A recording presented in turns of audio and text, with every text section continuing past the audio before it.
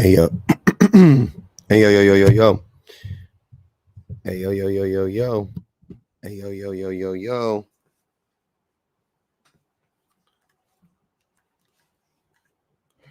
Purple. Yo. Yo yo yo. There we go. Where we at with Where we at with it?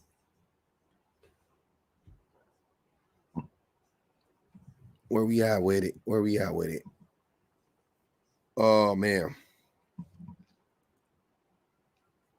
What's good? What's good?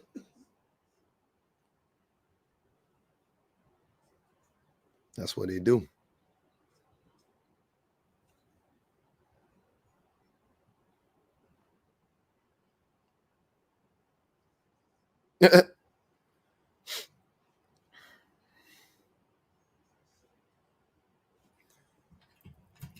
You always got it. You got to figure out a new way to ask this question every month. I feel like a lawyer at this point. I find new ways to ask this question to get them to challenge them. Hey, look, it's GV, Mr. Based on Attraction himself.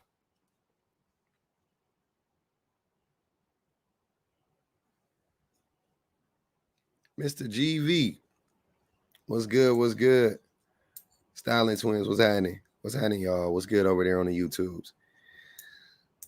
Yeah, GV just came in the room. I seen him. He slid through the building one time for you, boy. One time for your mind. Hey, what's going on? Child support wings. Let the men's answer. This is a men's only question. This is a men's only question. I want the men's to answer. I can't wait. I love this live. This is one of my favorite lives. This is one of my favorite prompts. And the many variations of this prompt that I've run in the past. This is always an interesting day. It always seems you can keep answering it over here. We good. I ain't gonna read it out. I ain't gonna read it out loud. I'm just reading them and laughing. I'm talking to the people that's about to come up. What up? What up? Your answers are the right answers. But they don't know. Right? We don't. We keep hearing how bad women are and it goes both ways. And we hear it all the time. So I always want to create a safe space for men to air out their grievances with women as a group. This is that safe space for the fellas. I'm gonna try to make sure that it's not specifically against black women. I'm gonna do my damnedest because I know they're gonna try it. True poetic. Just about women.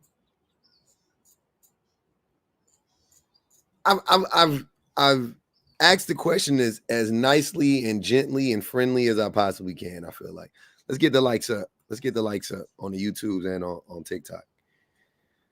We got 61 people in here. We should have 61 likes on YouTube for sure. We got 142 people. We should be able to get to 10,000 fairly quickly. That's gonna be one.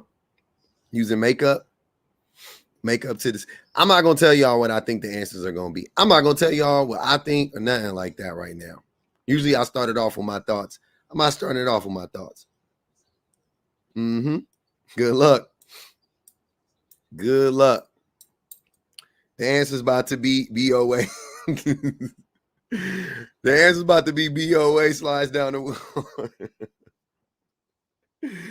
Oh man, you already know what it's about to be. What up, Deja? You already know, man. Poor Lex, come on, man. Withholding smacks. There isn't an answer as a group. But some home single moms and public white tea wife will come up.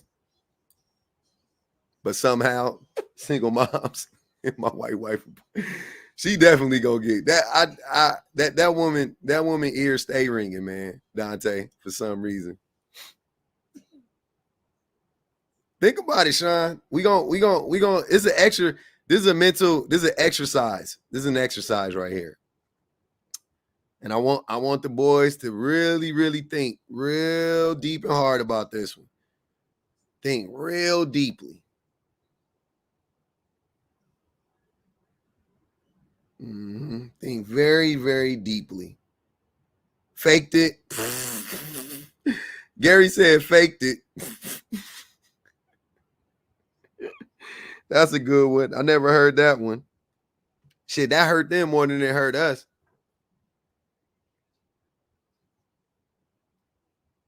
They keep faking it.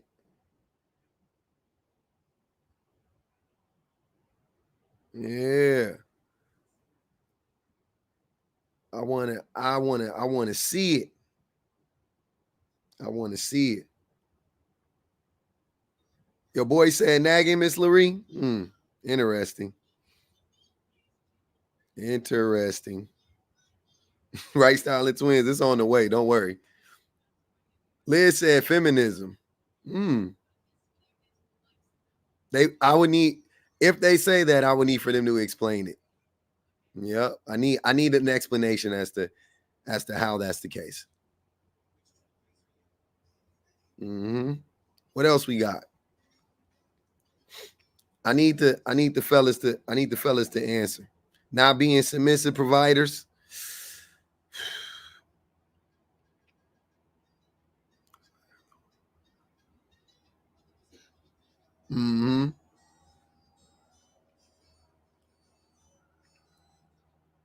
Get them to pay child support. Adelia, women cannot get men to pay child support. I wish women could get men to pay child support. You like an old man rocking back and forth. I am. Because I'm waiting. It's just I'm patiently waiting for the responses. I need to. Yes. I'm waiting.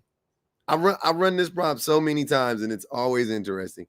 Any problem we have as men is because of other men. That's for sure. We neglect them. Maybe it's because of other men. Gary Pittman said paternity falsifications. They're going to say that. They're going to say paternity fraud, definitely. It is an ADH thing, for sure. Oh, they definitely cry about paying child support. Yep. Not accepting 50-50 financially. Yep.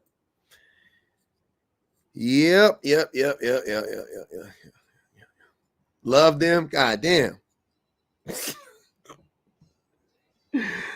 Love them. It does happen. It doesn't hurt men. It paternity fraud has hurt some men at some point in time in history. It don't hurt men as a group. Because it's not a problem as a group. It's not rampant at all. Very, very few men actually are victims of paternity fraud. Yeah, paternity, child support, divorce. Yep. So let me guess. So I think that a lot of men's initial reaction to this is it goes both ways. That's usually how the conversation starts. It starts with it goes both ways. But I clearly have asked, I feel like the question is concise and to the point, right? But the response will be it goes both ways. That's going to be the response. To which I'm going to reply, but what goes both ways? And then that's when the fireworks happen. But if we're honest, we haven't done shit to them. I want to know, man. I do. You say that, Adelia, but they keep telling me that women have harmed men. They keep telling me it goes both ways. So this is a safe space for the men's. This is a safe space for my brothers. Come on in, brothers. Don't feel bad. Y'all send this out. Send this out to the fellas. Get the fellas in here. I need the answers. False accusations. That's another one I've heard. Yep. It's a safe space, Nopra. What up, Sean? This is a safe space. Okay. And by safe, I mean public. This is a and by safe, I mean I mean public. That's what this it's a public space, okay? /safe. As safe as you can be in public. How about that? This is a safe, a publicly safe space. All right. Appreciate you, Amber. This is a publicly safe space for all the men's. We want to know the comments say that's if you guys read the comments, that is your fault. That I cannot control the comments. The comments aren't a real thing. If you think about it, they're just words on the screen. You can ignore them. You can cut your comments off when you come up here. So you don't have to read them. You choose to read them. And I say choose better. I'm gonna preemptively tell the men's if you are reading the comments to choose better. Choose yourself today. Okay? Choose yourself. Don't read the comments. Because you can always cut the comments off, and the comments don't exist anymore for you. So I invite all of you guys in to to have this discussion. I promise it's a safe space. It's for the men's. We need the men's up here. Gynocentric society. I've heard that before.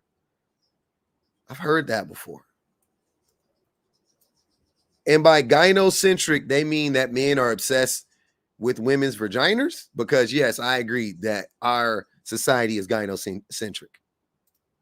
Yes. Guys obsessed with vaginas equals gynocentric society. Yeah, there you go, Sean. Invite some of your boys. You be, hey man, let them know. Invite the boys in here. It's a safe space. Yeah, I'll be nice. I promise. Y'all know me, man. I can hold it together. I ain't got to be all disrespectful. I match disrespect, but I don't start. I ain't really big on starting fights. That's not my thing. That don't mean, but I like to tussle, but I don't like to start. Yes, it's a safe space. You guys didn't hear what I said. It's a safe space because you can simply cut off. You can simply cut off your the comments. I consider it to be safe. If you can cut off the comments, then it's safe. The comments can't hurt you if you cut them off, if you don't read them. And I'm way nicer than the comments. I give all the grace that the men want and wish for. I give it to them. The comments don't. I give it to them though. Liz, another astute assessment. I don't try to hurt their feelings though, most of the time. No, it's not sub only. Hold on. What is sub only? I'm in sub only chat. Oh, okay. Okay, it's not sub only here. I'll drop the link for you over here on the YouTubes. Let's see. We got the link on the YouTube. Y'all see how I be, man, when I be having people from both platforms. It don't the cross-pollination. It don't be working. I could do a YouTube person, but I can't do public 4 people responding and said they are blocked. Who are they? If you put who they are, I can unblock them if you want to.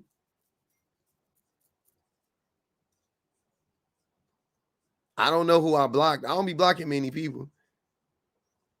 DM me. Hit me in the DMs. Tell me who they are. Hit me in the DMs.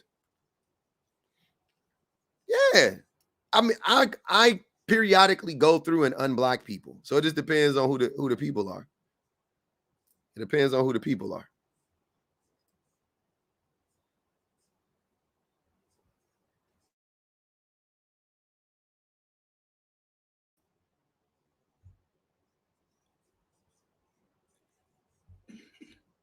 That was weird.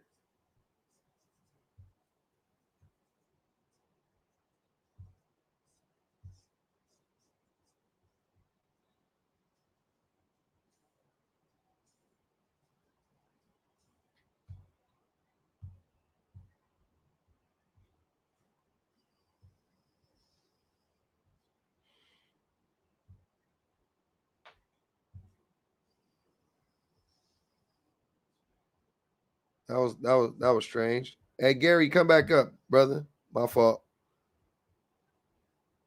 I don't know what happened. I think I hit the wrong button. Come on back up, Gary. Here, I'll send a little linky link in here again. There you go. Let's add Gary to the stage. Let's cut that thing on. Russo. Who is Russo? Let's get Russo in here. Fraternity up to 30%. That's interesting, Russo. I never heard that one before.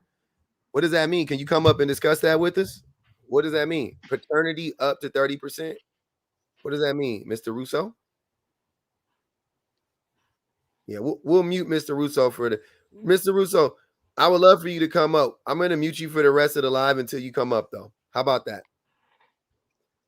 Yeah, we put I it's a safe space, Mr. Russo. I promise you. You could just turn off the comments if you would like. I'm gentle. Yeah, let's go ahead. Mr. Gary, what's good with it, fella? Greetings and salutations. What's going on, public? I'm chilling, brother. I'm chilling, man. It's a lovely Friday. We having a good old Friday. What's happening with you? Um, I wanted to follow up on something that you brought up with the topic, named the worst thing that women have done to men. Yep. And I can't sit here and it's like right after last month's meeting, they went out on the streets and start castrating men or anything like that. No. Yeah. But but you know what? I'm gonna tell you something. Hmm. And a lot of women don't understand this, but for every man that treats a woman poorly, it's a 66% chance you can blame his mother for that. Wow. Okay. How so? Because either one or two things. Either A, it was no man in the house, so he really didn't have a healthy demonstration of what to do with a woman.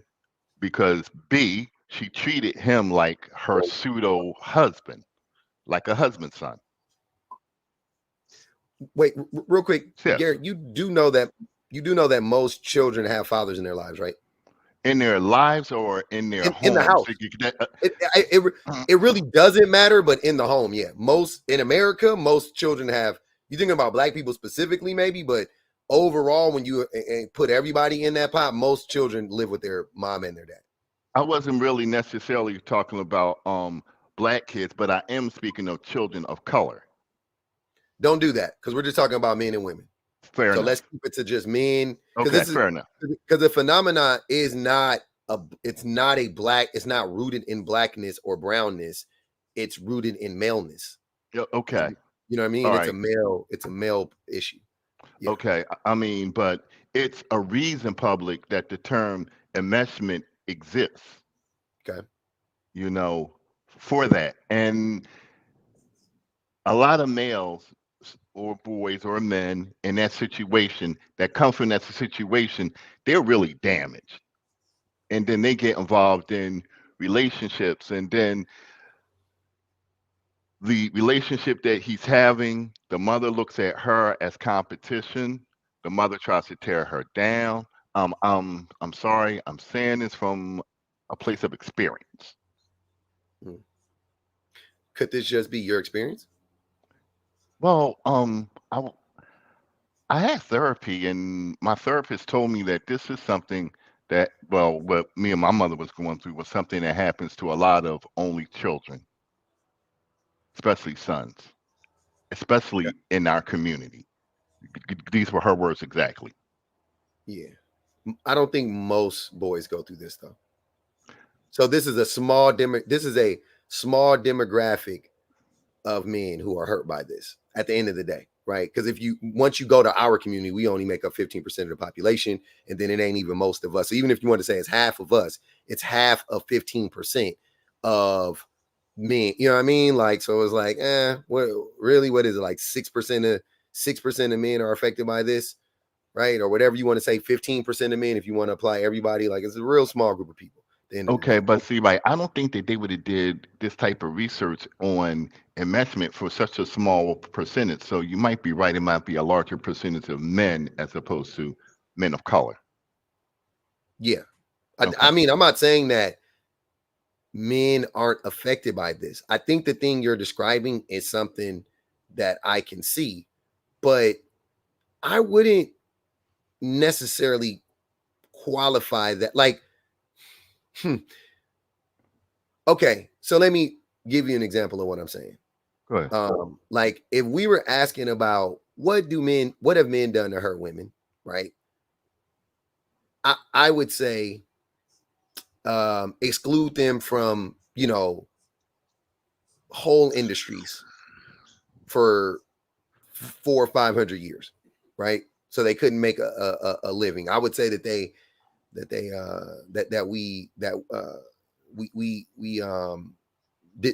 for a long time we didn't allow them to get educated. We didn't allow them. We like I said, we exclude them from higher institutions of I learning. can counter you with this too. I can counter you with this too. I Okay. could say yes, that's true too, but I did that so that I could protect my investment. Now I know how that's coming out, but you know how these things called Homo sapiens work, right? Because if you have a son, that's one sort of investment. If you have a daughter, that's another investment, right? No, So I why don't. What do you mean why that's an would investment? if You look you at your are rich children as investments? because he's going to marry her off so that she could make a tribal bond or something like that. So that's how a rich man or king would look at his children. But that's oppressive, first and foremost. It's not an excuse. That's Secondly, how Homo sapiens become Homo it's sapiens. not. That's not. I Yes, assure you that that's not. You just made that up. It's not. That has nothing. That's just oppression. We didn't need to do that. What are you talking about? Nobody needed to do that. So no, I disagree with that. And also, I wasn't even talking about tribes and stuff. I'm talking about in America. I'm talking about in the West, since the industrialized age, since the okay, industrial age, right? right. Men have excluded women from almost every position of You know power, why? everything allowed them. Yeah, I do know why. Do you know why? Is Yeah, the question. yes, yes, because they are excluding the woman because A, you could pay a woman more. B, we done fought like cats and Pay a dogs woman for more. this union. I mean, you can pay a woman less. So if they could pay a woman less, they will hire a woman. If you Why got would they? men But trying that to, wouldn't explain why they would exclude women, sir. huh? They're excluding women. They're not I know. paying women less. They're literally just excluding them from whole industries. I don't know. I don't know what you're talking about. And yeah, they do pay women less, but that's not how the system functions. They know they can pay women less. And guess what? To be honest with you, some or a lot of a lot of the ruling class, they are hiring women for cheaper than they would have to hire a man for. And also that woman does a better job than that man. So they get the best of both worlds. It But depends on the historically, industry too, public, yeah, that's what I'm saying. There's sometimes like because I'm there's in certain IT. industries where men are just they're not letting women in. They're just locking women out. You know what I'm saying? It's 90 to 1. Right. It's 98 to 1 or whatever the case. Like it's wild. You know what I'm saying? So yeah, that's what I'm saying. I'm saying that men have excluded women from whole industries. They have excluded women from higher education. They have excluded women from certain protections, from certain provisions, like all like they and still do to this day. That's how men have hurt women. That's just one of the ways that men have hurt women, right? And then your example is enmeshment. Right. You see what I'm saying? Like, are we not? You're not seeing how one of those two things aren't the same thing? Because also at some point, Yes. you as a man, you can just go to therapy and figure and Oh, learn for your own and be because like, I don't. oh, because we already know this. Because you can just go to therapy, be damned to what happened on your way to therapy, or who you damaged, right?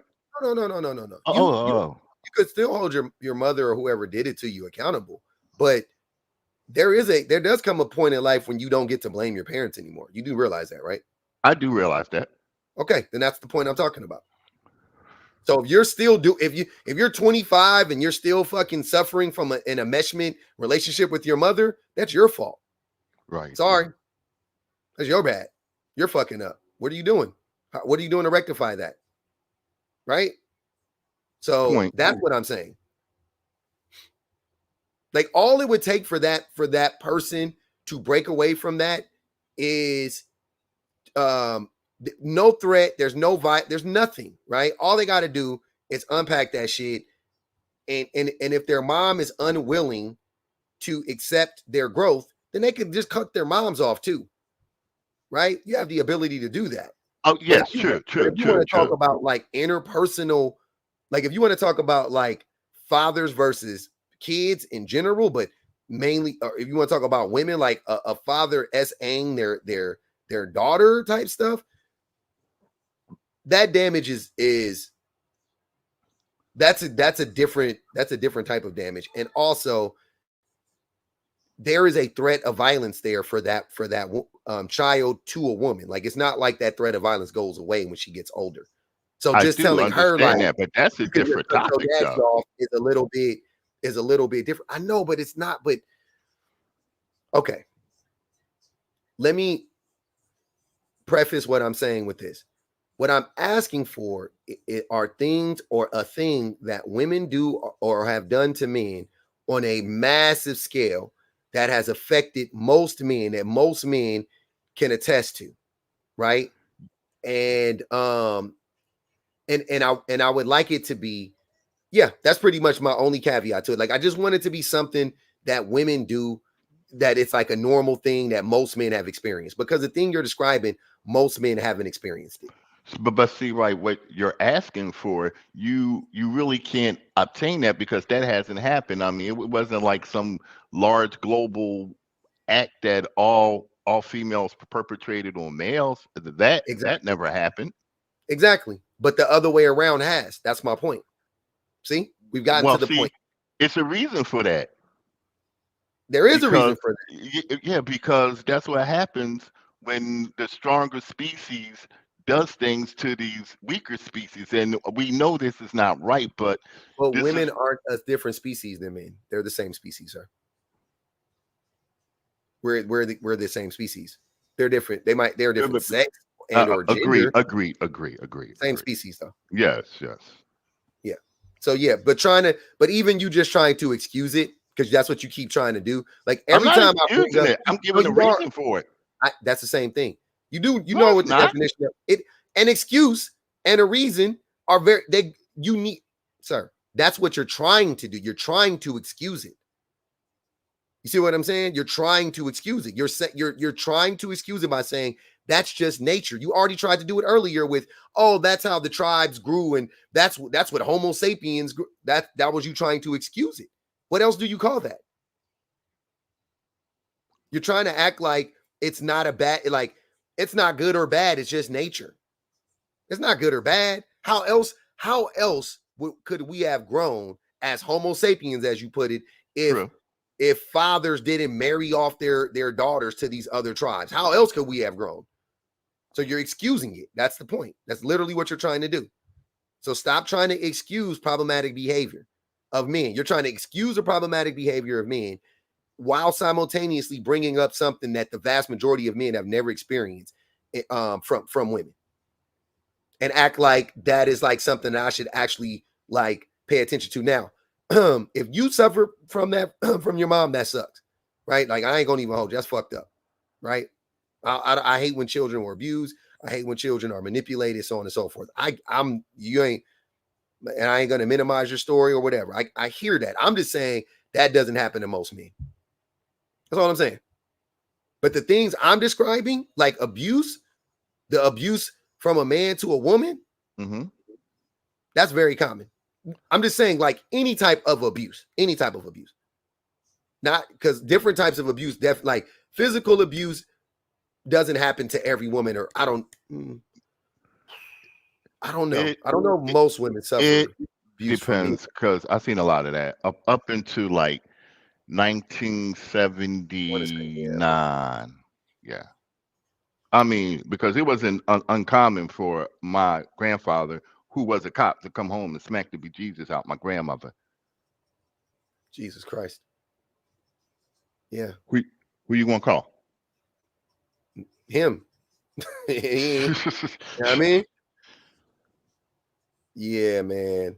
So are we? I think we've gotten to the point where can we agree that there's not really anything that women have done to men as a group? No, it's not as a group. We can't say that. We just agree there's no mass event that happened like that, because it don't happen. Another reason why it could never happen because most times men won't let it happen. Yeah, like if a woman tried to do that, men would step up, Also, like physically. women are more trusting than men are. A man can go to a woman and obtain her trust faster than a woman can obtain a man's trust. Bullshit. I'll trust you before I trust another woman, and I don't even know you. You're dumb then. I don't know how else to tell you, but I'm not. Hey, and I'm a nice guy, quote unquote. I ain't gonna hurt you. I ain't got nothing. You know what I'm saying? I ain't even that nigga. I ain't a jealous type of dude. I'm But not but gonna but, try but to see, hurt you. right, but see, But right, I'm par for the course, though. You no, you're know? not. Yes, I No, you're am. not. No, Bet a you're dollar. not. You know how I know? Why? You know how I know men trust women more? Because men will stick their whole raw hot dog inside of a woman. You know what? That Tell me I'm lying. They'll stick that. They'll stick their I mean, whole look, raw man, pickle. you're They'll right. stick their whole raw I, pickle in a woman. No questions asked. that's not the same thing. Nigga, I know, like it should be. that's It the should be, but highest it's level. not. What is a No, it's higher? not. What is a higher I've level of screwed trust? people in the club, Hold man, on, and hold. I need hold on. Bring it back. What is a higher level of trust than sticking your whole raw pickle in a woman? I What? know. How much more trusting do you need? You don't trust her, but you will put your raw pickle in her. Tell me, tell me the definition of cognitive dissonance without telling me the definition of cognitive dissonance, Okay, because that is wicked work. If that don't make it, that's crazy. That don't even make sense. I know. And I know I'm not trying to make it make sense. I'm not trying it's a to lot make of it make dusty sense. dick rangers out here. It's a lot of dusty dick rangers out here. No doubt about it. So nah, I ain't gonna do that one. I ain't gonna do that one. Yeah, yeah. No, men definitely trust women. Also, I'll give you another example. That's just one. Um, Men trust women. Okay, if you had a child and you needed And I daycare or do. child care for you, who would you trust your child with first, a woman or a man? A woman. Exactly. So with the two most important things you can think of, your body by sticking your raw pickle in this woman, and your child, you trust the woman. But you here sitting here telling me you trust me more than you. No, you don't. You don't. You just say that. You just say that to make you feel better as a man, so that you could try to act like women have hurt you. And we know because we know that that's a fucking lie. I just exposed that lie right now. That's a lie you're telling either to yourself and us or just to us. It's one of the two. I don't know which one it is. You're either lying to yourself and us or just us. Because I know that that's a fucking lie. I know ain't no woman hurt you worse than a man is hurt. Are you fucking crazy? I'm a man. I know. I know how dirty niggas is. Are we going to sit here and lie in front of all of these people? But see, right. That I mean, that's all also by proximity as well. Yeah, proximity. right. You saying Because it's a crime of proximity? I said it's probably also because of proximity as well. Because who is closer around me? I have more females closer around me than I would have males. I mean, I got aunts and my mother and my cousin. So. Um, Why is that a bad point, Avneet? What's a bad point? Hold on. Osa said, "What's that beeping in his? What's that beeping? Is he in the hospital?" I guess there's some background though. I can't even hear it. And Osa said $5 on Gary for calling in from his deathbed and talking crazy. I No. can't hear the beep. I don't know what's going on. I'll be honest with you. Hold on. We got somebody else up here. Avneet, go ahead.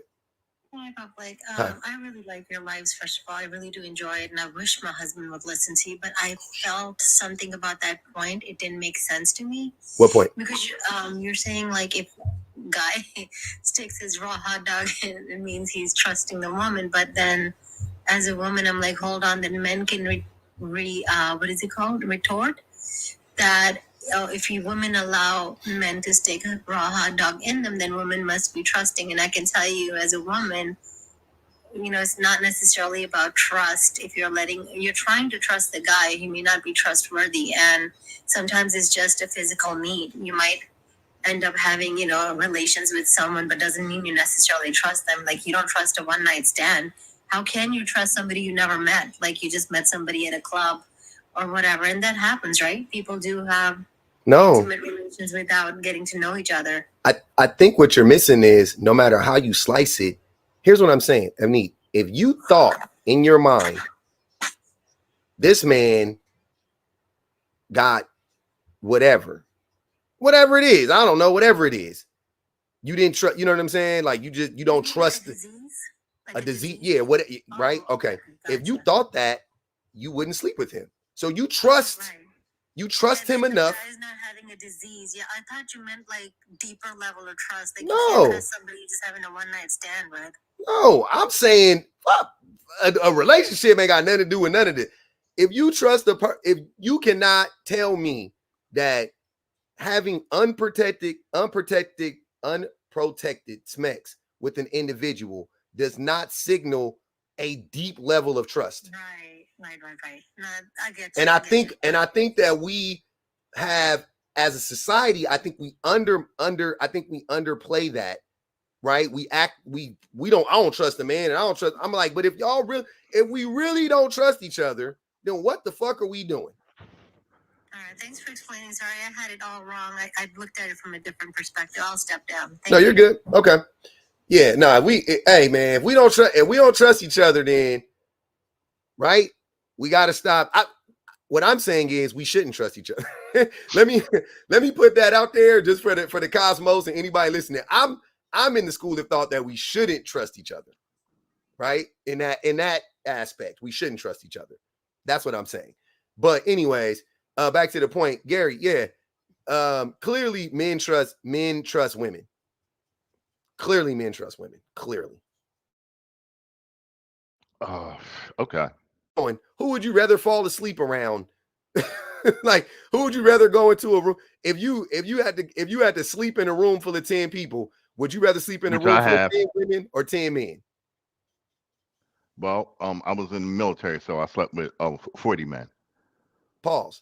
But I'm saying but you didn't have a choice between 40 women and 40 men. No, I didn't. Yeah, and if you had that choice, you would have chosen 40 women. Yes. Exactly. And not even because you were trying to actually sleep with them. You know what I'm saying? Just for the trust factor. Like, you just less shenanigans and you know what I'm saying? Less of that type of shit. Like, I didn't want to go here, but you've never been in a cohesive military unit. The men that's sleeping around me, they will kill for me. I will kill for them. So will the women. So, right, it's not like, if I changed their sex, it wouldn't matter. You feel what I'm saying? It does matter. You just said it. You just said it mattered. Now you saying it don't matter? I'm looking at it from a Navy point of view. Sir. Speaking of the military, look at them big military choppers. They be flying right by my house. Yeah. You trying to wiggle up out of that one, brother. It's not making no sense, fam. I'm just telling you, you trust women more than you trust men. And I don't care what you say. I don't care what you, and I'm just speaking with I'm saying, okay, if for an example, it's different. You about to get into a fight with somebody about to jump you. You ain't gonna go grab your homegirl. You gonna grab your homeboy. Right. Right. I get that. And it's not that you don't trust your homegirl. It's that you don't trust that she's gonna be able, and you don't want to put her in that position though. But you also don't trust that even like she's not capable enough to physically handle herself in that situation, right? Against a bunch of men. Okay, cool. We get that. No, see, right, and I'm gonna come at you from a combat perspective. Okay, she might be able to deal out more damage, but I might be dealing with 5 guys. So even though she might be able to Pause. deal out more damage, yes, I was just saying you got to hit me with a no diddy. You say you're dealing with 5 guys. That's wicked. right. Go ahead, I'm listening. And so she might be able to deal out more damage, but can she take more punishment? Probably not. That's why I was going. Hey, from the 5 guys. Wow. Okay. Nah, she ain't gonna be able. I don't think she's gonna be able to dish out more damage. If they get arrested, a woman is the first person they call. That's true. Y'all calling y'all mamas and y'all calling y'all side chicks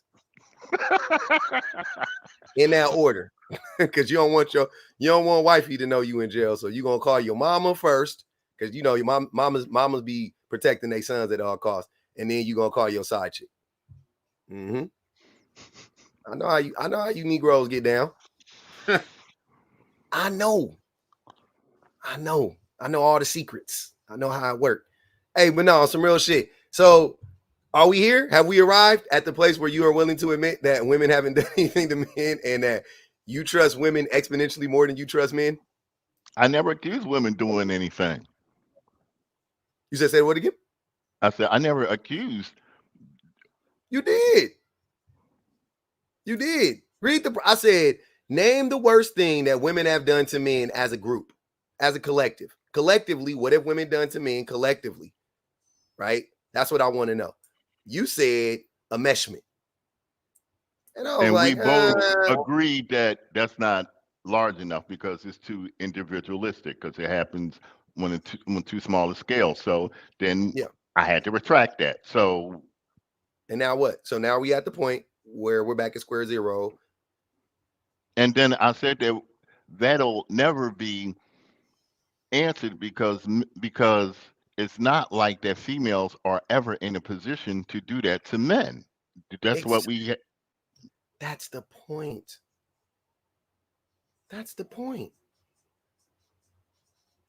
We've gotten there. That's the point. The point is, women are not in a position to do it, nor do I think they want to do it, by the way. But let's neither here nor there. Let's not assume their hearts and minds. Let's just talk about the reality, right? Intent over impact over intent, right? I don't care if they intend to hurt us. Have they hurt us? See what I'm saying? Even if they've tried, even if they tried to hurt us on a massive scale, have they hurt us though? You and I will agree, no.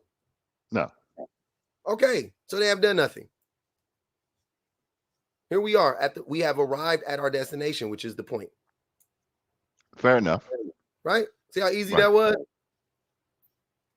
Yeah.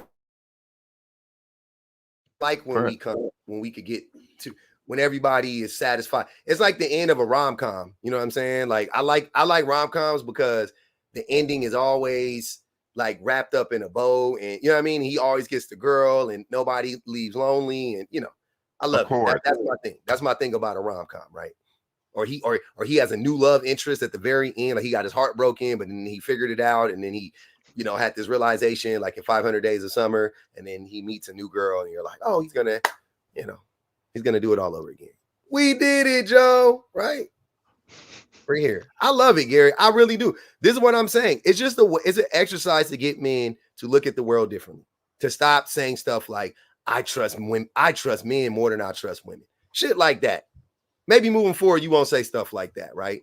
Because little do you know, it's thoughts like that actually lead to violence against women. And I'm not saying you're violent against women, but I'm saying ultimately it's little thoughts, it's seeds like that are being planted in the minds of men that leads to real world violence and abuse against women. So just saying stuff that's just unequivocally not true about women ultimately leads to bad outcomes for women, right? Why can't you Well, trust women? What do you mean? What's the problem? What have women done to you? but to me in particular, I'm just saying in general to anybody when they oh say no, stuff like that. It's like, what have women done to you? Like, what's the, that's when I ask the question. Well, what have women done to men? What have women nothing? Okay, then what the fuck are you talking about? Why wouldn't you trust women as a group? If the group of people, if there's a group of people who have never hurt a whole group of people, you know what I'm saying? Like, why wouldn't I trust that group of people more than I trust a group of people who have actively been hurting everybody? well, I know that men like to project, There we go. They produce schemes. Uh-huh. and so Men love to project, actually. I've We don't seen like this. You've I've seen seen this it. You firsthand. just did it. Well, like, What do you mean you've seen it? You just did it, Gary. there you go. You just did it. You just There you projected. go. So you seen it too, right? I see it every day. Right I there. see it every day. I see it all day, every day, actually. It's like, it's literally my job. It is my job to see men project. No diddy. That is what I do all day, every day. It's just watch men project. That's it. It's the craziest shit ever. I'm like, wow, they just keep saying the thing that men do. They keep saying that, oh no, but women do that. And I'm like, but that's what men do. What are you talking about? That's the thing that men do. That's the thing that men do. Oh man, that's crazy, man. The kitchen, what's good? Oh, the kitchen. Let's see if we get the kitchen up here. Accepted the LGBTQ and abortions. I like those responses. The kitchen. I like those responses. Come up here and let's discuss them, family. Hey, this is a safe space. I'm gonna tell you, like I told all the men's before, this is a safe space, a public safe space. Okay, and I don't mean me. No pun intended. It's a public safe space. You could, before you come up, if you don't want to read the comments, definitely cut the comments off. Okay, you deny my request. I will mute you for the rest of the live. You can stick around and watch though. If you want to come up and get unmuted, you're more than welcome to come up and get unmuted. You invited him. That was a good invite. Good job, Sean. We need Sean. Sean my liaison. Sean my liaison. Yeah. Ambassador. We got an ambassador up in here too, I guess. Ambassador. Oh no. Is it ambassador? It is. What's good with you, family? Hold on, let's unmute him. He muted up. I don't know what happened. Go ahead, ambassador. Sean doing the Lord's work for real today. Ambassador, you got to come off of mute, fam. Hey, what's going on? You doing all right? Yeah, I can y'all hear him? Y'all, you don't. Hold on, let me try to get into a better signal. I was gonna say it don't look like you off of mute. I can hear you, but I don't know if they can because it's still muted. It says you're muted on the Try thing. to get into a better signal. 1 second. Okay, I can hear him. It's crazy. It might be delayed, actually. I don't know. Don't worry. You make sure you come off of mute when you get a chance because you're still not off of mute. So just like hit the mute on and off real quick. It look like you're not off of mute yet. What is it saying? Uh-huh. Okay, can you hear me? Oh, my fault. Unmute. My bad. I was inviting you to unmute. And I hit mute again. You got to unmute. My bad. There you go. Oh, no, that's all right. Yeah, I hear you now. I was having a bad signal. You good now? Yeah, we hear you. What's good? What's good with it? No, I guess they wanted me to. Pretty good. I appreciate you, man, for letting me come up. I guess they wanted me to come up and speak about what I was saying in the comment about women produce schemes. Oh, you were saying women produce schemes. Facetious, but okay. Yeah. I thought you were saying men produce schemes. And I'm saying that it's no. I was saying women. They have a way. I guess ultimately from your perspective, I can see why we really don't have to have a problem when it comes to women being a threat. I think a lot of times, you know, when women have to act in a violent way, in their way, is usually because men operate the way they operate. And so, because women can't protect themselves physically, they have to do schemes to undermine the men. Okay. Like if she's in a relationship with an abusive husband and she starts like poisoning his food. Right, exactly. Yeah, so that's okay. That's when the schemes start coming out. So I can understand where you come from. Yeah, I'm perfectly okay with that scheme.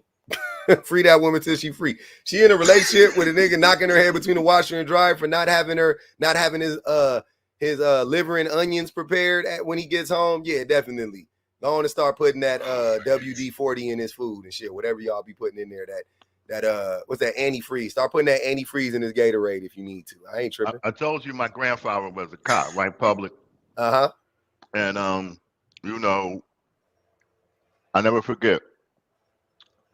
He had to have fresh bread. My grandmother had to make fresh bread, no matter how hot it was.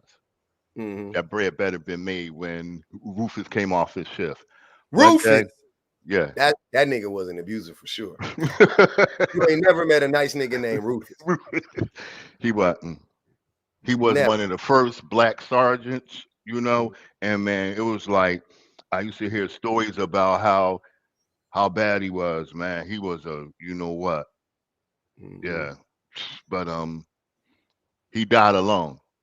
And that was awesome. I love that for him. You know, he died alone. Absolutely. If my granddaddy wasn't rich, he would die alone too. He would die alone too. If he wasn't rich, that man would die alone, but he rich, so he still got people around him faking like they like him. Nobody like him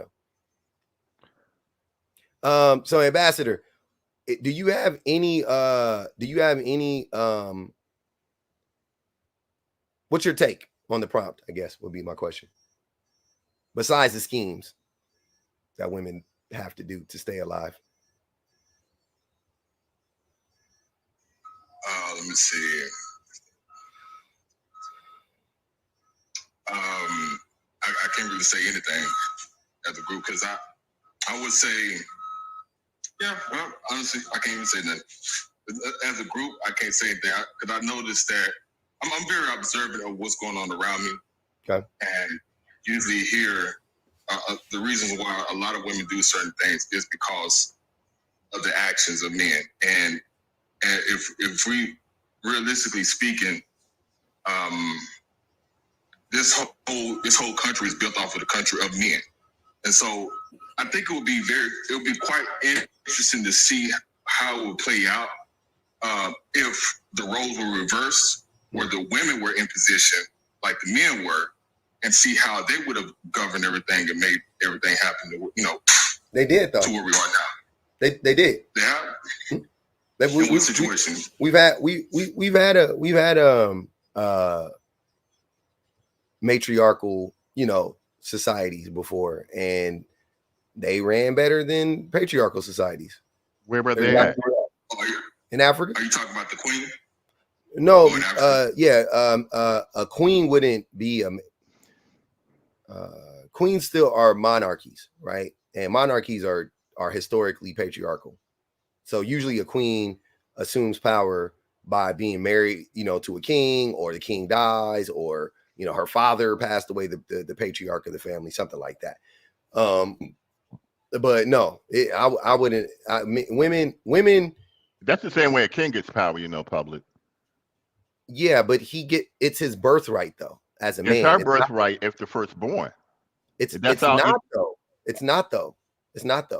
Because they would often go around their daughters to go to their sons. Like if a son was born, it doesn't matter if he was the oldest or the youngest, they would give it to the son. That happened all the time. Yeah. So it's never the woman's birthright. It's always the boy's birthright, right? Always. It's always the firstborn male's birthright, right? But yeah, men, and here's to Gary's point, men project a lot, right? We project so much that we think that if women we think that women never had that societies always ran like the way that they run now, and we don't understand that they were more egalitarian back in the day, right? And they had to be. Societies couldn't. I don't think we would have survived if they weren't egalitarian. I just don't think. And also there was, you guys do realize at one point in time there was like 70-1, you know what I mean, or whatever it was, like women to men, right? Like it was so many more women to men.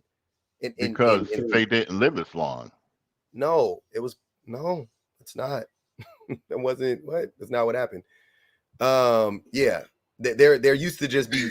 Yes, go ahead. We got Queen Elizabeth. She during I think it was during the early 1700s. Ah, shit.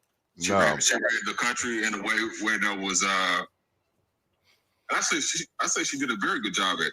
And she ran the country with a lot of diplomats as far as, having different relationships with people. But the thing that she had to do was she had to separate herself from men, which made her more desirable. But she knew that if she had given herself over to a man, they would have had dominance over her or some form of fashion. And so to maintain her power, she had to resist a man. And I think that's what allowed her to run the country well. I'm sorry, go ahead. I'm sorry. But no, I just want to say something though. So she was married to Prince Andrew. But wait, no, he's talking about before. But I'm talking about the 1700s. Yeah, because this Queen Elizabeth is like the third or some shit like that. But okay. But what I want to point out is that no matter if a queen is the figurehead or not, it's the same thing as Obama being president as a black man, right? He's a black man. He wasn't, but he functioned like a regular Democrat president. He wasn't like, he didn't run the country like a black man would run the country, right? Because racism and capitalism still existed. So it wasn't like he was freed from those systems of oppression. You know what I'm saying? If you're the CEO of a company, there are bylaws within that company, and there's a board of people who hired you and can fire you. So if you don't act right, they will do that. Same thing with queens. If you don't act right, they'll overthrow you. Here's what I'm saying. If a queen came into power and said, men, you guys can no longer grape women, at will. Men, you guys can no longer just marry off your daughters for land. Men, it would be a coup. It would be a coup. That's what I'm saying. If she actually started to address the patriarchy, they would overthrow her, and they know that. So then they have to operate within that system. The same way if Obama came in and was like, hey, black people, we're going to give everybody reparations. We're going to give everybody health care. We're going to relieve student loan debt. We're going to give everybody free college. That what happened to Trump when the bullet missed, it wouldn't have missed for Obama. It wouldn't have missed, right? He would have been JFK part 2.0. You see what I'm saying? When JFK said he was going to pull the U.S. out of Vietnam, when Trump said he was going to pull the troops out of you or stop funding Ukraine, the military-industrial complex does not play. They do not play. So if a woman is a figurehead of a country, it doesn't mean she actually, just because a woman is in charge, it doesn't mean that the patriarchy no longer exists and now we're under a matriarchy. That's not how it works, right? Because she didn't come in and say, hey, also, hey, men, your lineage will not be traced back to you to your name. So, so when you have kids, they won't have your last name. They'll have the woman's last name. If she would have said that alone, the men would have plotted against her. 1,000% chance. If any queen would have came into power and been like, men, your child will not have your last name. They'll have the woman's last name.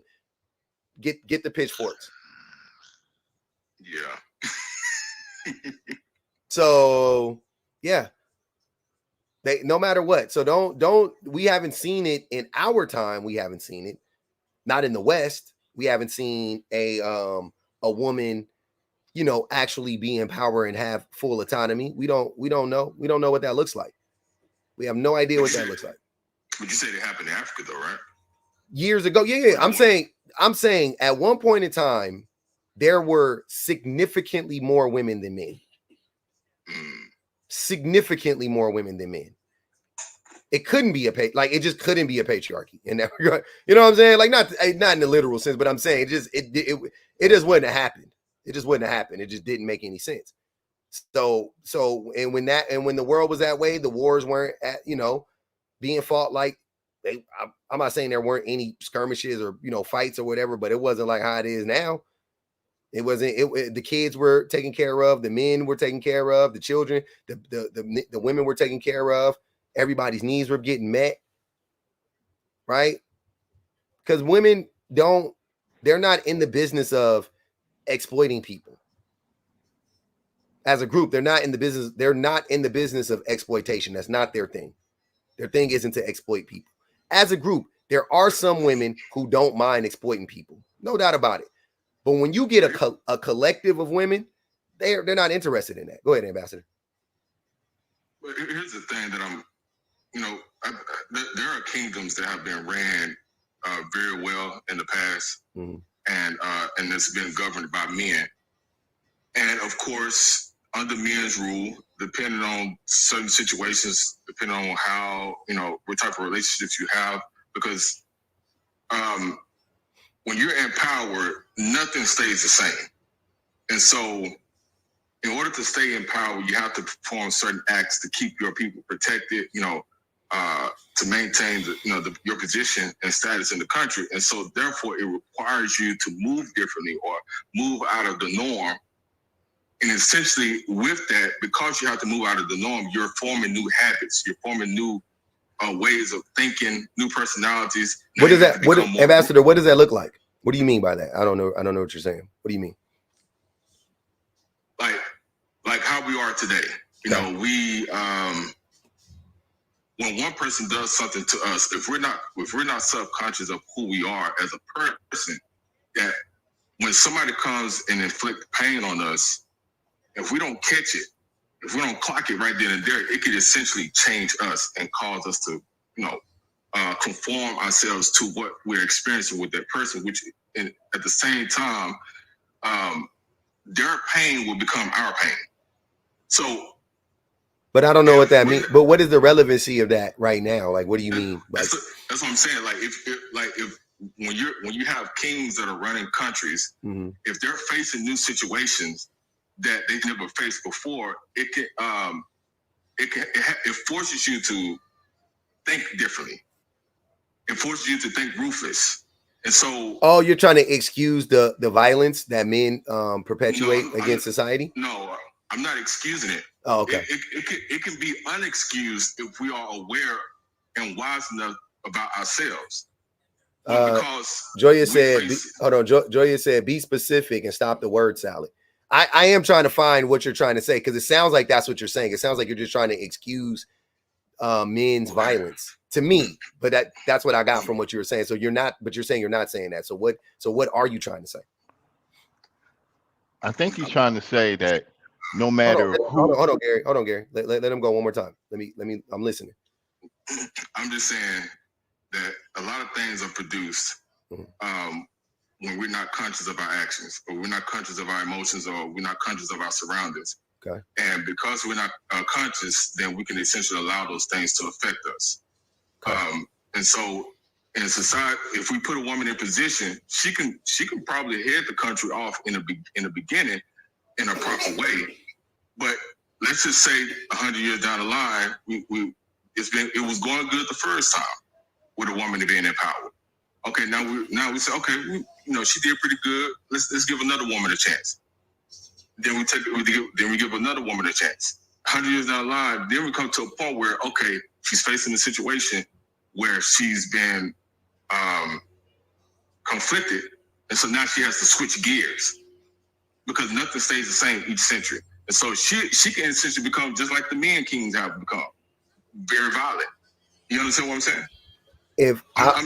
What I'm saying is it once again if that woman if all of her enemies are men, then yeah, she might have to become violent because the world is still largely patriarchal.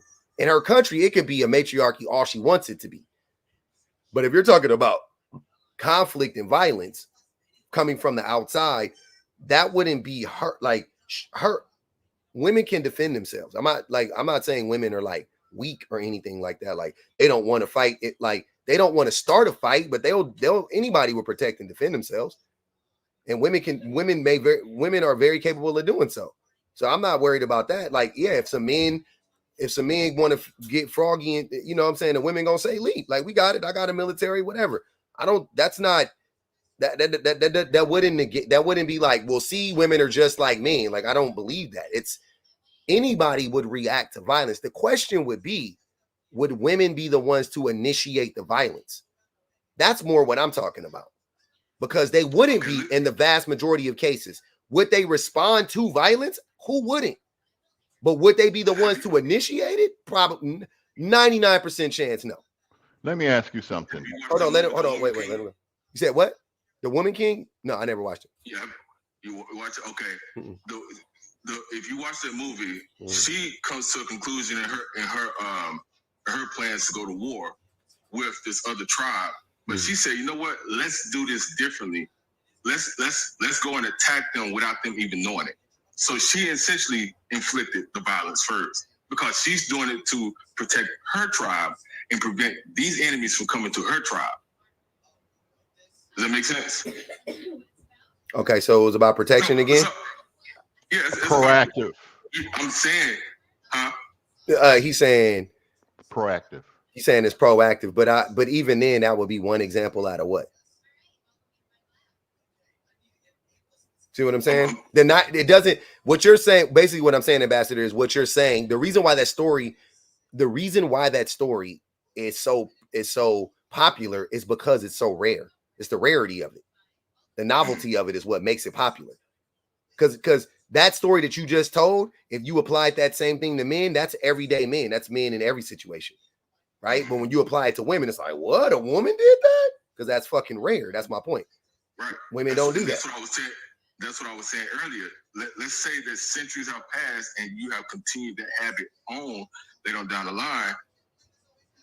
Now the roles are going to be reversed, and the men or some women are going to say, "Oh, the women are inciting violence," instead of the total opposite. Like I'm saying, everything starts from something, from a small seed. Nothing is new that we're doing. The women will only be doing what the men have done before because it's inevitable. The situations don't stay the same. Yeah, that you are assuming that we have to be violent is the problem here. No, I'm not assuming that. I'm saying if we're not aware of what we're doing in our present state right now, we can essentially repeat history.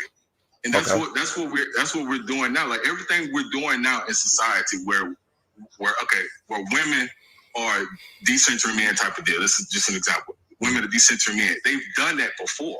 Yeah. And it's never brought anything positive to life. You know, it's just always inflicts violence in some form or fashion. Everything keeps going around. Wait, women decentering men cause violence? No, I'm saying. Okay. I'm saying nothing. Never mind. Go to the toilet. Hurry up. Is he okay? Yeah, my son is a little sick, but he was about to vomit on the ground. I'm like, bro. Oh yeah, he need to take care of that. Yeah, he's sitting right here. He's just chilling. He off in school. Got his little thing over here hacking up stuff.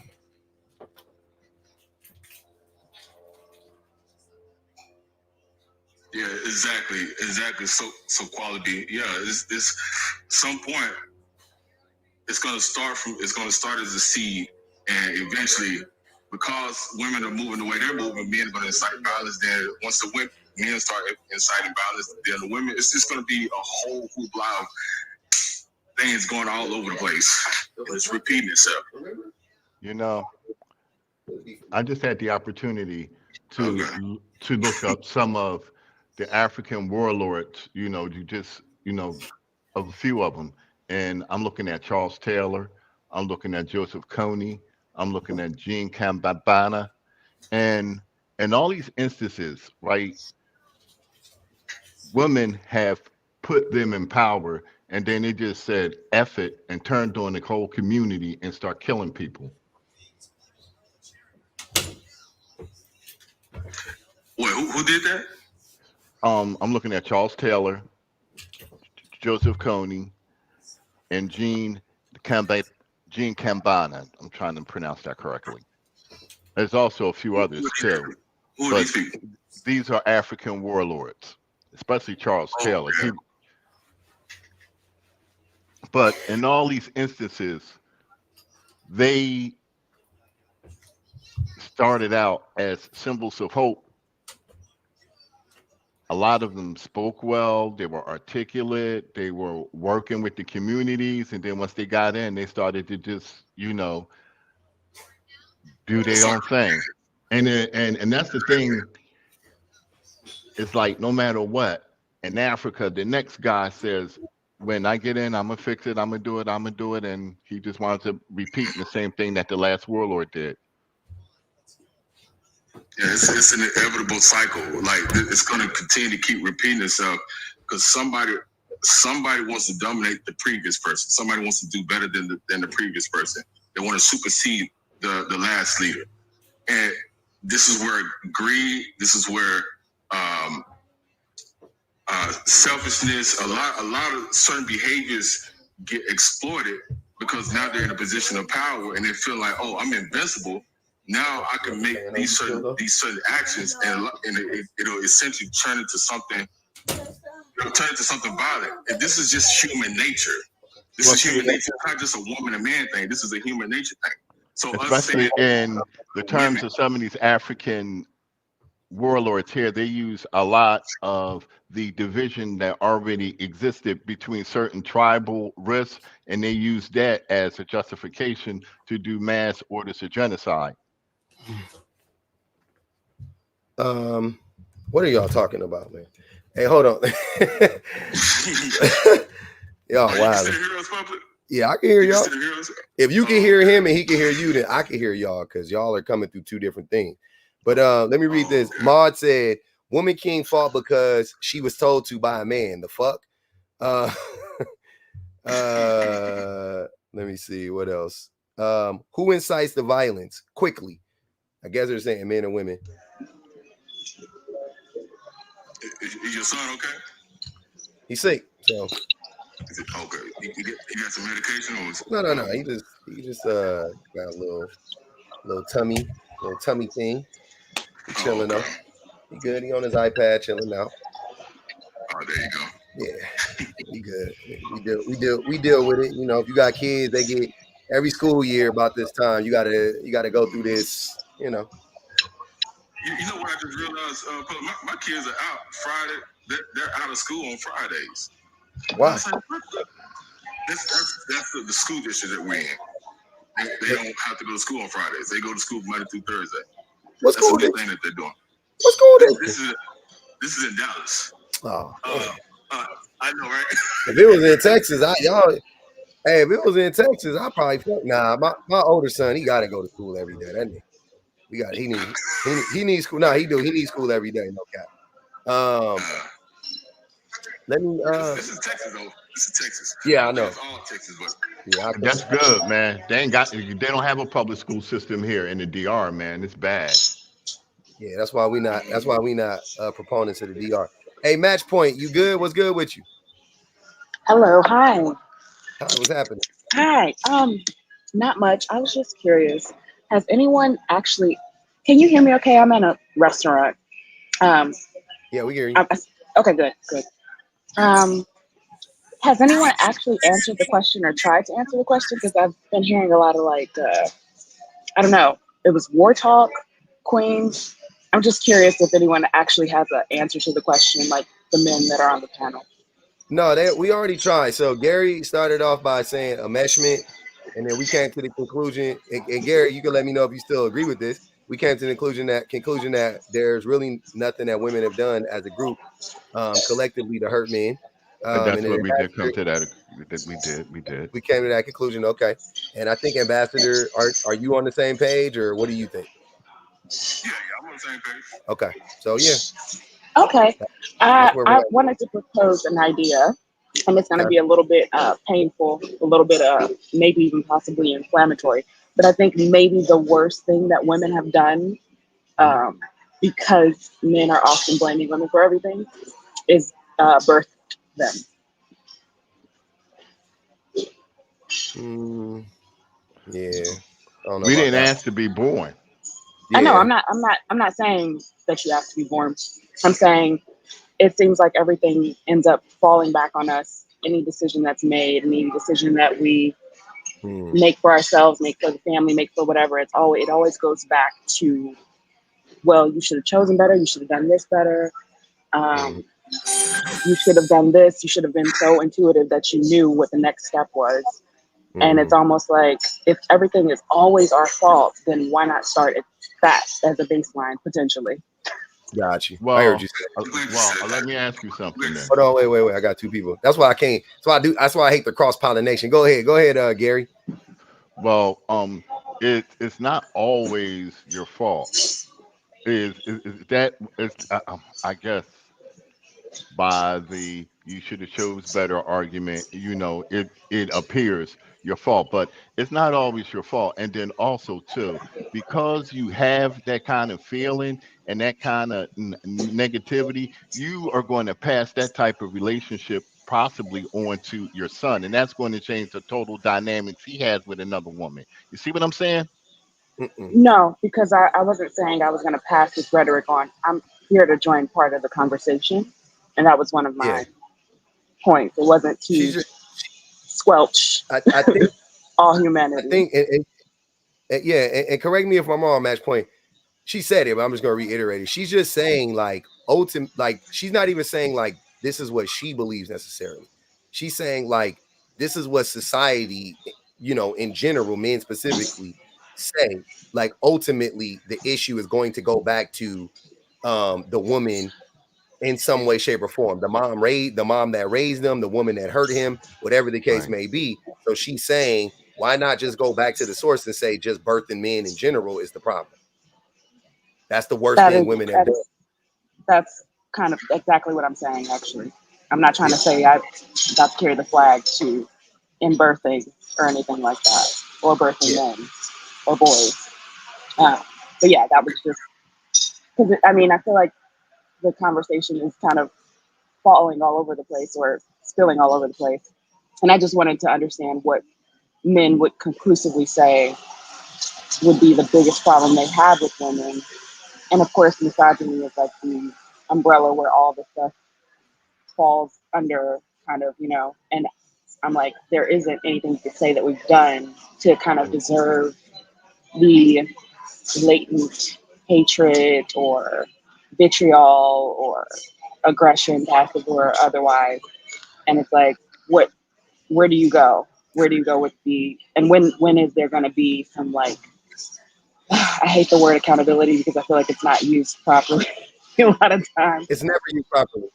Never. But yeah, I feel like what do you do? And I mean, there's no real solution to the problem except being aware, and like self-awareness seems to be something that falls flat when it comes to men. Hmm. And it even in this conversation, I feel like before I was trying to listen as best as I could, but I was confused because there was no like self-awareness. Hmm. And I mean, men collectively kind of agree on a lot of things. Even if they don't, they can jump into an argument quickly and be like, it's a man talking, I'm gonna agree with him until it seems like his talking points are a little like off kilter, like yours, Publix. But there's never any like self awareness of like, why are you coming to this conclusion? How are you coming to this conclusion? There's no like, Yeah, I get it. yeah. Yeah. I'm not verbalizing it properly, but I that know. I I'm know like, exactly what you're saying. yeah, Yeah. There's no like when you ask them like, how did we get here? They mhm, don't know. It's always just yeah, like, well, like even Gary said it earlier when he was like, I trust you more than I trust women. And I was like, what? Of course you don't. That's a fucking lie on his face. That's crazy. And then it's yeah, because though men love to tell that lie over and over and over again that women can't be trusted, which leads to real world violence against women. And I'm like, you got to stop telling that lie, fam. Like, that's not a lie that you should, that's not a hill you should be dying on, when you and I both know women are far more trustworthy than men are. The person that is most likely to harm you is a man in every way. Name the way. You name it. The person that is more likely to grape you is a man. The person that is more likely to unalive you is a man. The person that is more likely to steal from you is a man. The person that is more likely to abandon you as a parent is your father. You know what I'm saying? Like, what do you mean you don't trust women? More you trust men more than women? You're dumb. I don't know how else to tell you that. You're just stupid. You don't even know, because mathematically it doesn't make sense. Based on math and science and history, to say you trust men more than you trust women means you are just dumb. Like, that's just plumb dumb. It doesn't make sense. That's crazy. And if you really believe that, by the way, I'm still leaving the door open for, yeah, maybe you really believe that, then you're just stupid. But I think what it really is it's a lie.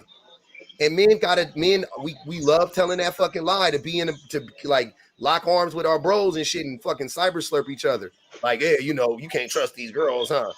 Oh, my old lady calling again. Like, you always gotta, like, that's an old pastime of men, acting like you hate your spouse. And I'm not even saying men don't dislike their spouse, but I'm saying, like, putting a 10 on 2.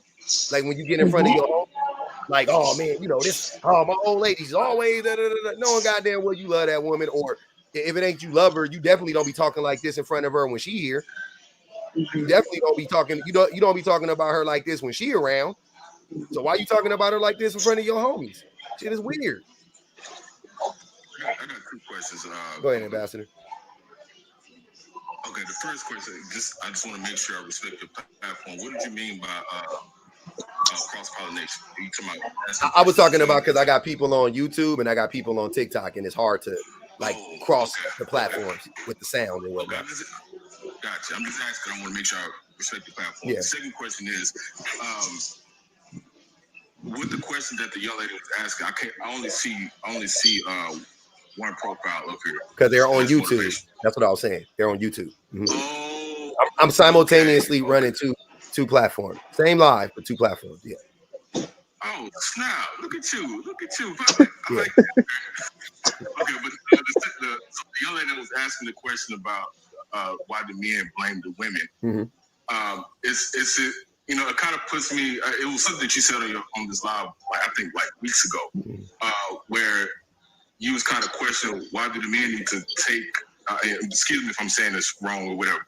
You said why do you feel like you need to take the responsibility, or why do you feel like you should be running the household type of deal?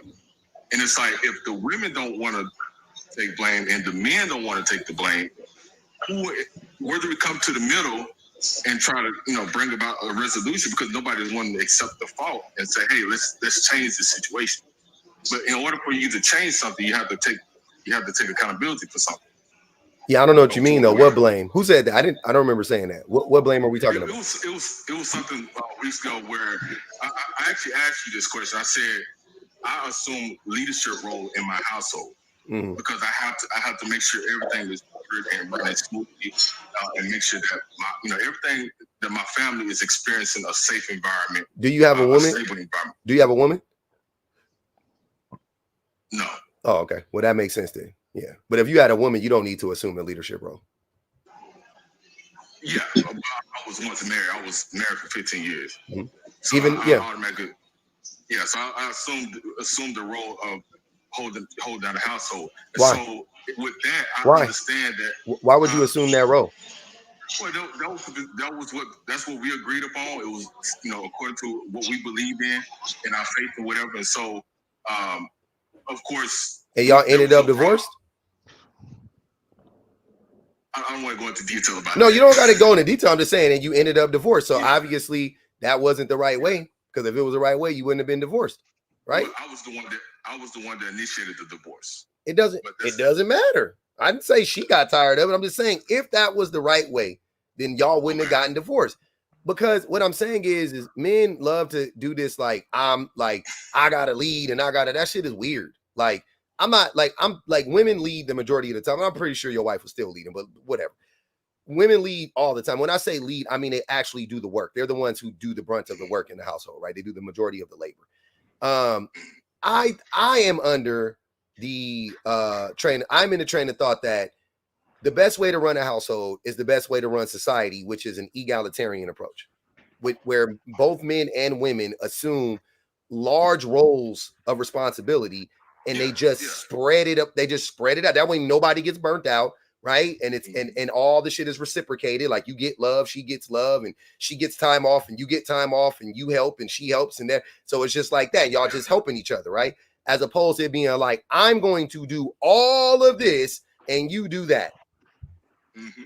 I think that is a recipe for disaster over and over and over again, right? And I think that women understand that, because I don't think women actually care to be leaders the way that men do. They don't care to have the title, nor do they care to have the role of leadership. But they have to assume it because most men don't know how to and refuse to, right? I'm saying I want men to step up and assume their role, not leadership role. You can be a co-leader, whatever you want to say. You know what I'm saying? Whatever you want to call it to make yourself feel better, because I don't give a fuck about a title in my relationship, right? Personally. But the goal is for that, so that nobody feels the weight of the world on their shoulders. That's the goal. And if both of y'all, and if you've ever carried anything on your back, if somebody gets in next to you, and you know what I'm saying? For an example, I remember this like it was yesterday. I'll never forget it. You wouldn't ever forget this. I was a pallbearer at my grandmother's funeral, right? And I had to carry the casket of 5 other people, right? I don't know why they did it, but we had to walk, which felt like 2 miles to get to the site, right? You know how it is. You're supposed to be able to park kind of close. It wasn't like that. We had to walk, and we walk in the casket weighed whatever it weighed, my granny weighed whatever she weighed, and we mobbing, and you got on pallbearer gloves, so your grip is all off, and it's strong. Everybody's strong, the grips is good, but there's no way we could have done that if it was 4 of us. There's no way we could have done that if there was 3 of us. If there was one less person in that motherfucker, that casket would have been dropped. I felt it. We was all slipping. We was all grunting. We didn't say nothing, but it was all until after. Then we said something. My point is that men don't. It seems like that's the only time we work together is when we fucking pallbearer. It seems like the only time we work together. We can't look. Men don't work together. The only time we try to work together is when we on a fucking football team or we on a basketball team. But when it comes to real life, all of a sudden we forget all of those lessons that we learned playing sports growing up. We never apply them to real life. If you think about it, which is pretty wild. Like, people always talk about their kids playing sports, and men love for their sons to play sports because we want our kids to be Michael Jordan, even though we couldn't even fucking dunk. We want to live vicariously through our sons, right? Especially. So your son, you like, oh, it'll build character. It'll build character. Your son plays sports. The only thing he really learns how to do is be hyper masculine and work out. Like, because the teamwork part goes out the fucking window. When he comes home, he's everything's he's individualistic. His whole mindset is in. So what is the fucking use in playing sports? That should be the lesson. That's the lesson. That's the number one lesson I want my son to learn in playing sports. Can I say something? Hold on, wait. I want to get motivation in here real quick. He's been up here for a minute. Osa said, "Baby voice stomping feet. I'm the leader. Divorced." Go ahead, motivation. Chill it, man. Hold on, that was a good one. First of all, brother, I'm not gonna judge anybody's situation. I don't know, why marriages fall apart, why divorces take place. And sometimes it's no fault of your own. But if someone's not willing to work with you, there is no relationship. That's reality. Period. The common sense is, we know we've been here before, public. Obviously, we don't see eye to eye. We have different perspectives. But at the end of the day, I'm not going to degrade you and disrespect you regardless of our opposite perspectives on many different topics. Mm-hmm. Okay. All right. With that, this is the thing. I'm always going to come back to this, brother. At the end of the day, it's always going to be full accountability for men and women. Because women don't have it all together. What don't women have all together? This is perfect. So you're trying to say women have it all together, that women are handling business, that women are mentally healthy, physically healthy, and we're talking about across the spectrum, the No. majority. That's not what I'm saying. Suggesting. Nope. I asked the question. It's right there. Name the worst thing women have done collectively as a group to hurt men collectively. Men, I'm listen. At the end of the day, men have hurt themselves. I always say 100% accountability. Okay. Men have hurt themselves. Okay. So can you name? So can you name the thing that women have done? What I would, if anything, involving the court systems, many times when dealing with children and dealing with the father of their children, is just working with that man and leaving the court system out of it. Nope, that doesn't hurt men. That would be an example of men hurting themselves. Also, the court system is created, controlled, and ran by men. Also, men, you can't link name an issue. I'll do it again. I don't disagree with that. I know I'm saying, but so that wouldn't be an example. So unfortunately, that's men that have set up laws and systems and rules and put them in place to hurt other men. But they don't. But that's what I'm saying. Motivational. That's the thing, that it doesn't make sense. The system is not set up to hurt men, and it doesn't hurt men. Men lie about it hurting men. As a group, I'm not saying that no man has ever been hurt by the system in the family court system. That's crazy, of course. Kids have been hurt by the family court system, but overwhelmingly, men have an advantage in that system. That's the point. So that wouldn't even be that wouldn't tell the story. So you came in and said full accountability for both sides. My question to you is, what do you want women to be accountable for? When I speak of women being accountable, I mean it's the men they choose to have children with. So you want them to be accountable for men shitty behavior. We already know as men, public, we know there are low quality men out there. Right? Most men are low quality. 90% of men are low quality men. I'm talking about men that might be what they nickname Pookies and Ray Rays. 95% of men are Pookies, Ray Rays, Dusties, whatever.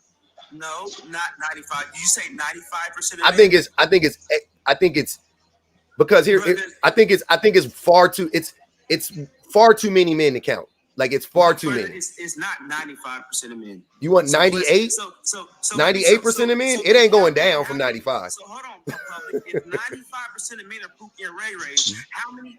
So what percentage of women are low quality women? In the same way that men are low quality men? Yes. 10%, 15% maybe. Wow. Okay. So all these women. Hold on, let him finish. But 95% of men are Pookies and Ray Rays. I didn't say amazing. You said that. Okay. See how you have to add? Don't add anything extra to what I say and just hear what I'm saying. Because I never said all these women are amazing. Right now, you said 95% of men were low quality, but only 10 to 15% of women were low quality. Let's ask again. I'll ask it again to make sure I'm answering the question you want me to answer. So that's why I don't like using vague terms like Pookie and Ray Ray and Dusty. Let's be specific. What percentage? Hold on, motivation. What percentage of women are? What percentage? Well, the vast majority of men are misogynistic, so they have a disdain or a hate or a prejudice against women, right? Not more than 95% of men. I think almost every man does. So right off the rip, you're working. Men are at a deficit. When you flip that around, that doesn't exist for men. The vast majority of women don't hate men. They don't have it, whatever. And if they did, it would be a reaction to being mistreated by men. So either way, you got to absolve women of pretty much all of that, right? So let's go ahead. And public, can I ask you something? Hold on, wait, y'all. Wait. Go ahead, motivation. So you're saying that some of these men with their reactions towards women couldn't come from bad responses or horrible relationships where they've been mistreated? So, but no, women have been in relationships where they've been mistreated. So now they have these reactions because of that. So their reactions or their mindset or their behavior can be absolved. Yes. But men who have been in bad relationships and have emotional trauma or emotional scars from that, that have to seek out healing and improve themselves and overcome that to realize, okay, cool. You ran across a bad egg, but you can't have this mindset. You can't think like this. You can't carry yourself like this. You can't generalize all women and say all women are like this because this has occurred. Okay, that happens with women. And you said they can be absolved, but that doesn't happen with men at all. Yeah, because the reason why it doesn't work is most men is the man that mistreated her. That's what I'm trying to tell you. That's why I said the vast majority of men are not the average man is not on par with the average woman. The average man isn't as trustworthy. The average man isn't as considerate. The average man isn't as generous. The average man isn't as honest. The average versus the average woman, just the average woman, not the exceptional woman. Right, the average man isn't as educated. The average man. So on what level? The average woman is self-centered. You think? See, that's a lie. General. That's a lie. You talking about the women? Hold on, wait. 85%. Just for an example, 85% of custodial parents are women, right? Are mothers. That's outside of a relationship. So when you say self-centered, you're saying that the group of people who put the kids first, time and time and time again, are self-centered. And that's outside of a relationship. We know in the relationship, it's also the women doing the vast majority of the labor, right? So you're trying to sell me on something that I know statistically isn't true and objectively isn't true because your mama took care of you, Ambassador mama took care of him, my mama took care of me, every match point mama took care of her, Gary mama took care. Like No, brother. I was waiting for that one. And hold on, brother. I'll say this one statement. It's all yours. Go. And this is the point I'm making. So you don't think some of that is the reason because how the judicial system is set up? So you don't think that it's unevenly balanced? And again, it goes back to the statement you said. The majority of the individuals in power, positions of power, are usually male judges. So I'm not disagreeing with that. Yep. Yeah, it's because they're kowtowing to a system that they know is not correct. That's not true. You're just making up stuff. Are starting to change. Let me tell you what it is. So men created the laws. They created the system first and foremost to favor men, and men still don't show up to court when it's time for them to show up to court. But before you get to court, 51% of custodial parentship is decided outside of court. 44%, the other 44% of it, 45% of it. I'm sorry, not 44. 45% of it is decided without a judge. So in mediation, where both people still decide again just through mediation that the mom is the custodial parent.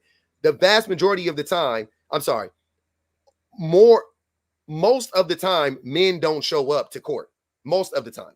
I won't say the vast majority, but most of the time, men don't show up to court. So the woman is awarded the child because men don't care about the kids, right? Like that man here. I'll play this for y'all because here's what men really think. Here's what men really think, right?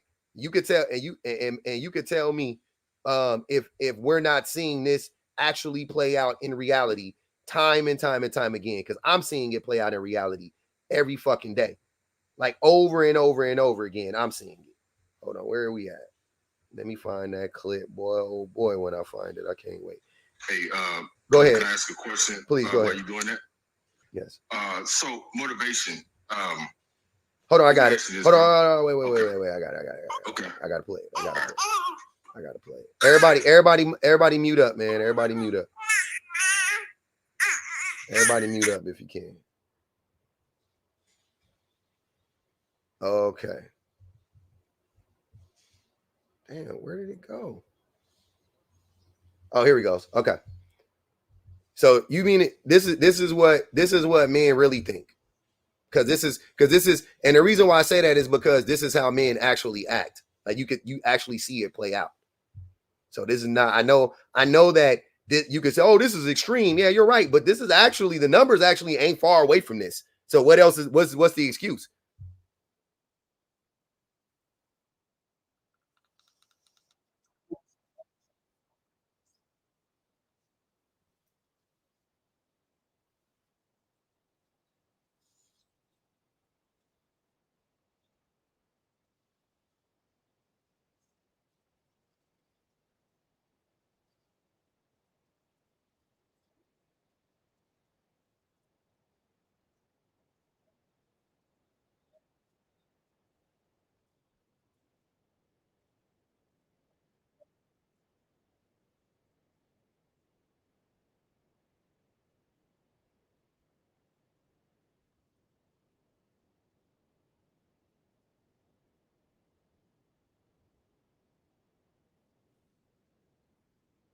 Have you ever heard a woman say anything like this before?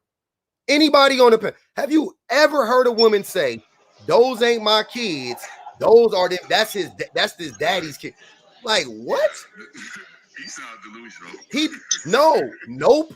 That's that you might think that, Ambassador, because of how you look at your kids. I may think that because of how I look at my kids, but he ain't far off from the truth.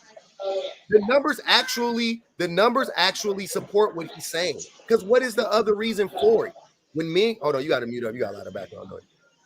When men divorce and when men don't have access to that woman's body anymore, he don't show up for them babies. He barely showed up when he was in the home, right? But definitely once them hold on, what? Hold on, wait, what happened? No sound again. Hold on, y'all couldn't hear that? Nope. No I couldn't hear or see it. Oh, hold on. That was just me. I know what it was. Hold on, it was. Hold on. Let me go back. We're gonna spend a block on that one. We want to make sure the YouTube people's hear that one. Fucking no, it's because about perspective. Hey, Quay, it's about perspective. First of all, most of the time when these baby daddies are being complained about, y'all let me know if y'all can hear it. Cool. Thank you. Yes, I can hear it. why Now I baby can hear it. dads Okay. pick and choose what kids they want to raise. Women are fucking delusional. Wow. You do know when you break up with that nigga, so does the kid. Like, y'all understand that, right? He doesn't owe you nothing. That man don't owe you shit. He don't owe the kid nothing. He don't owe you. He's in a relationship with both of y'all. If you and that man break up, that man and that kid break up. Because if he goes and finds another family, his loyalty is to them. To the family he has, not the broken family he helped create, to the family he's trying to maintain. So I get it. I do get it. I understand. I swear to God I do. People get upset because it's like, if you have kids over there and kids over here, why are you treating these kids over here better than the kids over there? So are you overall a bad dad? Yes. Yeah. You're yes, a bad dad. no, it's because about perspective, bro. Hey, Quay, it's first about of all, perspective. First of all, most of the time when these baby daddies are being complained about, they're not even with anybody. They're not with any of their baby mothers. So nice try by saying they're trying to build a new family. So yeah. So yeah, men, that is how most men think. When they lose access to that woman, when most men lose access to that woman, they in a desperate act and attempt to punish the woman, they abandon the woman and the children. Happens all the time. My daddy did it. You talking about his own kids, right? His own kids, yeah. Here's what I'm saying. I know that's true from firsthand experience from my father. I know my mama told me what my dad said. When At least you seen yours, y'all. Yeah, my brother. My brother also didn't. My brother also didn't see his daddy. His daddy left, moved across country. No, nobody saw or heard from him again. So are you saying that's true from the perspective of that's how the general thinks? Or are you saying that's true as the overall situation? How we all think? No, I'm saying most men, when they lose access to that woman's body and that woman's labor, they instantly resort to, I need to punish this woman. I need to make her life unbearable. Because I think the natural, I think that it's not crazy. Well, no, man, it happens, Captain. Because what they think is, if you think about it, right, there is a twinge of logic there, and I'm gonna tell you what it is. What they think is, I'll make her life such a living hell that she won't have any other recourse but to come back to me. Because you see how hard life is without me. Why not? It was no way. There's no way it was harder with me than it is without me. I'm glad you can make that argument, man. But here's the gag. Hold on, y'all. But here's the gag. They be 10 times happier without the nigga. Because like I did yesterday on when I did my videos and I talk about it all the time. Like that study, that poll that today took of 7,000 women, where 46% of them said that their husbands cause more anxiety than their children? That's why. When you go look at the studies between women who are married with children and women who are single with children, the happiness meter and the women who are married who are single with children are happier than the women who are married with children. And then you blow both of those out the water and the single women are the happiest. Every indicator is pointing to men are the cause of all of this shit, right? And women and women are just trying to get in where they fit in. So when motivational and other men, I don't want to just single you out, but because you don't want up here talking about it. But when men try to act like women weaponize the system against men, it's laughable. It's damn near. It is damn near. I don't know whose mic is on, but I'm muting everybody. Oh, it's match point. It's damn near impossible for women to weaponize the court system against men. It's damn near impossible because baked into it is this thing called implicit bias, right? And if you look up implicit bias and you study it, you study the effects of it, it's pervasive. It's in everything. It's in the medical industry. It's in policing. It's in the court system. It's in hiring. It's in firing. It's in policy making. It's in all. That's where it's at, right? And implicit bias is formulated when you're a fucking child. That's where it starts. So where do you beat it? You gotta unpack the shit as it's happening in your childhood, right? But by the time you get an adult, the implicit bias is firmly ingrained and implanted in you, right? So you have to overcome 30, 40, 50, 60 years of implicit bias. That's basically what motivational is saying, that these judges, these white male judges, the vast majority of the time, are going, nope, I'm going to favor this black woman, this Asian woman, or this white woman. In what fucking world, in what country, name the system, name the institution outside of the family courts that favors women? Name it. Name the institution. Name one. The schools don't. Prisons don't. What institution favors women? Capitalism doesn't.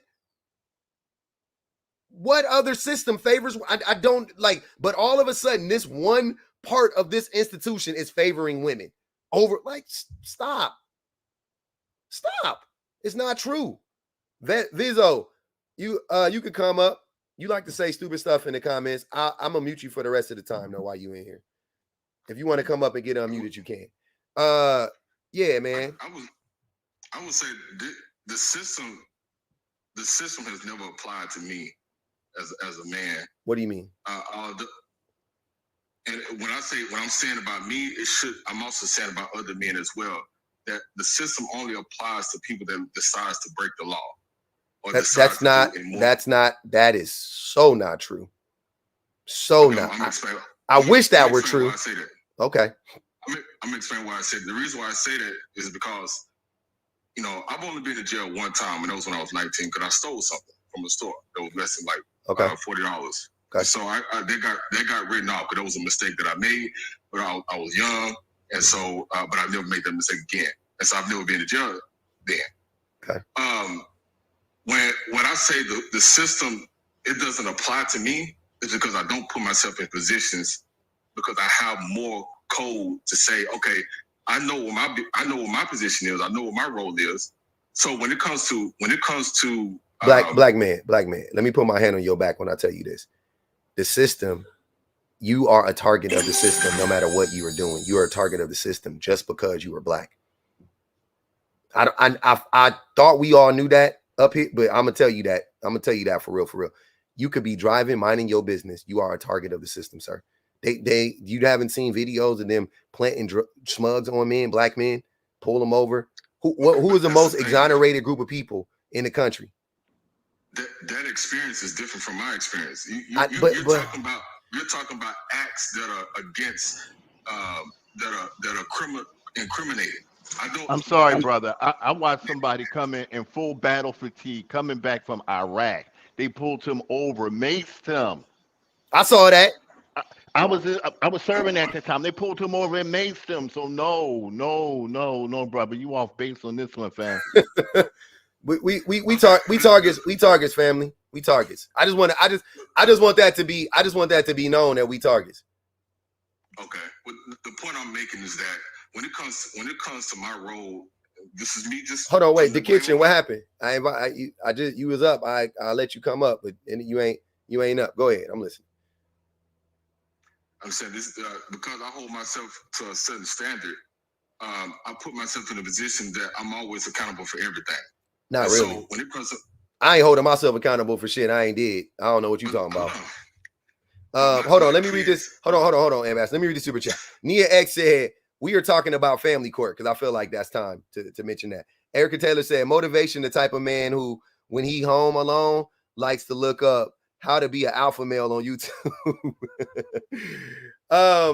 Yeah, man. Oh, man. This is wicked work. This is wicked work, man. Yeah. Hey, I'm gonna have to get some people off of here. Hold on. I'm gonna remove that. Hey, Gary, I'm gonna remove you. I'm gonna remove the YouTubes for now. I got too many people. I got 4 people over here. It's about to get messy. I can already tell. It's gonna be too much cross-pollination for them. Y'all can come back up and y'all get a chance. Motivational said he don't listen to slow women. Vezo. Okay. What's up? What's good, man? You like you like to tap a lot, so I wanted you to come up here so you can say it, so you can have the discussion in person. What's your pushback, brother? My pushback. I mean, you just said there ain't no policy that benefits women, but the DEI exists. The DEI doesn't benefit women, and it's not a policy. It is a policy. Where? What do you mean where? Where is it a policy at? Is it a policy of our federal government? Is it a policy of a school? Yes, where? It's a federal. Yes, it's a federal policy. Okay. Yes. And how does it favor women? It favors marginalized groups, and within these marginalized groups, right, we see these male-dominated jobs. Mm-hmm. Most of these DEI hires have been women. Yeah, and it's so. It's not a government thing, first and foremost. Secondly, why did they have to create a whole policy to make sure that women had opportunities at jobs? Why do you think that is? It wasn't just specifically women. I know. It's for marginalized groups. Marginalized groups, which women belong to, right? They make up the largest marginalized group, actually, right? So why would they need to create a policy like DEI if women are not actually oppressed? I'm not sure. Me personally, I'm against the DEI. Hold on, wait. That's not what don't backtrack. See, you're real smart in the comments, but now when I'm asking you the question, you sound dumb. What is the response to that? Why would they need to create a policy if everything is equal and women are getting their fair share? Why would they need to create a policy like DEI? And I think what you're talking about, which they got rid of, they overturned, was affirmative action, which favored white women predominantly, right? White women benefited the most from affirmative action, right? But they overturned it, right? They no longer practice affirmative action on a federal level. DI is, I guess, like falls underneath that umbrella, or vice versa, whatever you want to say, right? Oh, I guess that's what I'm talking about. Then. So my question to you is, if women are not oppressed and they're and these systems of oppression are not pitted against women, okay, I got you. Are not pitted against women, then why would they need to create these systems? These policies, sorry. I don't know. I mean, it's not, I don't think, right, women are on an equal playing field, right? Which is why I believe they created such policy so that women can have a fair chance. Okay, then why don't you believe in it then? Because it creates preferential hiring. It doesn't. It does. No, that's why they got rid of it. Vezo, no, that's not why they got rid of it. The hiring is already preferential, sir. They tried to put a policy in place to mitigate the preferential hiring. It's the opposite of what you're describing. It did not work. It was working. But the people who started to see their numbers decline, i.e. white men, was like, hey, y'all passing up. Hey, we used to get those jobs. And they went out there and started a hate campaign against it. And now uneducated people like you are just spreading that lie around. Because what you're saying logically doesn't make sense. You think it was work? You think it wasn't working and it was creating preferential treatment for women? Where? What's that? Name the industry.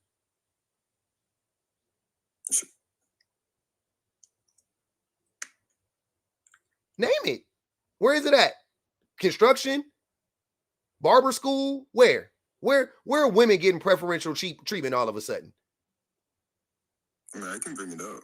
Please, bring it up. Oh my God, please. I can't wait to hear this.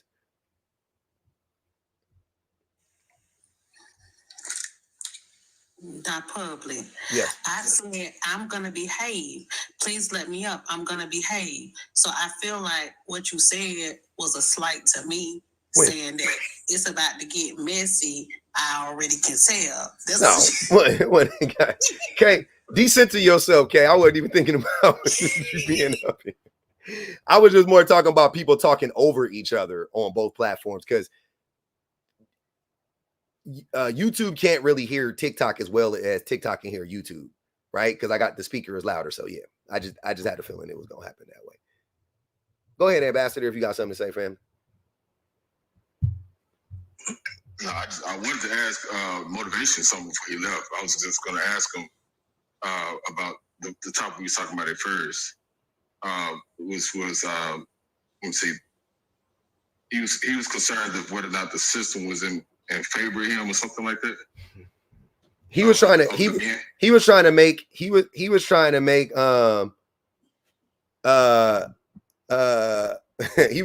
argument that the family court system favors men, but they don't.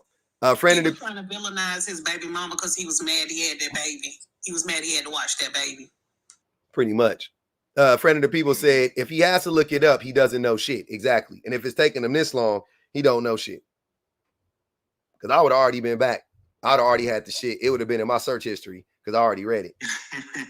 I ain't gonna even hold you. It would have already been there. I'd have been like, right here. Let me read it off to you.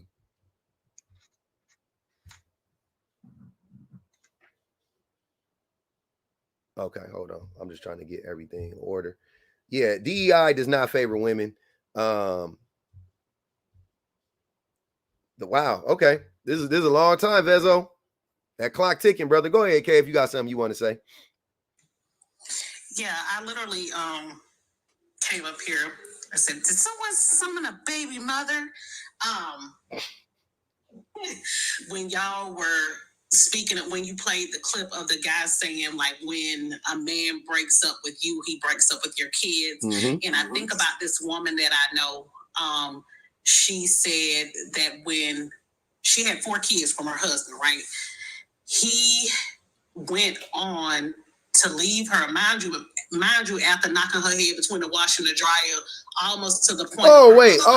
Wait. Hold on. Wait. Vizzo, you left?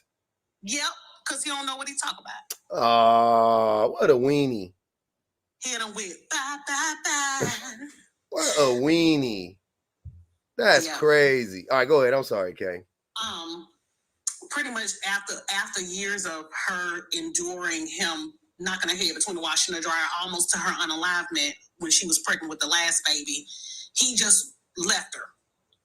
Mind you, he was already sneaking out the back door, going over to her best friend's house. That's who he was messing with. So when he left her for the best friend.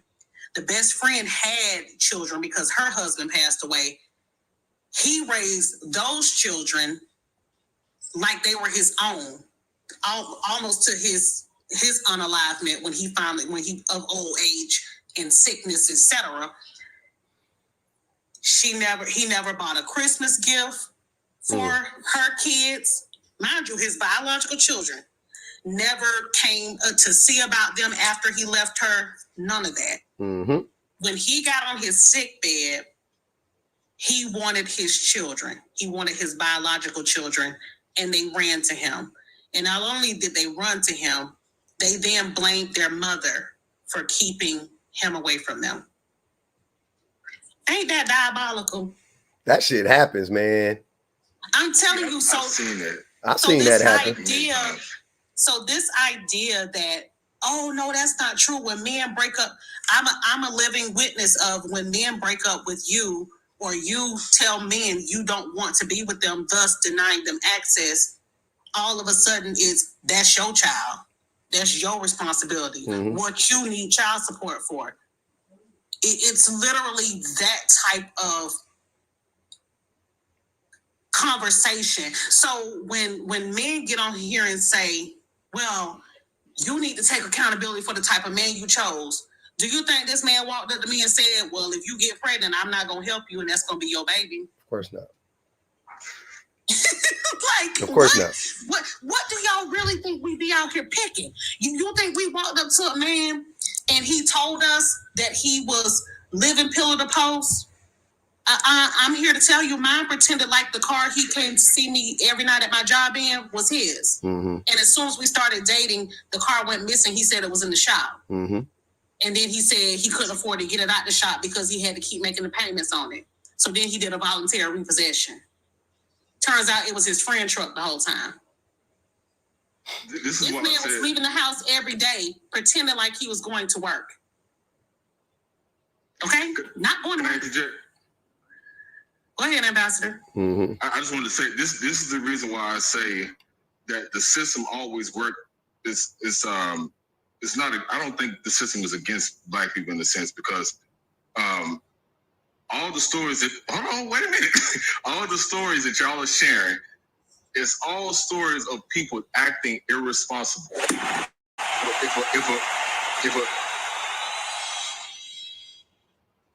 If a man knows his role, the system don't have to be a part of what's going on. The system don't have to be involved with what's going on in your affairs if you already know what you're supposed to be doing. Like the fact that me and my ex are not together does not make me susceptible to not upholding my responsibility for my kids. My kids still got to be taken care of. But that's you, Ambassador. Yeah, I'm not. I'm like, wait, what they got to do with the system, though, family? Because we on different. The system definitely is pitted against Black people. We can't. I think it's pitted against all races. It's not just specifically Black people. I think the system is pitted all races. Equally? Hold on, hold on, y'all. Wait. You think the system is pitted against all people equally? Yeah.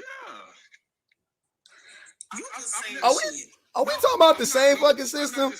Look, I think I gave this example before. I said, I was in a position, I was in the car, and look, I was in the car, I was going like 10 miles over the speed limit. I was in my mind was somewhere else. I don't know where it was, but I was somewhere else. But the cop, he pulled up, he came up to my car. Now I have a gun, I'm sorry, pew-pew. I have a pew-pew. Yeah, pew-pew in my driver's side. And I also have my weapon bag in my passenger seat with a knife sticking out of it.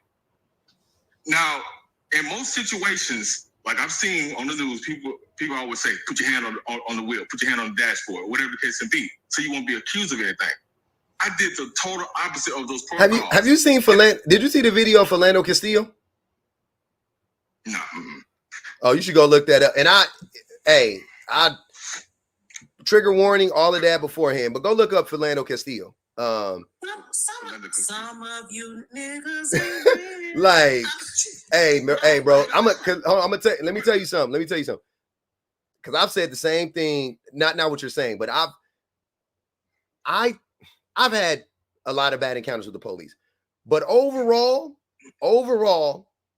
I will have to say that the majority that my based on my personal encounters with the police, that the police are not bad. They didn't do me wrong. If I could I don't know how to put it, right? I could say that based on my personal example, right? Cool. Right? I told this story before. I got when I used to drink, I fell asleep at the light like 2-3 o'clock in the morning with my foot on the brake. Thank goodness, at a red light, I fell asleep. woke up to a police officer knocking on my window, and I'm drunk as a skunk. And he said, first thing he said to me was, I'm not gonna arrest you or anything. And he just told me to pull over in the parking lot and sleep it off. And I was like, thank you, officer. Right. So I've been pulled over before. An officer could have had me, and he just looked at my license and was like, you can go, whatever. I've had that before.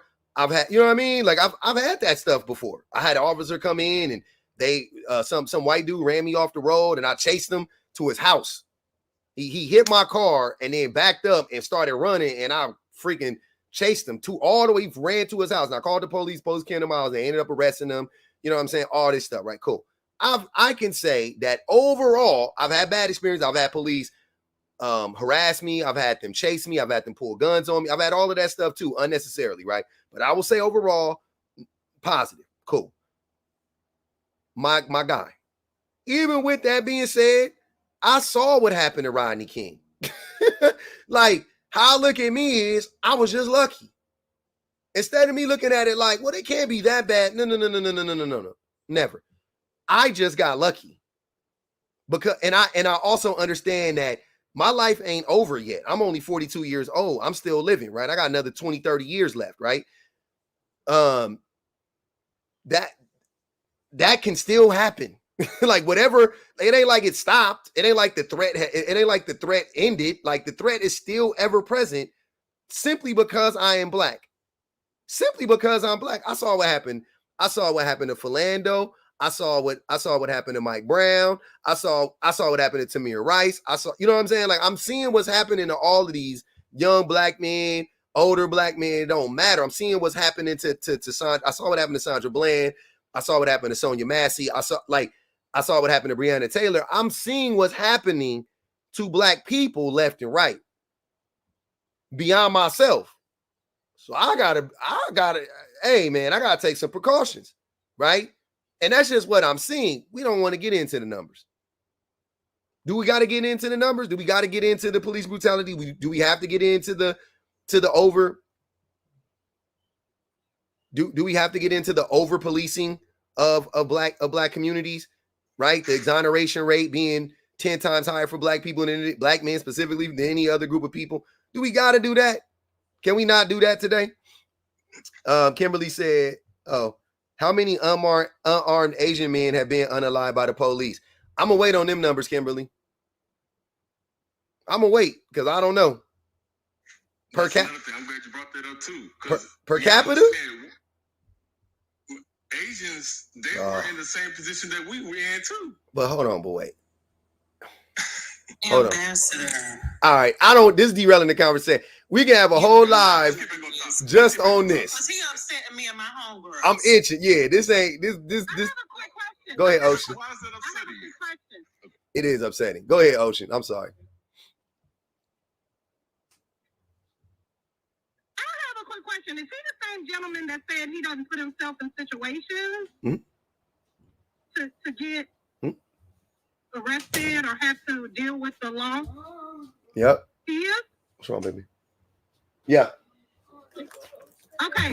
So, public, you remember for watching? You talked about the video of the worst ex ever. Remember the lady FEMA, the lady that had just opened, the Indian lady FEMA on the worst ex ever. Yeah. That had her restaurant doing good. Indian woman just started. Yeah. She met that fake cop. Messing with this man impersonating to be a police officer. This man got hurt.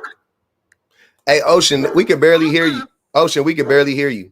Like your sound is. Can you hear me now? Barely. It's just real bad. The quality is real sketchy, real shaky, real shaky. I can hear you. I got headphones on, but I don't think the rest of the people can hear you. That's what I'm saying.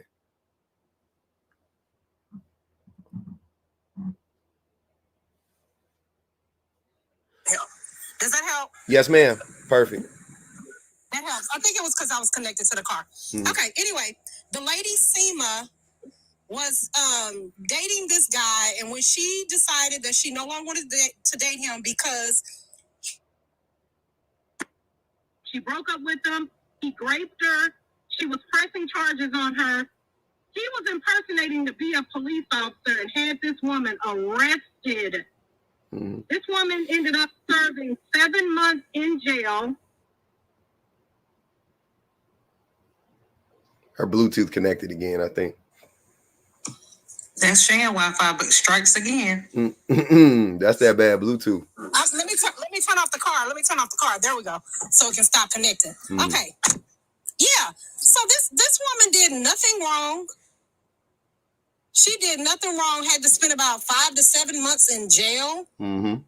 Law-abiding citizen. Did nothing wrong. Didn't do anything to get herself caught up in the system. So you don't have to be a person that does anything. To put yourself in harm's way. And this was a thing. Yeah. Yeah, to put yourself in the system. And same. I didn't want to use my scenario first, but I did want to bring that up just because she literally was an innocent, and as a matter of fact, she was a victim. Yeah. She was a victim. They never did even listen to her when she kept saying this man had something to do with it. Check my case. I've got this case against him. They knew it though. No. They knew it. Remember, they had the file. The other Charles, the detective Charles, who was interrogating her. That's when she saw the file with the boy, the dude in there, and was like, "Hey, you know this guy? Like, hey, he has something to do with it." Like, that was crazy. But no one else would check it though. They didn't need them to check it. No one else would check it. Mm-hmm. No one else listened to her. Even that other cop said she knew something was wrong. But she still didn't check. You know what I'm saying? So this is the thing. You don't have to be a person that has anything to do with the system for the system to have something to do with you. Yep. That's real. That's real fact. And then the other point that I wanted to make with the video or the audio that you played earlier about the gentleman who told the woman that once he breaks up with a woman, that's it. I had that very same experience and I thought it was strange, but as I started to look around my community, we as women, we take the examples of our mothers, our aunts, our cousins, our sisters, our girlfriends, and other women in the community, and we see how all of this stuff pans out. I don't know how y'all men don't see what happens to the mothers. It's almost like y'all just have some like disconnect to what's happening to your mothers, your grandmothers, your aunties with these same men. They do the exact same thing to y'all as children. They don't care. Y'all daddies did it to y'all. So why are y'all acting like this ain't a thing? Because they don't care. They would rather ignore. I don't understand. They would rather ignore their own trauma, right? And protect the patriarchy. Because that's what we programmed to do. We're programmed to see. That's how the system works. That's what I'm saying. That's what it taught us. That's what I'm doing. Are you talking about overall? Absolutely. I definitely think that's a part of. Yeah, I definitely think you would. I definitely think you would be included in that. I was talking about men in general, but you definitely would be included in that. Yeah.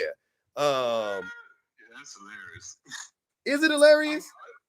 Yeah, because I think it's amazing how y'all. Hold on, Ocean. Wait, let him go. Let him finish. You say you think it's hilarious because why? I just think it's hilarious how you're putting that characteristic on me.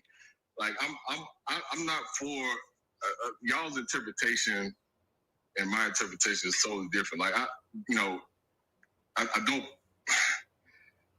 A lot of the acts that these men are performing, I don't operate like that. Okay. And so it makes sense why y'all experience would be this way and why men would get the type of reaction from the police the way they're getting. But they shot Breonna Taylor in her house while she was sleeping. Like, come on, fam. I'm just saying, bro. I'm just saying, man. Did you not just see what they did to Sonia Massey? Did you not see that shit? Okay, I'm gonna have to look up Breonna Taylor. You gotta look up. See, you don't know Philando Castillo. You don't know Breonna Taylor. You ain't seen this shit. Hold up. Do you live in a are you in this some is sort crazy. of undisclosed community where you don't have access? to tell them who she is. Damn. I don't cause violence on my women. I don't. But this not. But Ambassador, this not even about you. This not about what you do to women. This is about the system. You center. Yeah, exactly. I'm like, we not even talking about you. But that's all you've been doing is being like, well, my experience says that the system ain't that bad. I'm like, brother, come on, fam. I was asking y'all, your own experience? Hold on.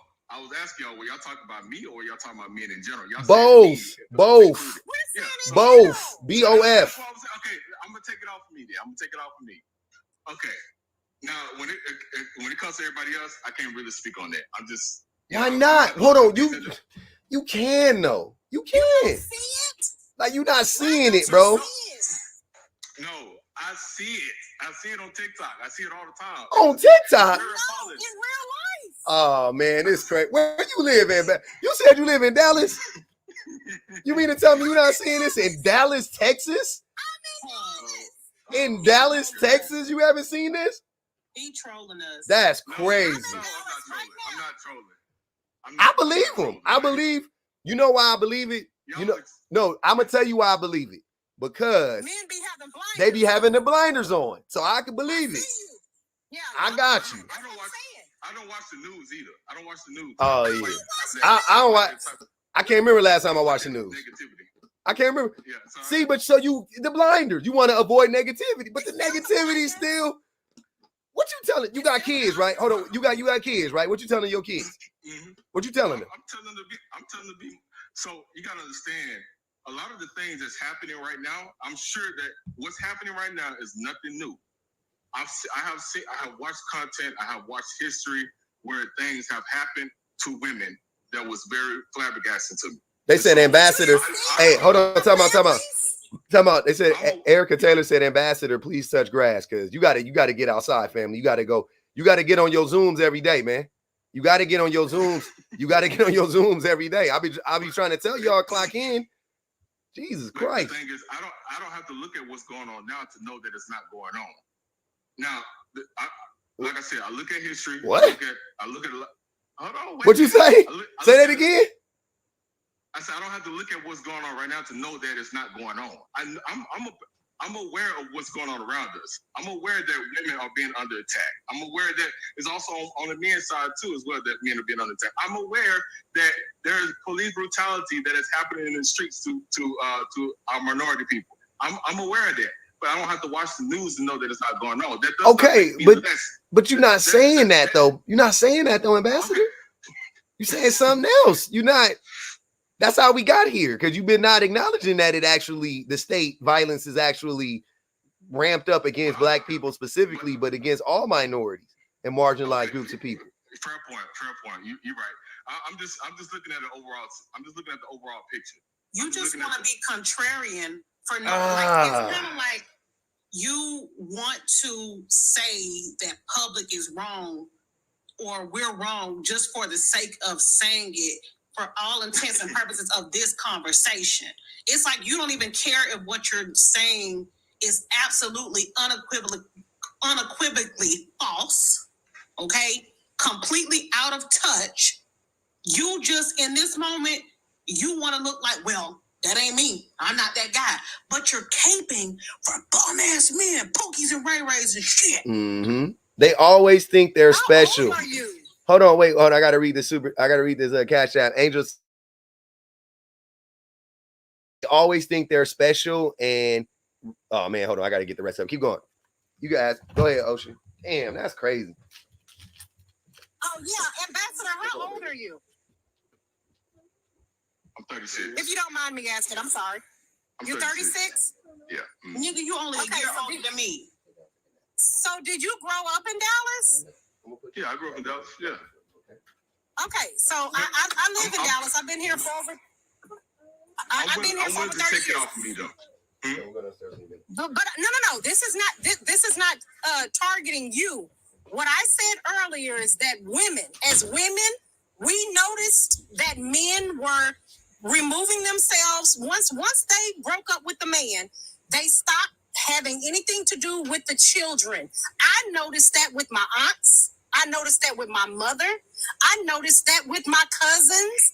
I noticed with my male cousins with their own damn kids. You see what I'm saying? So what I'm saying is, did you not see any of this happening within your community? I noticed it with my grandmother, my mother's father, and my aunt's father. They weren't involved with these children. So here's the thing. And I've noticed it with other women. So that's what I'm saying.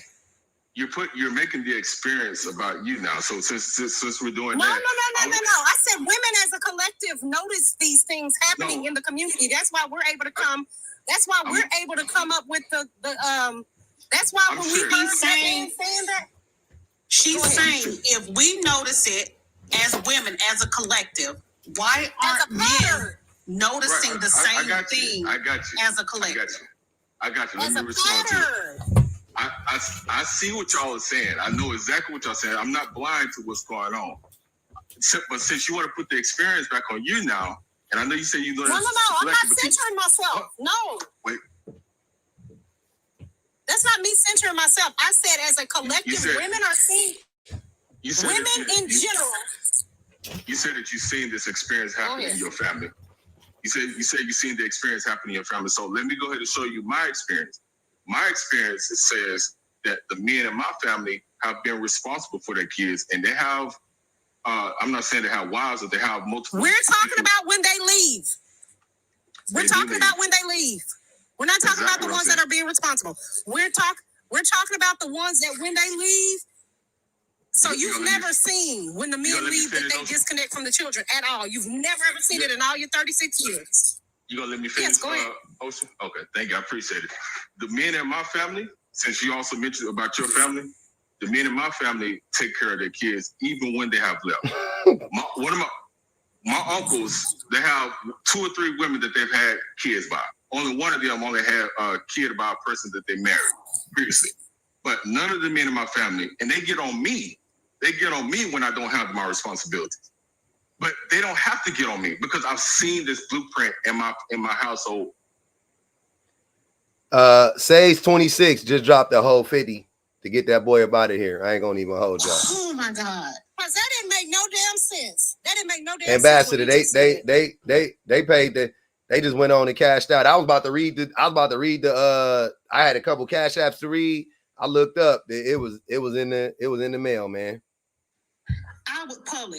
My chest physically hurts because I was holding I felt like I was holding my breath in tension, and I had to remind myself to breathe. Like, oh my God, man, that was a little that was very much triggering for a lot of people because I don't like hearing that type of shit. I don't like hearing black people say that the system ain't against it. Like, that's the thing. It's like men will come up here and say the system is against men, but also the system not against black people. Is a weird. I'm like, y'all just be saying the complete opposite of what the fuck is going on. Like, we gotta get some kind of. That's what I be talking about. The disconnect. The education is real, and people. I don't know how you do it. I'm gonna go back to it every time. Ocean. The education, the lack of education is just real. It just is what it is, man. I'm not calling nobody stupid or nothing. I ain't even not even on that because Ambassador smart and whatever he do, he intelligent. Whatever he do, he got his levels of intelligence. I took it. If y'all have ever taken an IQ test, I've taken an IQ test twice. I am my short-term memory is abysmal. It's low functioning. I'm a low functioning when it comes to short-term, super low. I'm of average intelligence overall, but that part super duper low. I ain't talking about that. I'm saying, but educationally, right? And when it comes to educating yourself, that is a different thing. And I'm not understanding how men are coming to this conclusion that the same system that favors men allegedly also isn't anti-black. All of like, when the fuck did that happen? I don't know, but let me read this. Angel said, they always thinking they're special and removed, which is true. Men always trying to, or we're always trying to remove ourselves. We're always trying to distance ourselves. Like, that ain't me. That ain't my family. Like, it's okay. It's okay. It's okay to admit that it may be you and or your family. Like, that's fine. Ain't nothing wrong with that. You know what? You're not wrong. I think maybe the verbiage we should use is the educational gap. The gap. That's what I'm saying. It's not. Yeah. It ain't like you're stupid, or it's just it's an educational gap. You got people that are educated, and that I'm definitely in certain things. I don't know what the fuck is going on. That's why I defer. If I'm talking about the medical industry, I'm gonna defer to Kay. I'm gonna let her educate me. If I'm, you know what I mean? Like, I'm not gonna be like, whoa, yeah, but in nurses and da. I say nurse, I'm Kay. Come up here and talk to them. If I start talking about construction and some shit like that, Jeff, where are you? Bama, where you at? I'm gonna let him talk. Like, we all got our areas of expertise, but just the overall, like the prison industrial complex, the educational, none of these systems favor marginalized groups of people, right? And the more marginalized you are, the less the systems favor you. So if you are a woman, it doesn't favor you. If you are a black woman, it doesn't favor you. If you are a black man, it doesn't favor you, right? Like, we not going to admit to that. That's not, we not right. It's something else. That's not like. I'm gonna show you how much the system don't favor you, right? I applied for child support when my baby was 8 months old. She's about to be 5 in November. Mm-hmm. I haven't gotten a dime. Oh, yeah. Yet, anytime there's time for, like, once they locate him, I have to provide documentation of my financials. What's, like, my current pay stubs, my current W-2s. What are you paying in health insurance? Like, I have to go through the ringer to provide all this information. To get how much? 300 a month? Well, at this point, I was thinking about it last night. I think I should just close the case. At this, I ain't gonna say at this point. You know what? I don't want to say that, but you ain't doing it for the money. At this, like, it can't be for the money, because it's not. It's really that's not what I'm saying. So I don't want to tell you not to do it, because it's like kind of like on the principle. You know what I'm saying? Like, fuck that nigga. You know what I mean? Yeah, that's what I'm saying. But it's just frustrating that when women actually put in the work and do the labor and show up, we get pressed for that stuff. Mm-hmm. But then the men just kind of get to show up to court. Oh, do you have your financials available? Mm-hmm. Do you have your, like, I've seen those like court hearings where the men are ill prepared. Mm-hmm. They don't know what's going on with the kids. The judge is asking certain questions. Like, I've sent them to you. Like, the judge asking certain questions. They don't know anything about the children, but yet, oh, okay, joint custody. Okay, let's work out the visitation schedule. Oh, you got accused of abuse? We'll give them exactly. We'll give them 50-50. What? Or they'll give them more time to get their stuff together. They will give them more time. Hey, Nia, I think we all in agreement. Nia X said, "Don't close it." I don't close that shit. That's if you was asking. I'm gonna tell you what I think. I say don't close it because it's principalities.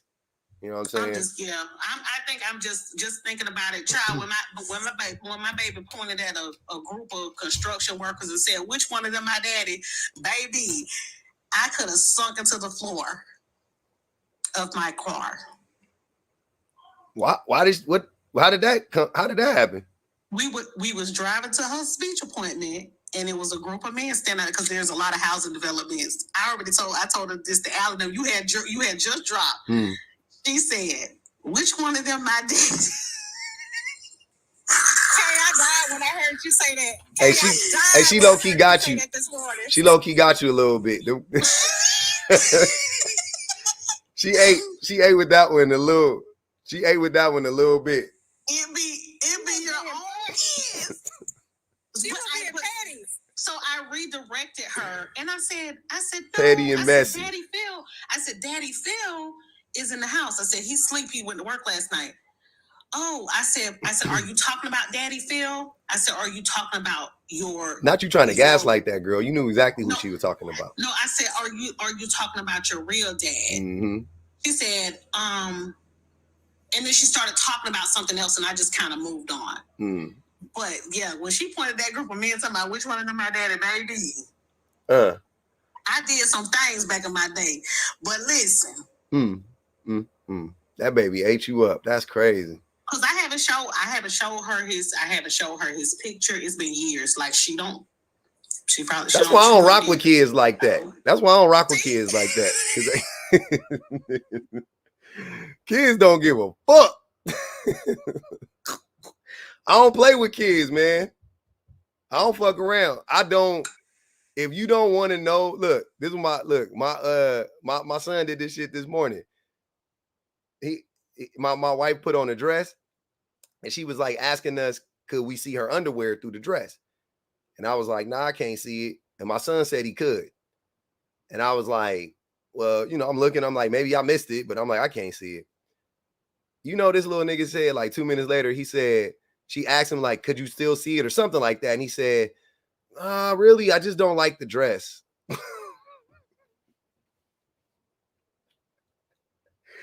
That is not what that woman asked you, sir. That woman did not ask you, did you like the dress? She said, can you see her underwear through the dress? Who told you that?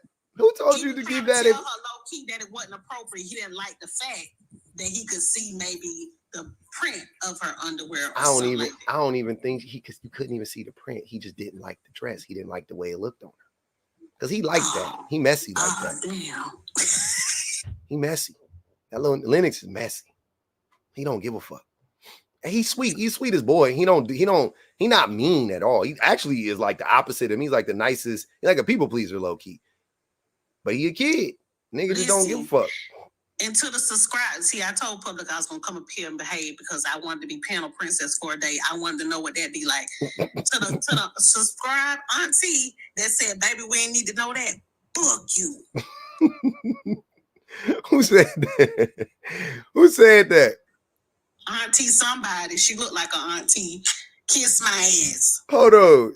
You talk about Auntie Olympic? Auntie, she talking about you? No, not that auntie. Oh. I said she looked like an auntie. I thought you said it was auntie. I was like, She got me for y'all will never be able to spray me with my own tea. In this life or the next one. Wait a minute. Auntie, who we talking about here? The funny part is I'm auntie, but I am nobody's auntie in real life. No, I know. That's what she said. You look like an auntie. I was like, auntie don't, but maybe it's just her name. So I was like, auntie. Okay. No, I have an answer for your question. GB in the chat. I know GB been in and out. GB been in and out all day. GB been in and out all day. You already know what he gonna say. GB, where you at, man? GB, is your whip made? Where you at, GB? It's gonna be based on attraction. You already know it. You already know it. We gotta blame these women. I have an answer for your question. I do have something that legit women have done that's really bad for men. The thing that we've done as a group is allow men to drain our energy and be very passive about them doing their own work.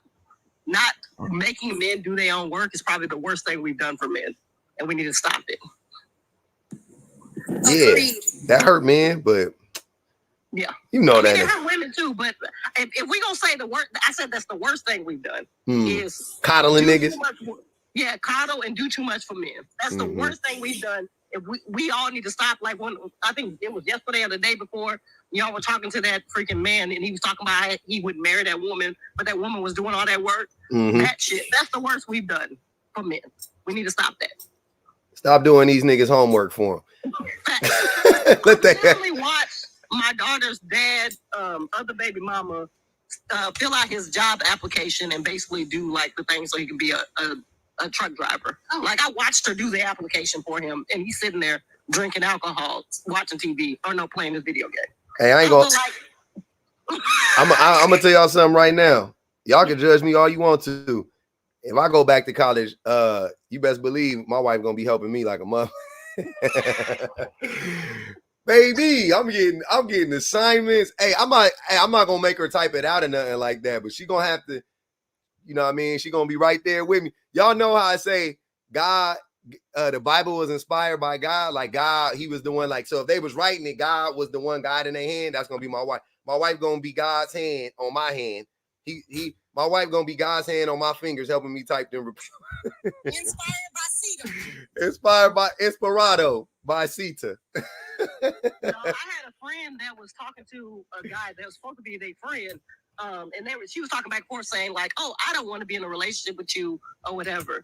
And he was like, okay, but like, you might not need me, but I need you. And I was like, how the audacity to say that when she's like, oh, I'm going through stuff right now. I need to like work on myself. You know, I don't have time for a relationship. He said, I need you, even though you don't need me. That was his response to her saying I had to work on myself. I said, that's it. Like, we need to stop doing that. Damn. I always say I am not a safe space, and I will not create safe space for men. He did it out. He said it out loud. That's crazy, because usually niggas don't ever say that out loud. He said it out loud to her, and he was serious. That ain't no joke. If a man say stuff like that, that's not a joke. He really means that from the bottom of his heart. He's dead serious. That's crazy. I wish you caught that on video. That would have went viral. Nigga, what? I mean, I'm only giving a little bit of it because that's somebody else's business. I ain't gonna tell all their stuff, but that just showed me audacity. That's not the first time I've seen it, but that just shows me audacity people have, because he said it and thought that was a good statement to say to convince them to be friends still. I'm like, what did you think that was gonna do? If you don't think as men, just hearing that out loud, that's not attractive. It's not. That's just not attractive. Like, that's like an instant, like, yeah, you ain't getting no more vagina. Facts. Like, once you say something like that, the door to vagina got to close shut. Facts. It's a wrap, baby. Cause this ain't no nursing home. What they think we doing? That's just crazy. That's crazy. Like, I'm just like, whatever that is, I can't imagine hearing it. Whatever that equivalent. Because if a woman told me that, that's what you want to hear as a man. You know, not me, but like general. Like, that's what men want to hear. So I couldn't say that, but I guess if a woman say I don't need you, maybe that'll make, you know, even then, nigga, it's hard to get a nigga not want to stick, to not want to, you know, get no vagina. I don't know. I need you sound like I need to use you. That's what it sounds like. Well, that's what it is, yeah. What I got. That's what I'm saying. That's what I hear when I hear it. I need you. Let me continue to use you. You don't need me. I need you. So I need to use you. Yeah. Well, now we know. Now we know what the men's is thinking on the real for real. Banji Baby said, based on attraction. Hey man, on some real shit. I'm gonna go eat lunch, and I gotta go be with my baby because he's sick today. So I'm gonna cut this live a little shorter than normal. I don't got another hour. I usually got another hour in me, but I appreciate y'all coming up.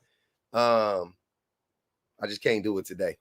My baby, he mad. He down bad. We gotta go. We gotta go hang out downstairs. We gotta go, you know. T. Williams said she off work today. She couldn't tell anybody. So she had peace. Crazy. We did it, Joe. Public, we doing movie night in the Discord later. I will be at the real movies tonight. I'm sorry. I'm going to the movies tonight. We watching Beetlejuice. We watching Beetlejuice in the movie theaters tonight, or at the drive-in. I ain't gonna be able to be on. Yeah. Be all right. Nigga just woke up in the morning throwing up right in front of my door. Opened up the door. He said, I gotta. I was like, damn. Have fun. Go see Beetlejuice. Now go see 1992. If y'all gonna go see a movie, man, support my cousin, man. Don't go see. It ain't for a Cry Reese. Go support my cousin, man. And they wrote like 4 songs on that soundtrack. Go on and help. Go on and, you know, put some money in my cousin pocket, man. Help that man out. He got a family to feed. He is still working, man. He a working class citizen. Control my minions. Oh shit, he trying to get blocked. Why you being disrespectful to the people in the chat?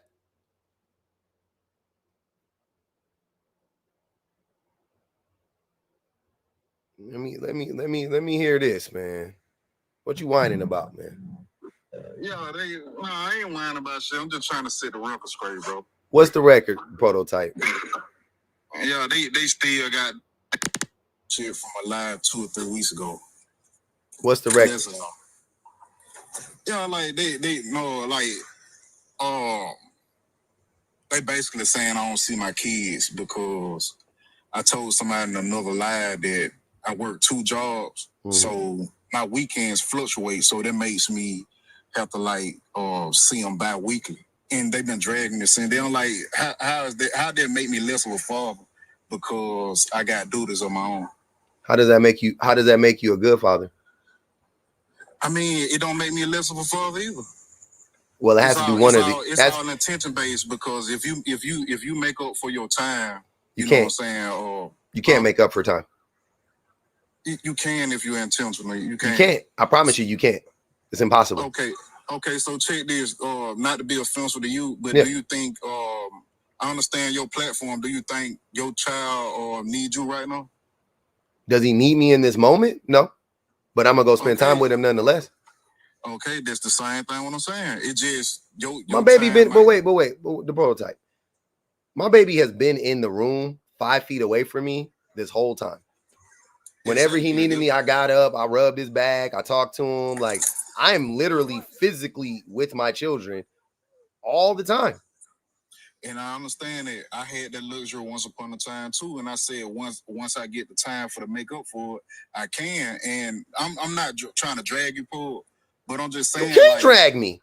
I mean, you can try it, but you can't though. No.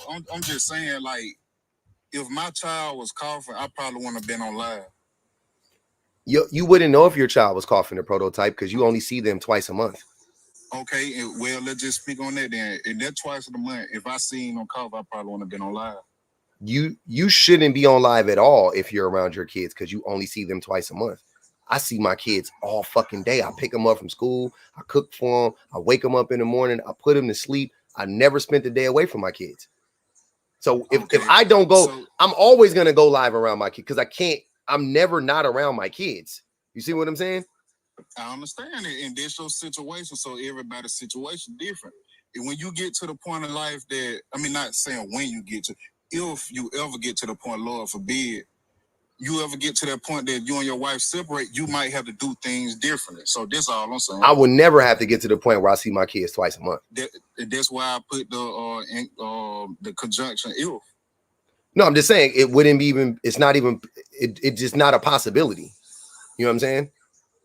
There's not. It's not a possibility. There's no. It's humanly impossible because I have control over myself. I could tell you right now, I would never get to a point to where I could only see my kids twice a month. It wouldn't happen. So if okay, outside of court order or the court order, and it, if Miss Cedar wanted to leave you right now, do you think and she just go cross country on you? She couldn't. What would you be able to do? She couldn't. I can go to court. She can't leave. She can't leave the state. That's what I said. Outside of court order. I know. I'm saying if she got up and moved across the state, I would sue. I would go to court. I would sue, and I would get. I mean, I already got rights to my kids because I was married when I had my kids. But yeah, she couldn't. My wife couldn't do that. Like that's what I'm saying. She couldn't do that. That's what the married before you carry people. That's what they be talking about. But yeah, my kids are my kids. They're just as much my kids are they in the court of the law as they in the eyes of the law as they are her kids. So she couldn't just get up and take my kids across the country. And yeah, I understand that. That's why I said outside of court order. I know. I'm saying that's what I'm saying. Like you're missing what I'm saying. If she did that, I would just go to court. If she did that, I would just go to court and I would get 100% custody if she left the state with my kids. Okay, so just for a man, just me and you talking, do you feel like I'm wrong for being a weekend dad? Yeah. If you want to classify it like that. So, okay, working 12 to 14 hours a day, do you feel like, how can you see your kids every day? I don't understand that. Why are you working 14 hours a day? Do you not have any other options? Not at the moment, no. Okay, so you need to create other options for yourself so you don't have to work 14 hours a day. Okay, and so in that timing, right though, like what you just said, it's not gonna happen overnight. So I'm doing what I can at this point. You like are you trying to get? But here's what I'm saying though. I get you got to do what you got to do for a short period of time. Are you trying to get out of that situation, or are you just settling for that situation? Yes, and when we was on the other line, they gave me the ultimate. They not gave me. But they said, why you don't just move at home? Man, the highest paying job in the county that I live in is like $25, right? But people gatekeep their job so much till it's kind of hard to get on. And outside of that, you only make $11, $12. I can't provide like that. I hear you. I'm saying you. I get you. Got it. You got to provide. I get you. Got to make money, right? I've made the case that most children don't need their daddies anyway. So as long as you provided for them financially, you're doing better than my daddy did. But if you're asking me to judge you based on not other fathers, but the women, like the mothers, you're not a good parent. What makes you a good parent? Showing up for the kids consistently. Oh, okay. So just because I'm showing up and I'm there, that make me a dynamic father. No. Well, I mean, being there and showing up for them are completely different things. I'm saying actually showing up for them, right? Being attentive. Right. You know what I'm saying? Being attentive, listening to them, caring for them, you know, teaching. And I don't know if you understood what I was saying. Though I'm saying, long as you're intentional base, everything that I needed in life, I'm giving to them. Everything I see that they need, I'm giving to them. They need you though. They need you there. Exactly. I understand that I need to increase my time. So if you wanted to turn my asshole inside out by saying I need to be there more, yeah, but don't take nothing away from what I'm doing already. Of course I am. Because what are you doing? Every man, do you think this is a unique story that I've heard? I got a homie right now. He a deadbeat daddy. Same shit. He made the same excuse. Oh, but I gotta go make money. I gotta go on the road and make money. And I'm like, nigga, you could go work at Chipotle. Like you could, and if the jobs you work in only paying $25 an hour max, you need to go back to school. You need to go get a certificate. You need to clock the fuck in so that you could get more financial freedom so you can get more time. I'm not Grant Cardone. I'm not telling you to invest in properties and shit. But my nigga, if you can only make $12 an hour, that's the thing. Men just be settling for shit like that. Like I can make 12. This is what I gotta do. And you make that excuse. Do something. Get out of that shit.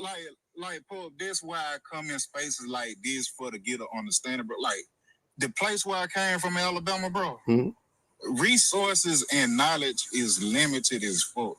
So 100%.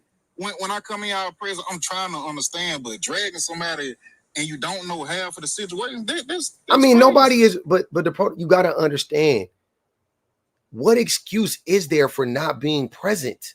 That's the thing that you missing, fam. Not being present, fool. Like, man, y'all acting like taking 2, 3, 4 years off a week. That's a long time.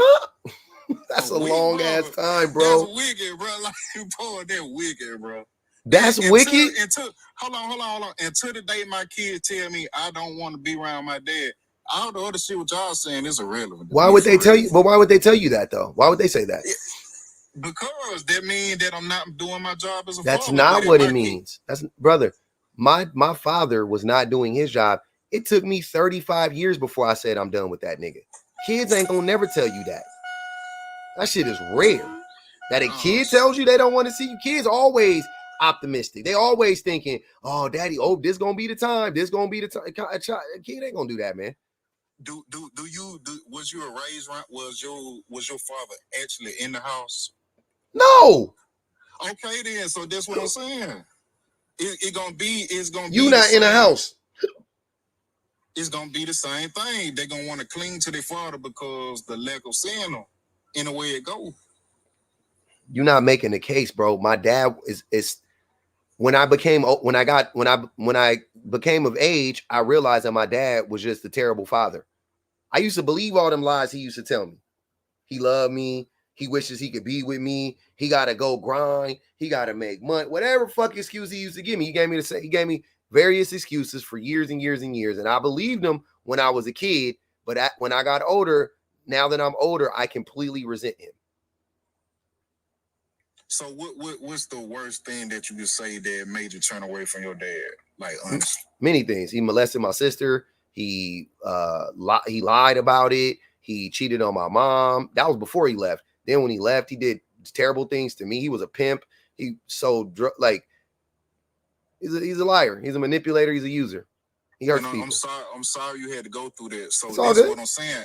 I never contribute to that type of action. I never did. I'm not that type of person. But you don't got to compare yourself to my dad. That's not you just asked me and I told you, right? But I'm telling you that before I knew any of that stuff, he was already a deadbeat.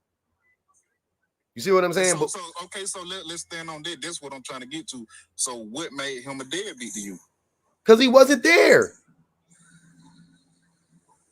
I saw him. He came around from time to time. I spend weeks and months with my dad at certain times. But he would go weeks, months without talking to me. He would go years without seeing me. And okay, so like you're a very intelligent person. I love you. I look at you like a brother. So this is what I'm saying. Can we separate intention? Did he choose to do that, or was it was it by circumstance? You cannot separate intention. Impact trumps intention. So whether he wanted to be here or not doesn't matter. He wasn't here.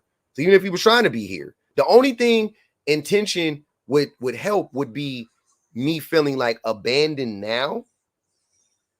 You see what I'm saying? Like me. So our relationship now could have maybe been salvageable had he not abandoned me. You see what I'm saying? In the aftermath, but the damage of him not being there was done. That I already feel that, and that's a real world thing, right? He wasn't there. That's the reality.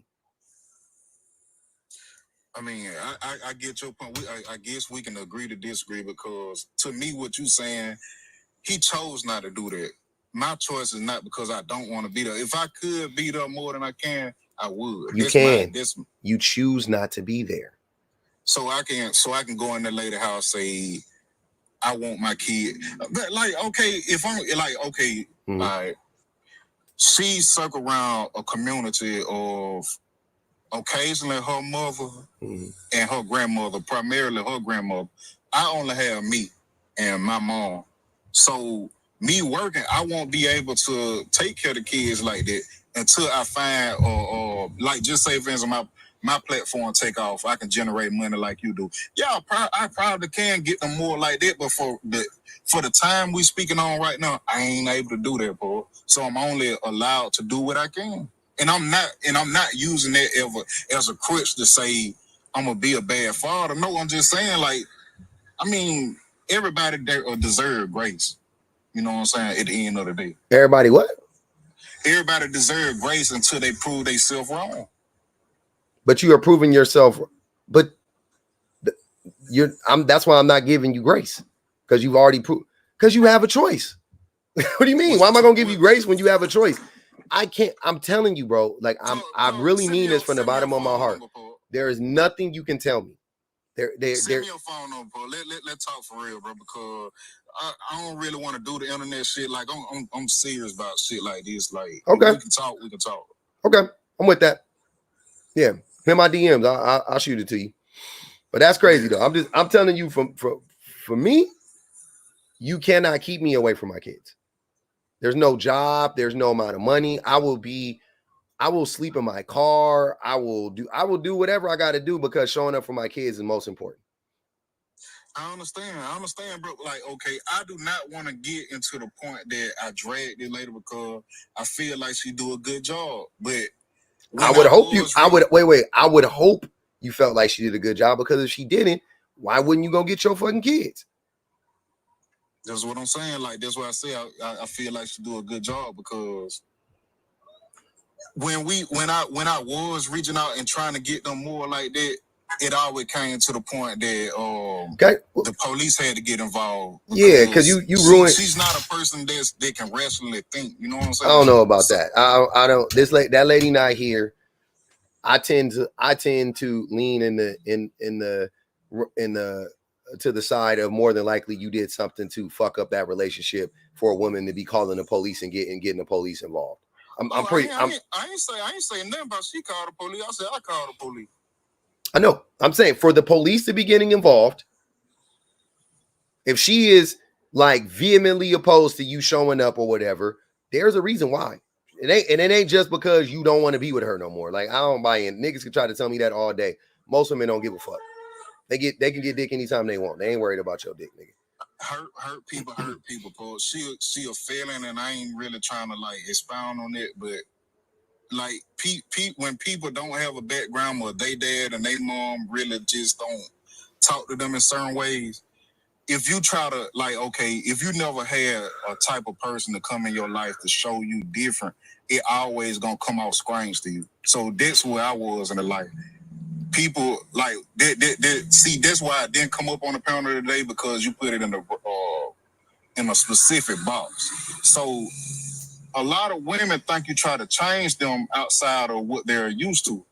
And that's what it was. I wasn't trying to change it, just she got combative to that point. All right, if you say so. I told you. I'll tell you, every time a man tell me what happened between him and the woman ain't here, I don't be believing shit y'all be telling me. Like, she could show up and corroborate everything you saying, right? And I'm now, you know what I'm saying, I'm being honest. I don't know. But odds are you probably withholding, omitting information, not telling the full to whatever. You know what I mean? Like, I already know. Erica said, prototype, you don't need full financial control. Just go spend time with your kids, which that's what I'll be saying. Do you live far away from them? About an hour and a half. Why? Huh? Why? Shit, cause I'm originally from Central Alabama, so everything that you can like possibly make a couple dollars like 2 hours away, hour and a half, 2 hours away. Yeah, bro. I would go back to school. I would go do online classes, go to a city college, take out loans, get a part-time job, and get an education, so that I don't got to be stuck in this trap. And in the meantime, I'll be spending time with my kids. That would be Jay Will from Alabama. So am I lying? Am I lying, Jay Will? No. I believe you, because that's how it is out in Cali too. That's how it is everywhere. There's places where the jobs are better and the money's better. And I'm with you. I hear it. I'm just telling you what I would do if it were me. That's what I would do. Because what the option of me not being around my kids is not an option for me. That's what I'm saying. Until you get to that point, Paul. And not saying it's gonna happen, but if you ever get to that point that a wedge get drove into you and Miss, it would never happen. It would never happen. It would never happen, man. Look, I gotta tell you something. I've heard this before. Let me tell you what I've heard before. I've heard many people, mainly men, making excuses for their behavior, right? And they like to tell me, wait till you get older, wait till it happens to you. They told me the same, because I'll be saying the same type of shit when I was younger to the deadbeat daddies and all the other men that was acting like assholes, and I'd be like that. What the fuck is y'all talking? That's stupid. Like, yeah, oh, you just don't know. You wait till you get kids, you'll see how crazy these women are. Like, I've heard all of that stupid shit, right? And guess what happened? I got older, and when I got older, what I realized was everything I thought was actually true. It just confirmed everything that I thought. I'm not worried about going to court for my kids. I'm not worried about my wife flying across the country and taking I'm not worried about none of that shit. It will never happen. It's so did it take? See, I don't even want to join the other nigga bandwagon when they ask you this stupid shit. I really don't, because I know it's some sweethearted black women out there. But did it take you jumping culture to find somebody that can give you what you needed? That's one of the wildest takes you've had. No. I mean, respect, like J. Coleman. Say what you're saying, prototype. Say what you're saying. I said what I said. I believe Paul got it, but you know what I'm saying? There's an older form conversation. So you think because you're making that assumption. Mm-hmm. I asked him shenanigans. He was 24 when he met his wife. I was asking. I didn't made it firm. I mean, I didn't stand on what I said. Hold on. Let me tell you something. Out of the two groups of women, if you asking me to tell you, out of the two groups of women, which group of women would be more likely to railroad me, take me to court, possibly weaponize the courts against me, all of that type of stuff? It would be a white woman. I'm not even saying my wife. I'm just saying in general, it would be a white woman. So if that's why the logic is, it never completes itself. Like if you think that me being a black man in a relationship with a white woman is better for me as a black man based on like just not my wife specifically, but just like the idea, like the concepts that a lot of black men like to like, well, you know, that white woman is just better. And you think that that's the case. So in general, most white people are racist, right? The system favors white people in general, so on and so forth. I could keep going down the line with all of those things. Why would you think for 1 second that a white woman would be better for me in that regard? Y'all really don't know that I, as a black man who understands these systems of oppression, even at 23, I had to overlook all of that shit. I had to get past all of the fears and all of that shit and judge my wife as a person, as an individual, which we always ask everybody to do for us, right? We black people, we just want people to judge us based on our character, right? Don't judge a book by its cover. Judge me based on my character. Cool. So I judged my wife based on her character, and I was like, cool. I like her character as a person. Like I trust her. She ain't gonna do that shit to me. You know what I'm saying? Whatever the case may be. But if you're asking me once again, that at any point in time did I ever think that the reason why my woman was treating me so well was because she was a white woman, the answer is fucking no. That's crazy. That don't even make sense. It doesn't make sense. Why would a white woman treat a black man better than a black woman would treat a black man? In general, where would the incentive be? That's what I'm trying to understand. Why would white women be more incentivized to treat black men better than black women treat black men? I don't want to make it a black versus white thing because you're right at the end of the day. But the thing is that they rationally think though, and from the white women I've encountered, it be an overall generous conversation. You don't get generosity with some black women. Hold on, prototype. Hold on, prototype. Hold on. Once again, gotta ask you this question again. Remove hunching on these women. We just talking about white tea women as white tea people. As you think white women are nicer than to black men specifically? You think white tea women are nicer to black men than black women are to black men? If we get off the surface and actually have an interpersonal conversation, not saying nice, but okay, fuck it. If we just saying conversation based, yeah, I feel like I get more of what I'm actually trying to say across to a white woman. To a white woman? Hear me out. Because black women if they already been hurt before, bro, they're gonna have a preconceived notion this nigga is up to no good.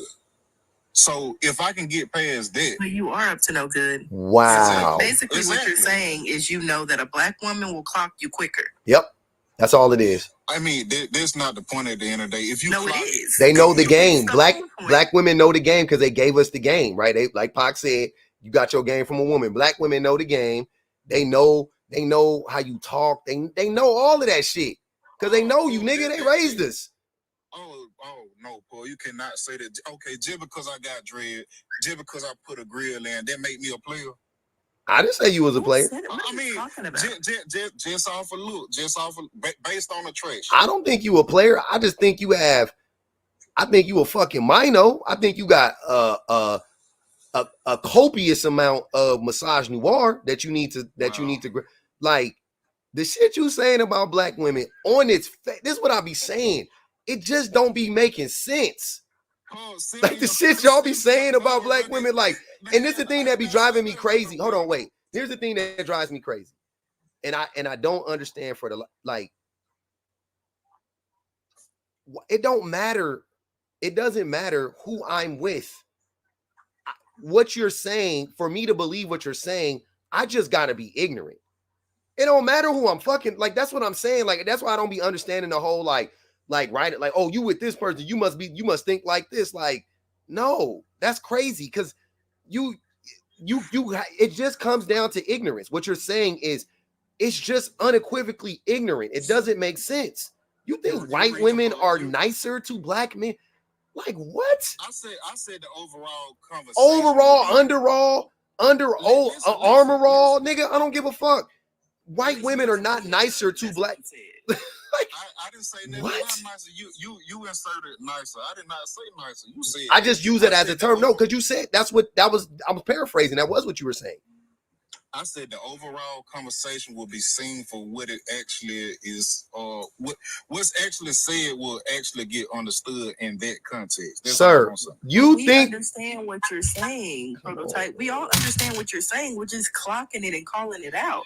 Okay, a white woman might be less likely to clock it as quick. She might not call it out because she really don't give a fuck at the end of the day. Like, she might just listen to you and nod and smile and go on about her business. Like, oh, that poor black man. Like, she's not, that doesn't mean that she's nicer or she cares more about what you're saying. She's just like, yeah, I'm going to be polite for the moment, and I'm not ever going to think about this man again. Whereas a black woman is going to call you out on your shit and say, no, you're full of it.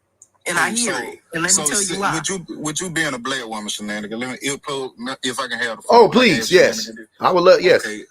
So, Shan, outside. But you can ask me a question. Go ahead. Outside of what these people have been saying about my kids, what have you clocked about me personally that you see? That you hate black women?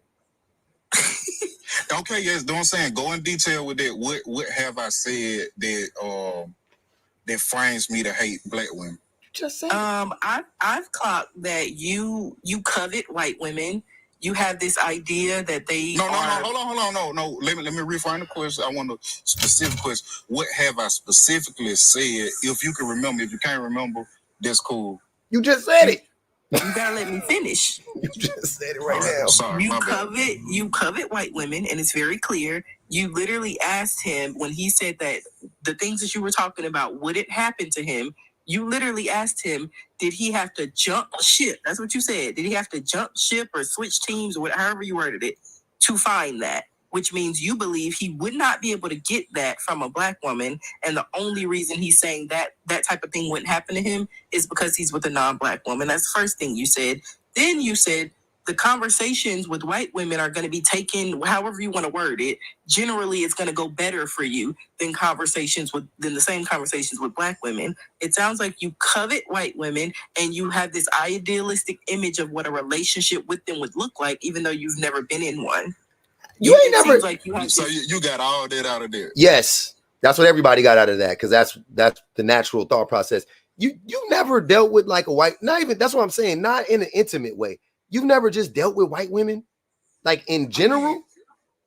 Like I said, like at work, like wait. You never dealt with like a white woman at work, like at your job. If you take the time out, let's woosah. Okay, I'm sorry, because I'm trying to figure out the prototype. What I'm asking, film what I'm saying though. What I'm trying to say is my experiences with white people in general haven't really been positive in general, right? Mm-hmm. In general, just overall, with all, if you lined up all the white people I've ever encountered, the majority of it is not positive. It's a net negative for sure. Paying out a little bit more to society writ large, absolutely not. Terrible, right? Atrocious. But just interpersonally, right? Just whatever.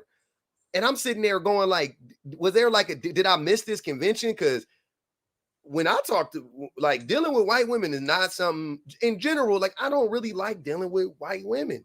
I don't like talking to them. They don't. And I'm just saying in general, this white people, this ain't even just white women. This is, I don't. So I'm like, am I missing something? Listen to the extent of the conversation what we having, Paul. I'm saying if we get to a personal level, that those deep conversations, I'm talking about the deep conversation. I'm not just talking about no surface level bullshit. I meet them at the store. They drop their keys. I pick it up. We have a conversation. I'm not talking about that. I'm talking about the deeper. I'm saying that's what I'm saying. You at work, an issue comes up, and you got to deal with the issue, or there's a disconnect between you and this white T woman. You meaning to tell me that white T woman gonna treat you better in that scenario than a black woman will? That's crazy. If you speaking on that, you right, Paul. But I'm not talking about. That's the same. Shan, am I tripping? Is that not the same type of shit that I'm talking about? Like, am I missing something? You're not tripping. I think he's reaching to make it something that it's not. Because even if you go like smaller than that, who is more likely to deal with you as the ex-baby daddy of somebody? You got kids from another woman. The black woman. Who do you think is more likely to give you a chance at even dating her in the first place? A white woman or a black woman? If you talking about me personally, it's by my choice, to be for real. No, it's not. By you personally or in general, who is more likely to give you a chance at being in a relationship with you, being someone's baby daddy? White women or black women? It's Shane, like I said, it's 50-50 for me, Shane. No, it's not. 50-50. It's not. You're lying. It's not. And you know that. It's impossible. You do not have the same it's impossible. access. You do not have the same access to the general population of white women that you have to the general population of black women. Not even close. You just don't. Not even close. Hold on. Wait. I gotta read the super chat. Greenery said Scrange. She put it in quotations, man. That's funny. Hold on, man. We gotta get some other people. Bonji Baby said the ice probably colder too, huh? Job Peace, man. Go ahead, fam. Wait, I did come up here to say one more thing before, because it wasn't even about that. When you were talking about you seeing your kids every other weekend, and you were saying like all the reasons why like it has to be that way. Does the mother of your children get those same excuses? Because I'm assuming she lives in the same area where it's just as difficult for her to find a high-paying job, but she has those kids every single day, and she stays in that area, and she makes it work and provides for them every day. Why do you get the excuse that it's hard to make money here? I gotta go. And two, you said it's an hour away or an hour and a half away from where you live.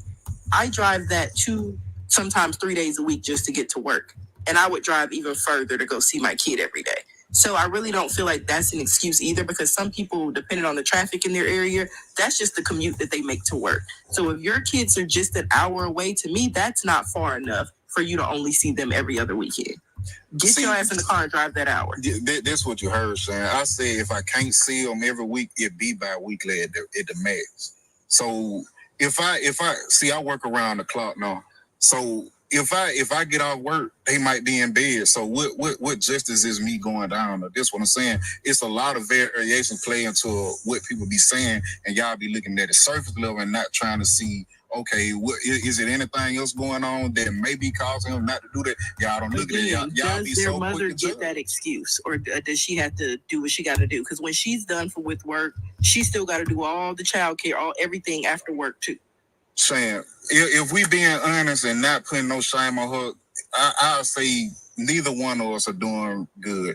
Her grandmother take care of the kids more than I do, more than she do. So that be that. All right, I gotta move around a little bit. I gotta get Job here, and then we gotta let Rachel go. Go ahead, Job.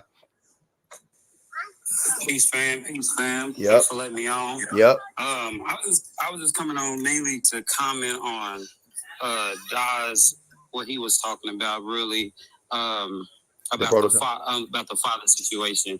I definitely don't agree with anything with a white woman and things like that, but I do understand that what he's trying to say, I believe. But when it comes to what is he trying to say? To your kid, okay, I'll explain that. But when it comes to your child and dealing with someone who makes it difficult for them to be in, or the fathers be in their life, this is something that I have experienced personally. Moving from Kentucky, moving to LA, I married a gang member after 6 months, which, oh no, that's crazy work. It's not great decisions. But for someone who know that they didn't do anything, where's she from? Like literally move from state to state, so the law couldn't basically catch up with her. So so I couldn't get my daughter. And I went through this for like 2 or 3 years, and it drove me crazy. It's the only reason why I went into psychology, became a therapist, all of these different things. And this isn't the only story. So when you have an environment, when you have a system, especially in LA, the 40s, that's where she was from. You have someone with that. When you have someone with that mentality, and someone who doesn't have and grew up in foster care, and I'm not talking to anybody who, but grew up in things that they didn't properly address, some of those things then do become perpetuated through the cycles of their children and how they actually parent because they haven't had a great example. Why did you have a baby with her? That's what I'm saying. That was my fault. That was my decision. Like, I had some crazy stuff that went on, and yeah, it was just a bunch of stuff. I got robbed. I ended up homeless. I was in a low vibrational state. So that's even how I met her. So so you was a homosexual. Yeah, I was. Yes, straight up. Straight up. That's not the case anymore, though. Thank God. But yeah, so I hear what he's saying, but a lot of times men too don't address the behaviors that they need to actually address to properly show up in a woman's life, to provide and to do all of those things. And that's what it caused me to do. It caused me to dig deeper within myself. So I just tell you, Dodd, there's a way to do it, but you got to go harder. You got to go harder than whatever excuse that she may be giving you by not doing the thing that you want her to do, because that is your child. You have to do what you have to do. You have to work harder. You have to get better education. You got to look at how to invest better. You have to look at these things so you can then become a better man, so you don't use excuses. So I hear what you're saying because I've been through it. Like I said, I went 3 or 4 years back and forth from state to state, lawyers to lawyers, trying to track down stuff. It was awful. But at the end of the day, you do have to do what you need to do because your child is going to remember that. Yeah, like if I take some critiques, I'll take it like that. Like that man came up and said that from the bottom of his heart. You know what I'm saying? Like, what did he tell you to do? He didn't tell you to do nothing. He didn't give you no advice. I mean, I ain't saying no advice. I said critique. It wasn't even a critique. That's not even a critique. Y'all be speaking, brother. Y'all like men like to talk to each other in riddles and rhymes and shit, bro. No shade, no tea to Ja. He said a whole lot of nothing. What did he say? He just said go harder. Something that you could have just said too. I told you to go harder, but I was more constructive. But no.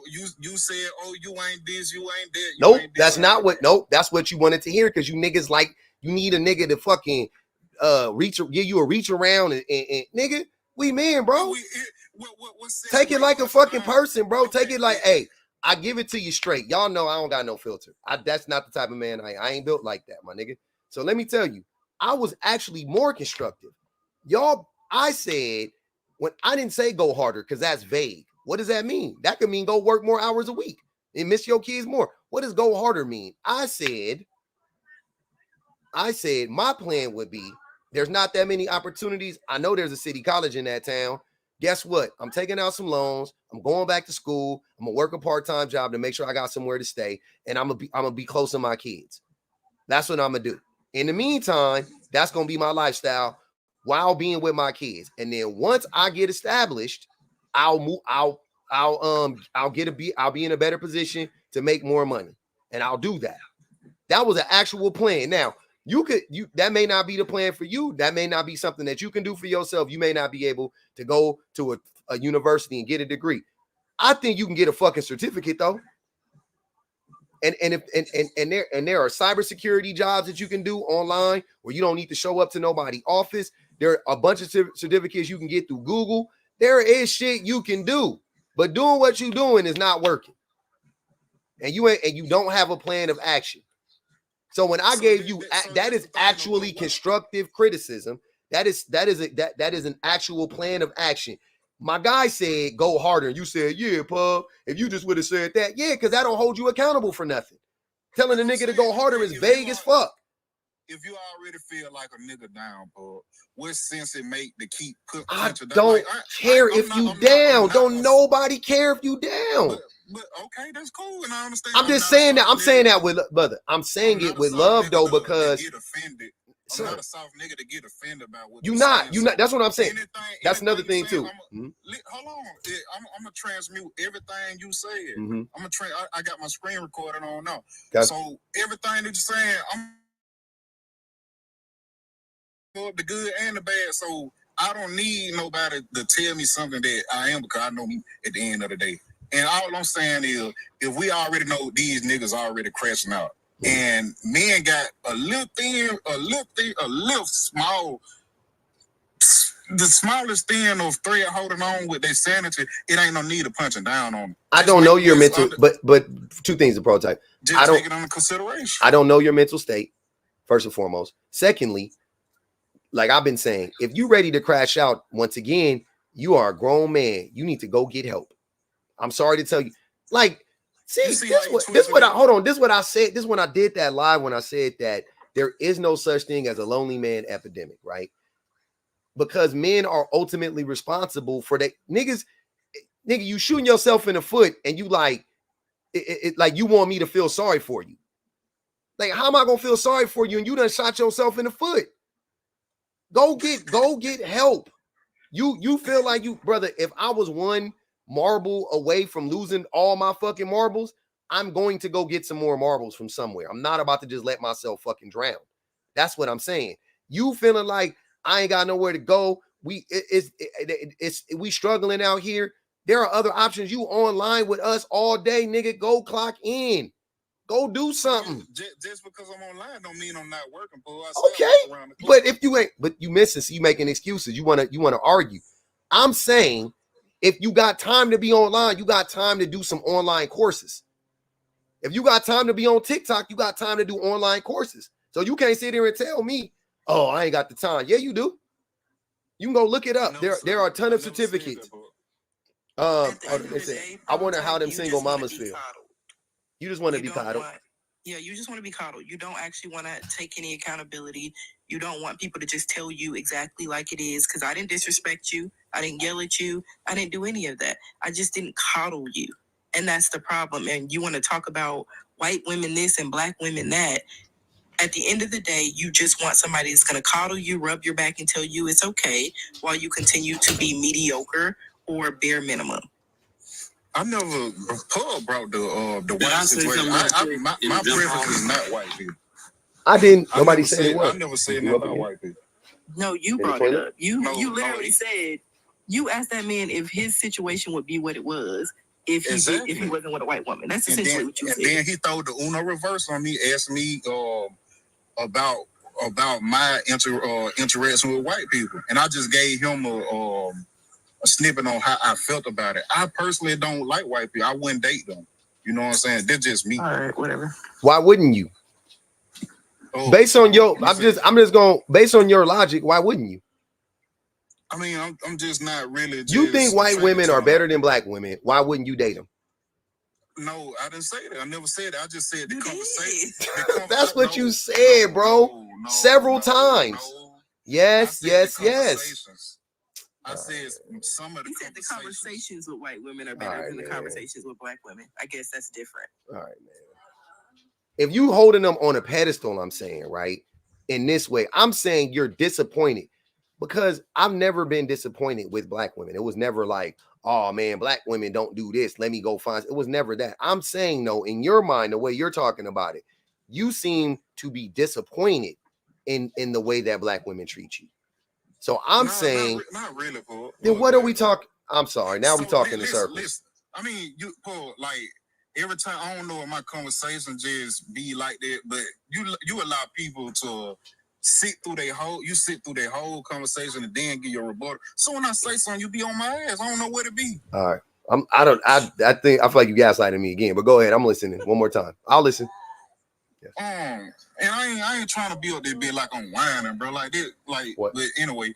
So all I'm saying is, when I talk to the white people that I gravitate towards, the conversation, they'll actually try to see what the hell I'm saying, and I'll actually see what they trying to say. But if you say something that kind of like goes against what a black woman will say, they stand 10 toes on what they say, and I can see myself doing that too. So So you basically saying you can't have two hard-headed people in a relationship? Basically.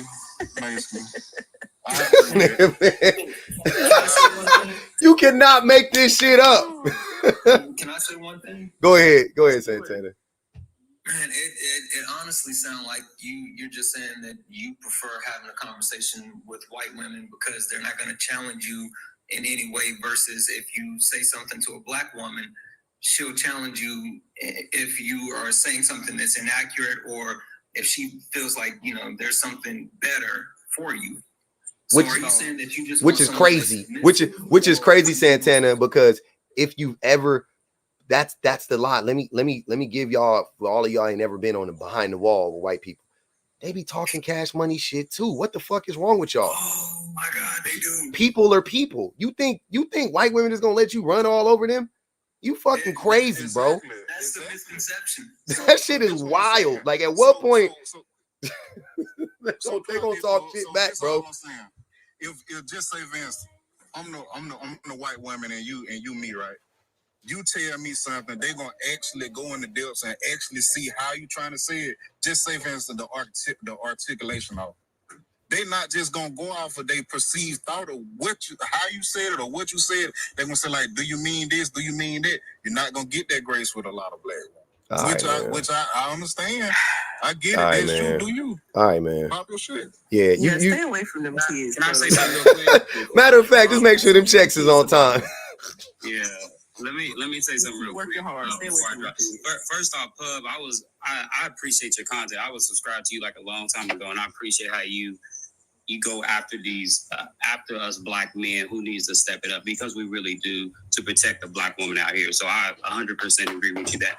The only reason why I said a whole bunch of nothing and no advice really is because I was just providing my perspective and my story, and just letting you know that there's different stories out there that we can't just generalize, but we still can, hey, pick up your nuts. You gotta go. You gotta keep it rocking. So I agree with you on that, but I wasn't trying to provide advice on that sense. I was only providing my story to kind of reason with him, because that's how I seen it as a point to get through to him. Like, hey, it looked like shit, but you still gotta go hard. You still gotta go hard. Learn investments. There's so many more things that we can do. We don't got no excuse to be broke out here. Like, we really don't.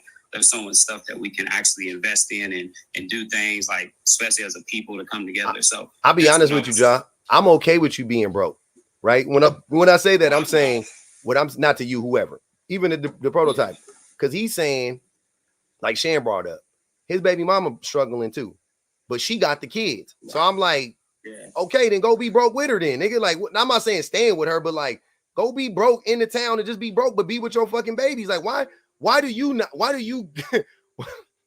that's all I'm saying. It's like, I'm good. Like, if you can't get out of it, if you can't get out of the hole, I get it, man. I'm not telling you, pull your bootstraps up. Like, I would never say that to black people in general. I would never say that to black people in general, because I know how the shit go. But to you, to a nigga sitting here talking about, I gotta make money, I gotta live 2 hours away from my family, no, you don't. Go be broke next door, nigga. That's what I'm saying. Go be broke 10 minutes away until they get older, and then go get you another job, and then move out of the town. Like, what are we talking, bro? These are kids. These are babies. They didn't ask to be here. But you being like, I gotta go get money over my kids, y'all will never sell me on that shit. You will never convince me that that's the move, that's what men gotta do, and men just don't understand. Like, get the fuck out of here, man. Niggas always saying that, but until they get put in certain situations, they can't see it from the other side of the fence. So I respect you from your point of view. So we doing the you just don't know because you ain't in my shoes, but I'm telling you that. All right. I mean, that's the card. That's the card. Yeah, ain't no reasoning with somebody like that who just want to make excuses. This what you arguing with me is like, I can see it right now. You arguing with me is like arguing with a black woman. That's why you don't like him. Cause you can't do that. You ain't about to pull that wool over my eyes, fam. Hell no, I'm done. Like, what? You can't tell me that I disagree with nothing you said. You do. Listen, see, that all I'm saying is I'm just providing, like Al John said, I'm just providing how I seen the situation. You know what Ja did? Situation is through the eyes of a spoiled child. That's what you sound like, a spoiled child. And that's the problem with a lot of y'all.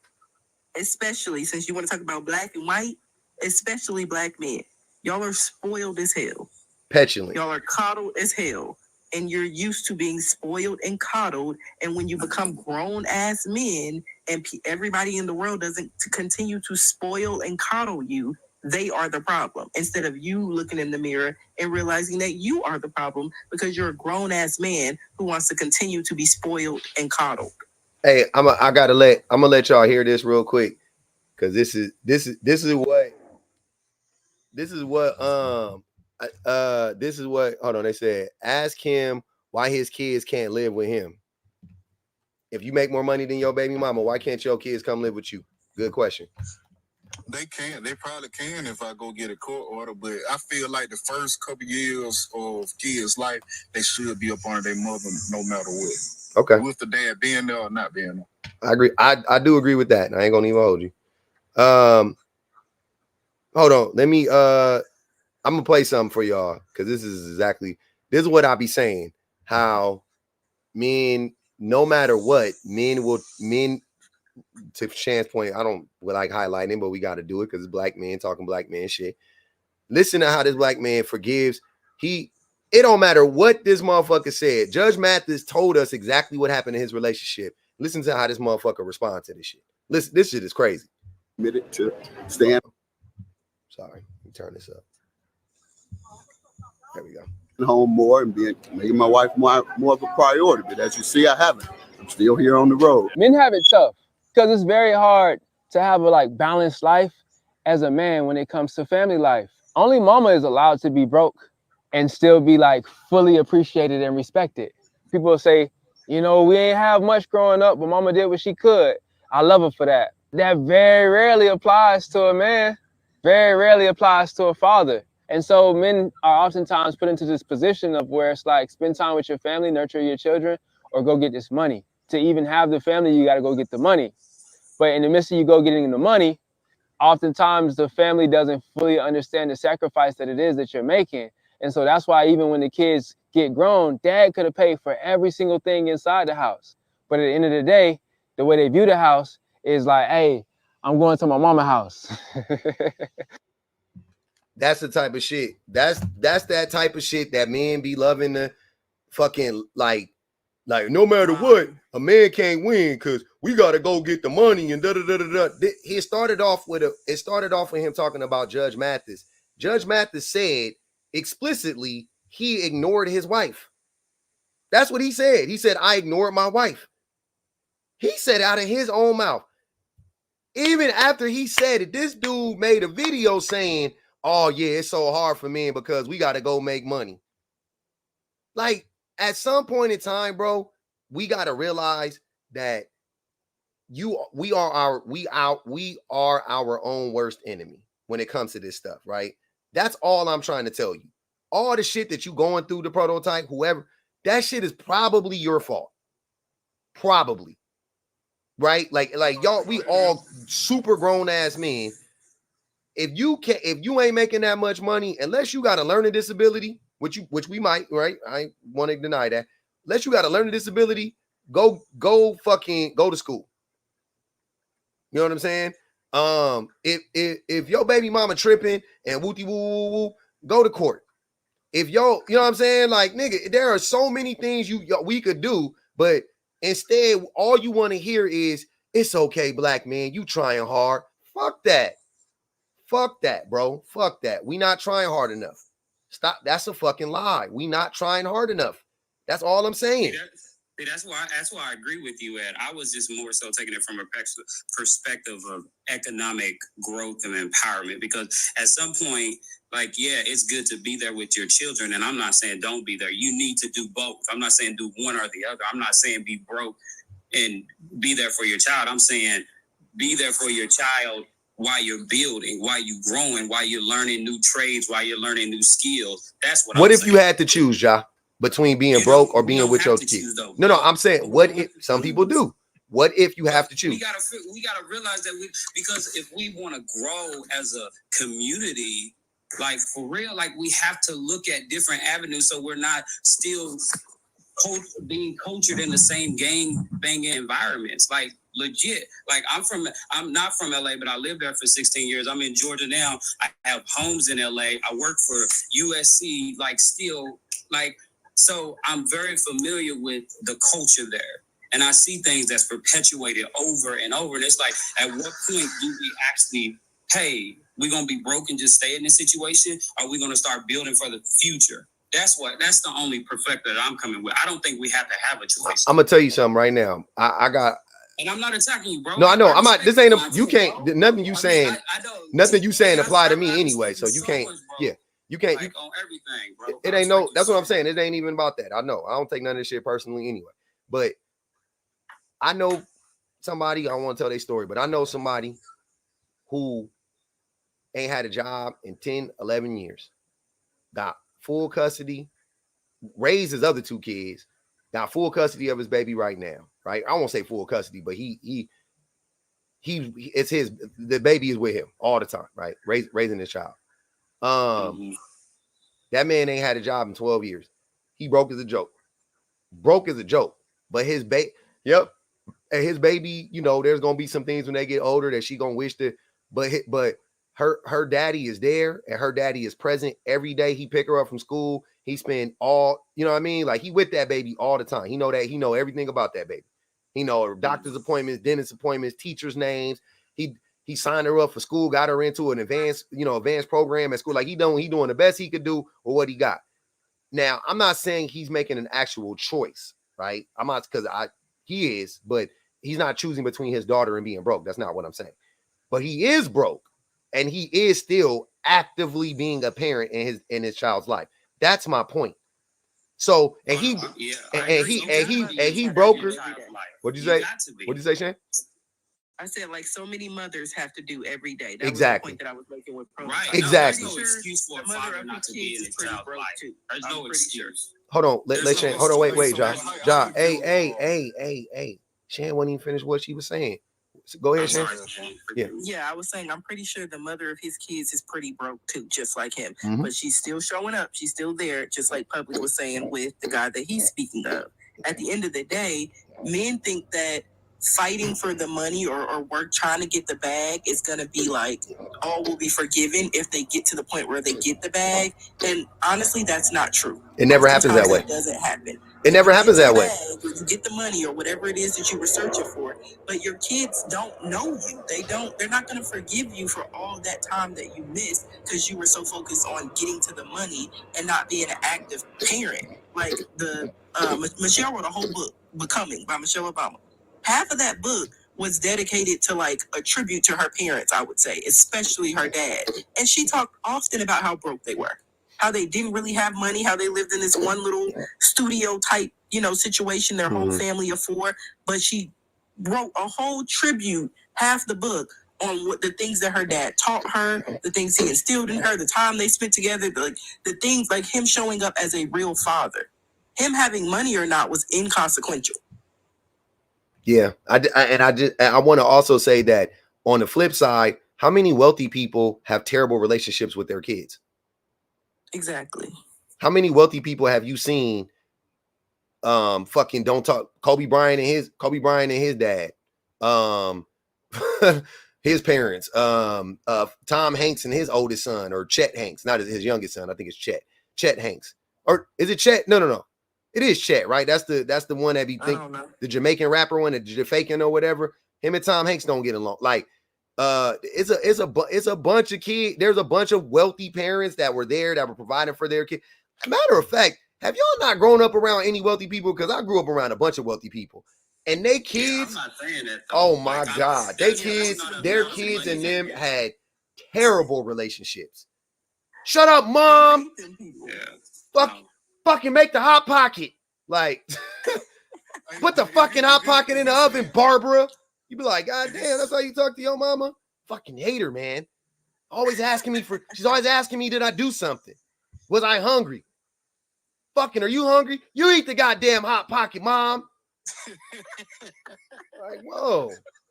That'd be so bad. That'd be mad as fuck. You're like, damn, goddamn, my nigga. I want the hot pocket. Can I eat it? My mom ain't ever asked to make me a hot pocket. I eat that motherfucker. But Paul, if you're saying that, you also got to stand on the fathers there, or they like it's like a popularity thing. Talk about them too.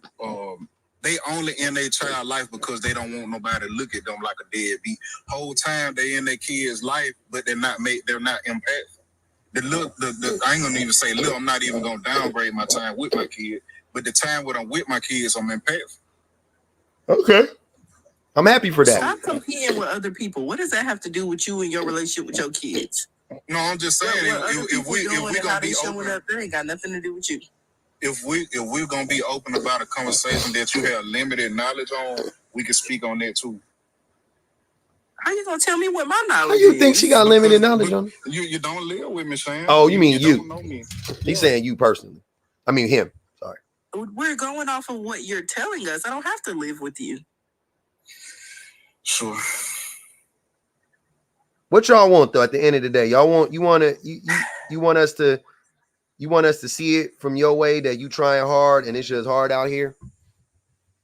No, not necessarily.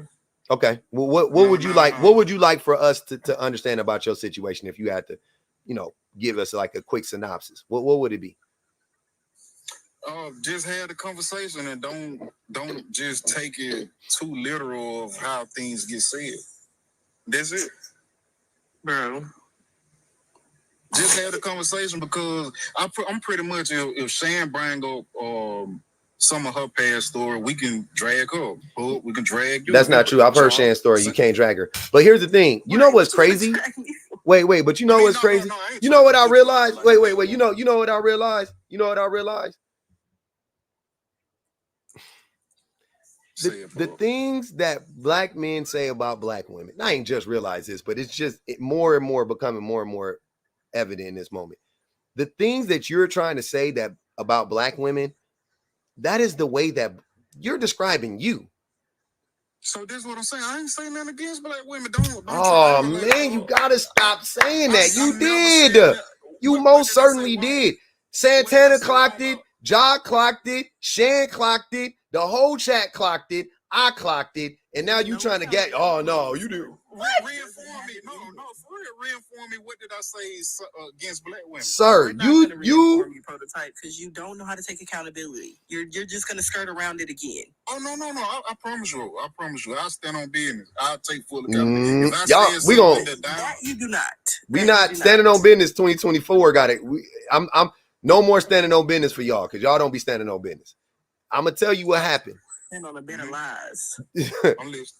You told me that, or you asked me if I'm paraphrasing now, but you asked me if my experience with my wife being as good as it has been from from her to me, not from me to her, but from her to me, was rooted in the fact that she was a non-black woman. Is that not what you asked me? It was. Okay. How else would you expect me to interpret that outside of black women to interpret it?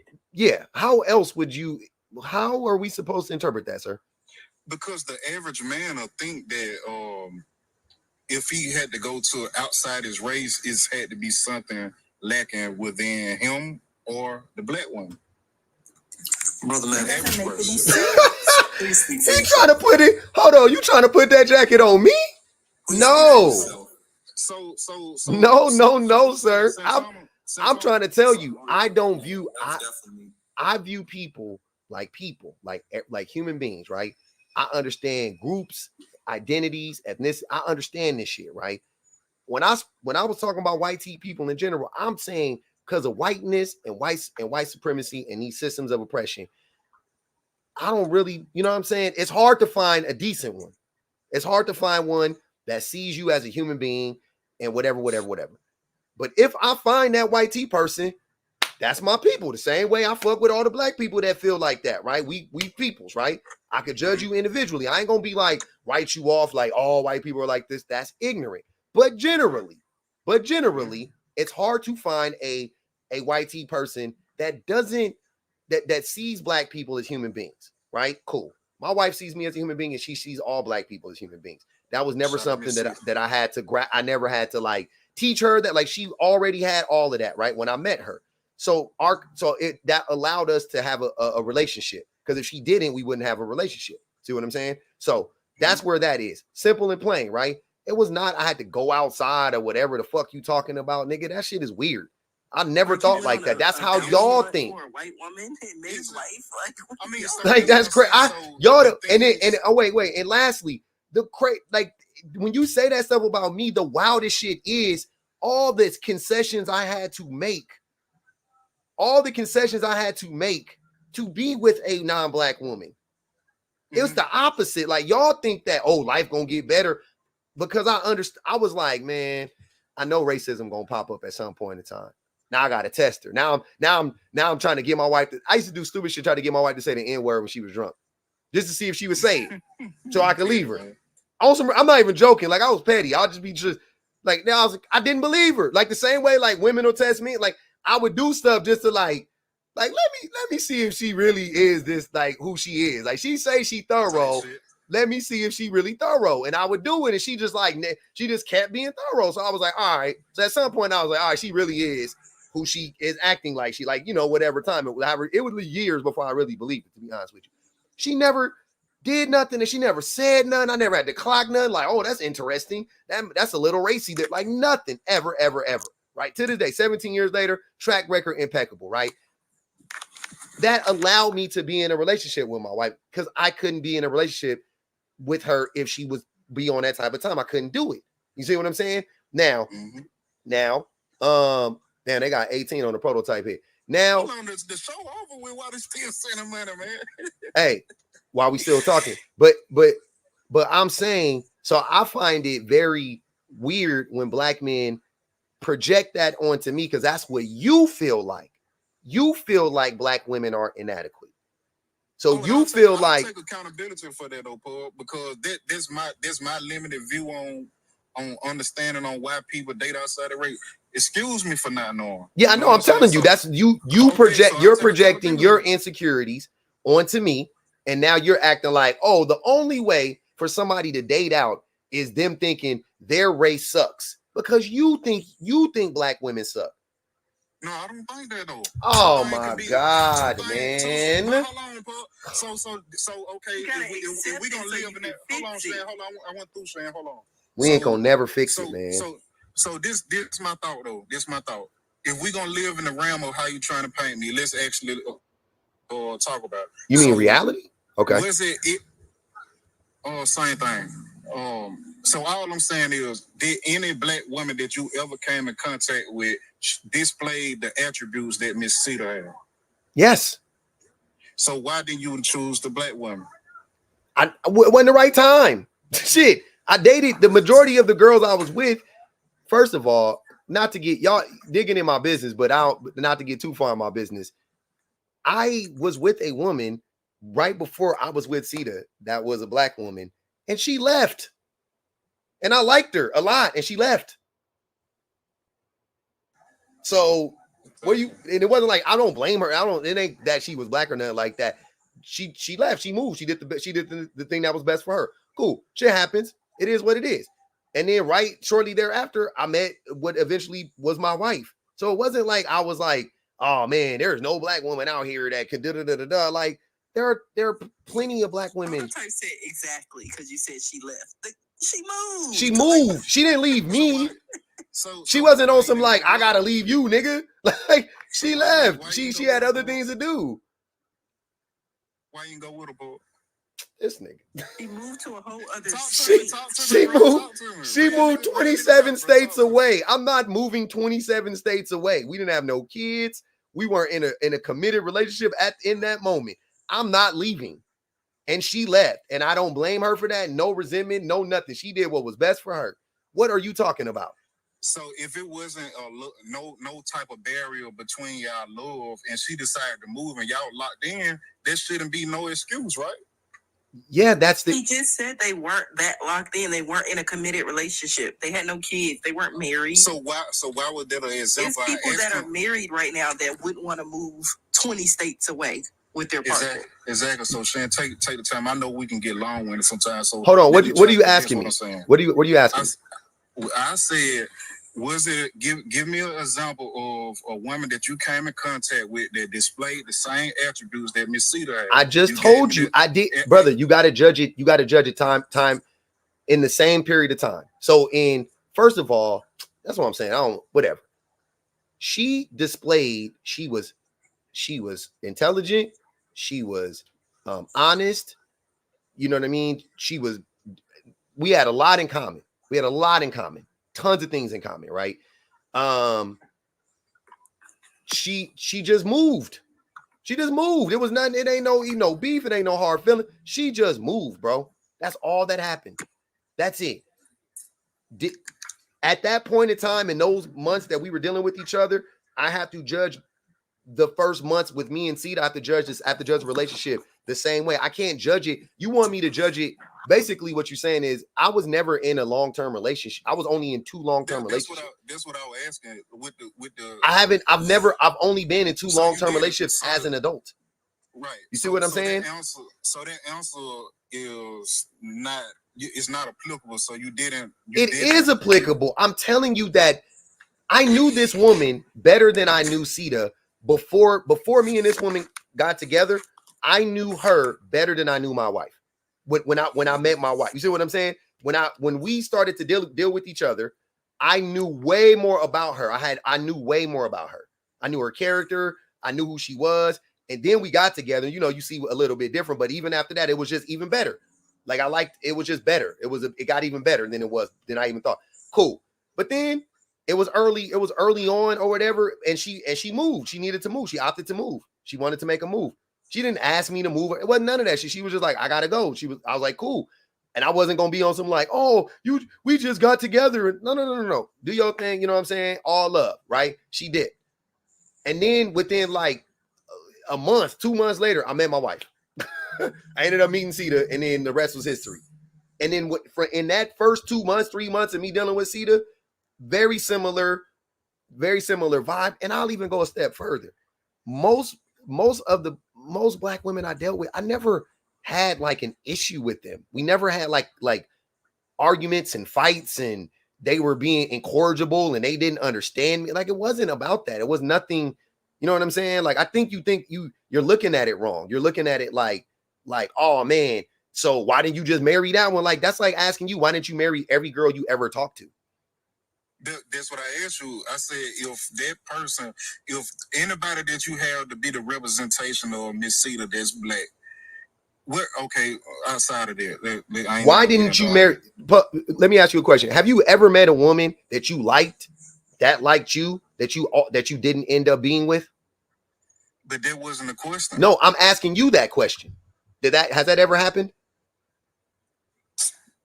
Oh, you said, sir, please answer. Hold on. I asked the question again. Have you ever met or dealt with a woman that you liked, they liked you, but y'all didn't end up being together? Yeah. Why not? Because you ain't even got to finish it. I'm just. Most of my relationship. It don't even fucking matter. The point is, you don't get with everybody you like. That's the point. So you trying to act like, well, why didn't you do that? Nigga, it happens. Shit happens. What are you talking about? That's a weird, are you serious? You just trying to like do this like gotcha shit with me. It's dumb. It don't work. How does it gotcha? I'm just asking you a question to make it make sense in my head. Because if you was 23, hold on, prototype. Because what you're trying to do and what he's clocking, you're trying to use him in his situation to basically say, if black women were so great, why didn't you end up marrying one? If you don't have these issues with black women, why did you end up marrying a non-black woman? And he's explaining to you exactly how that it wasn't intentional, that he wasn't burned by black women and decided to banish us to forever. And, I'm going out and search for my dear white woman. Like, that's not how it happened. You're just projecting all of that because that's how it would be for you. Yeah. But I ain't saying that he went out and looked for a white person just because. I'm not saying that. But I'm saying if the love was there, right? Brother, man, why This shit is not this hard, family. The love, though, sometimes it's just not the right time. It's just not. That's what I'm saying, Tanner. That's what I was trying to say. It just don't be the right time sometimes. It was not the right time. Everybody you love. That's his point. You've loved women that you never married. Just because you got in a relationship and they were a good person and you love them doesn't mean y'all are going to be together forever. We all understand that. Okay, so let's take the blanket off of it. So why was it the right time for Miss Cedar? Oh my God. Anyways. What, nigga? No, don't. What just happened? How did we get there? Don't come with that dumbfounded shit. That was a question. Why was it the right time for? Yeah. Why was it? Why? Okay. Because she didn't leave. Because she didn't leave. Also, why does that matter? Why is that important? Hold on, wait. Hold on. I want to answer the question. Because she didn't leave. Because I liked her. Because this is how relationships work. You like a person, and then you just keep going until you don't like them anymore, right? That's I'm just paraphrasing. That's how I run my relationship. You just go until y'all don't like each other no more, right? And we just like I had like another. I was talking to like another girl, but I like Cedar more, and she was more intentional. I think she was just more intentional. She won, like whatever you want to say. Like she won whatever she was trying to do. She did it. She liked me, and she showed me attention, and she called me, and she texted me, and I called her, and I texted her. Like she was more active.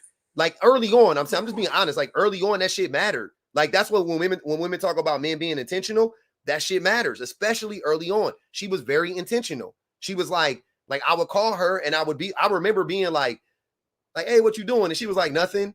And I was like, hey, you want to come hang out? And she was like, yep. And then she told me later, she was like, yeah, I was at a whole fucking party with my friends, but I would rather spend time with you. And she came and hung out like shit like that. Like, I was like, oh shit, okay. You know, and it just kept going. Like I just liked her and she liked me and we just kept, and that's how it works. Then you find yourself in a place where you like, oh damn, I love her. I think I'm in love with her. And she's like, oh, I think I'm in love with you. And then you guys move in together and then you get married and then you have babies. Like, what the fuck, nigga? This shit ain't rocket science. But like Santana said, it literally was just timing more than anything. It was just like the timing was just off with other people. And when I looked up, it was like, oh, look at this person being intentional and being in my life. And that's how the shit happened. And it wasn't to say that other women didn't like me. It wasn't to say that I wasn't in other, like casual relationships with women, dating women and stuff like that. But none of them were as intentional as either the woman who left and the woman who ended up being my wife. None of them were. That's what I'm saying. That was so if you're asking me the difference, those are the two things that connected both of those women. They both were present. They both showed up consistently. That was the thing. The other women, yeah, they would show up sometimes.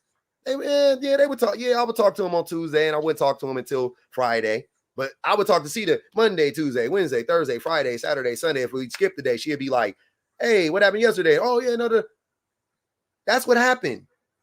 Like I'm not understanding. Is that not how y'all relationships work? Is every woman just equal? Do y'all really just be chasing the woman with the fattest ass or whatever? Because that ain't how I get down. Like my wife was in my life. She was there. And she ain't never left. She just been down for a nigga since day one. You know what I'm saying? Her friends told her we were going to get married the first time we met.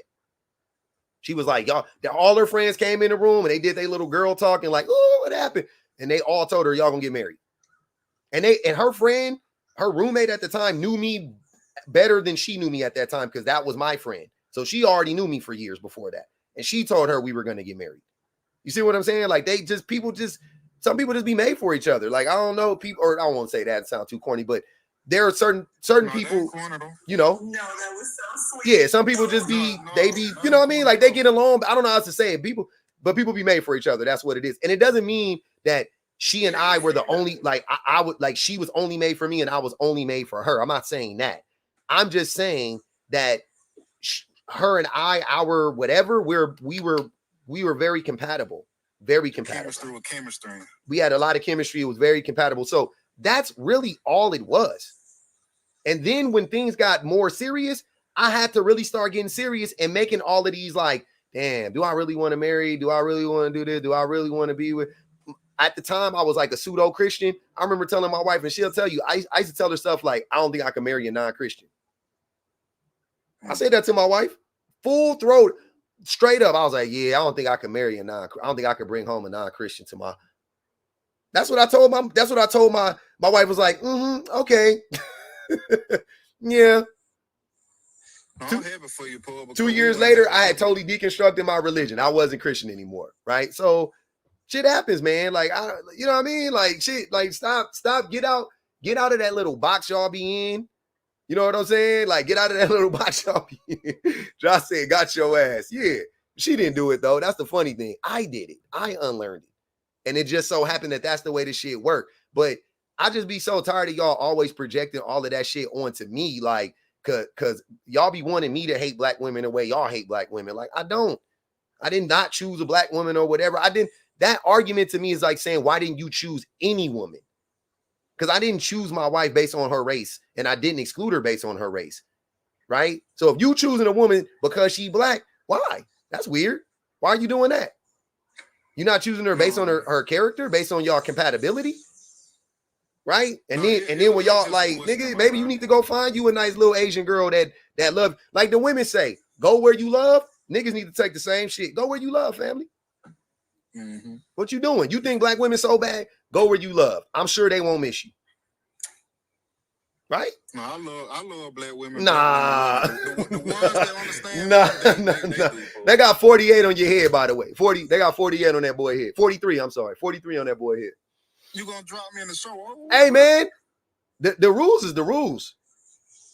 They got 43 on his head. There's a whole nother segment. This goes into tomorrow, bro. I'm happy that you did find love, bro, because we wouldn't have public offender if Miss Cedar one came in. Yeah, Ashley said she using her black woman money to put on his head top. Hey, for the record, I love my black women. Nah, you don't get to tell black women you love them after. You don't get to tell black women you love them after that, fam. That's what I be trying to tell y'all. They not gonna believe you. They not gonna believe you. My questions might hurt. What's the number? It's gone. Don't worry about it. Hey, Santana's about to throw that extra 7 on there.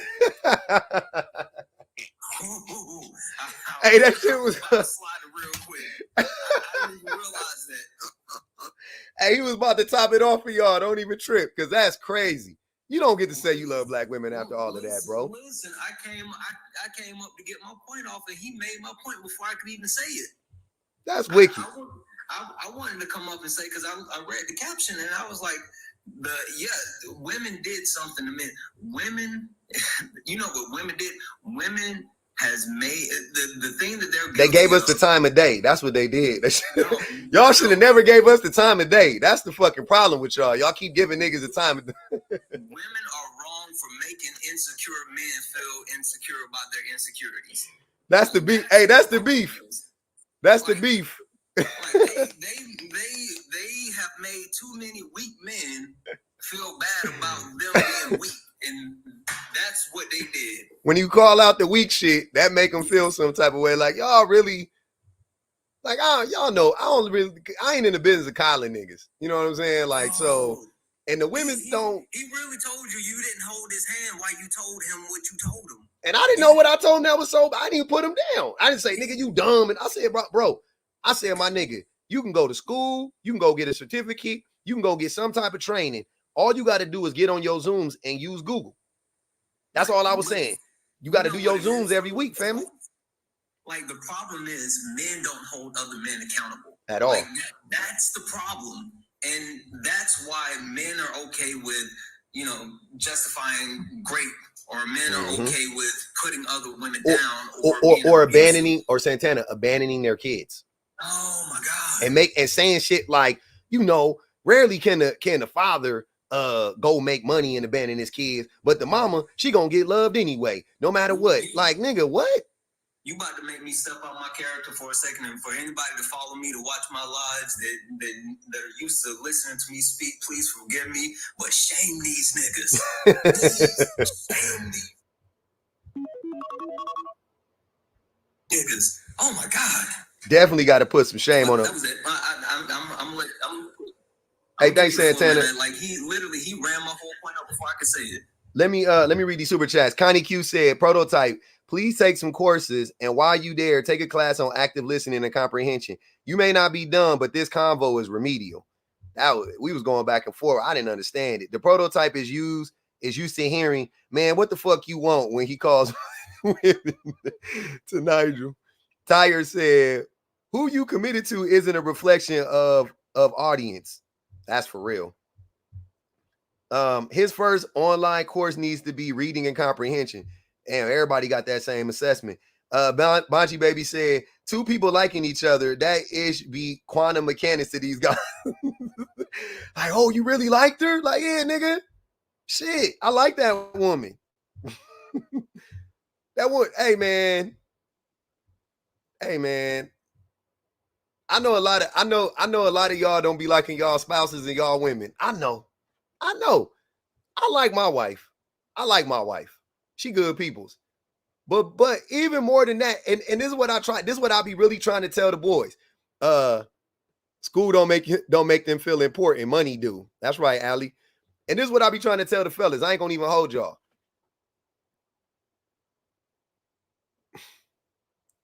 The problem with all of this is this. I like I love my wife, right? I love my wife. Me and my wife, you know what I'm saying? We get along. You know, she does great things for me. She centers me. She done helped me become a better person. All of these things.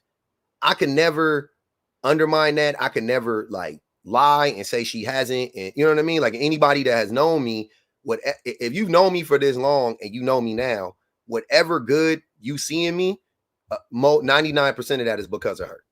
You know what I'm saying? And I also know that a lot of my experiences with women, I just haven't had terrible experiences with women. I just haven't. And I'll accept that. I'll accept that maybe my feelings on women may be rooted in the fact that I just ain't had a bunch of shitty experiences with women.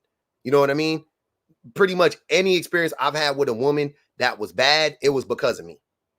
Let me be honest. Let me say that then, right? No, I think it's because of your honesty and self-awareness. Because I think if more men were like more self-aware and honest, they would say the same thing. Like, have I had terrible experiences with women? Maybe, but did I have a huge part to play in it? Also, yes. Okay, I'll accept that. And what I was gonna say as well, though, is like, and speaking from my perspective, like I've had a couple shitty experiences with women in which I like you just said, I played a part as well. Mm-hmm. But I'm never gonna hold one person against the next person. That's dumb. No, never. You can't blame everybody for something that one person did. I would never do that. That's what I'm saying.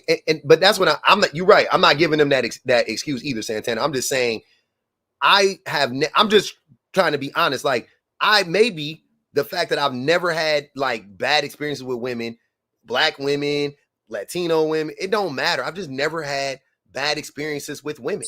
It's just not, you know what I mean? It doesn't, what I'm saying is like, not every relationship worked out. You dig what I'm saying? Yeah. Some shit fizzled. Whatever. But bad, like they was just doing me wrong. They was lying to me. They was manipulating me. I bought them some shoes and they ran away. Like, nah.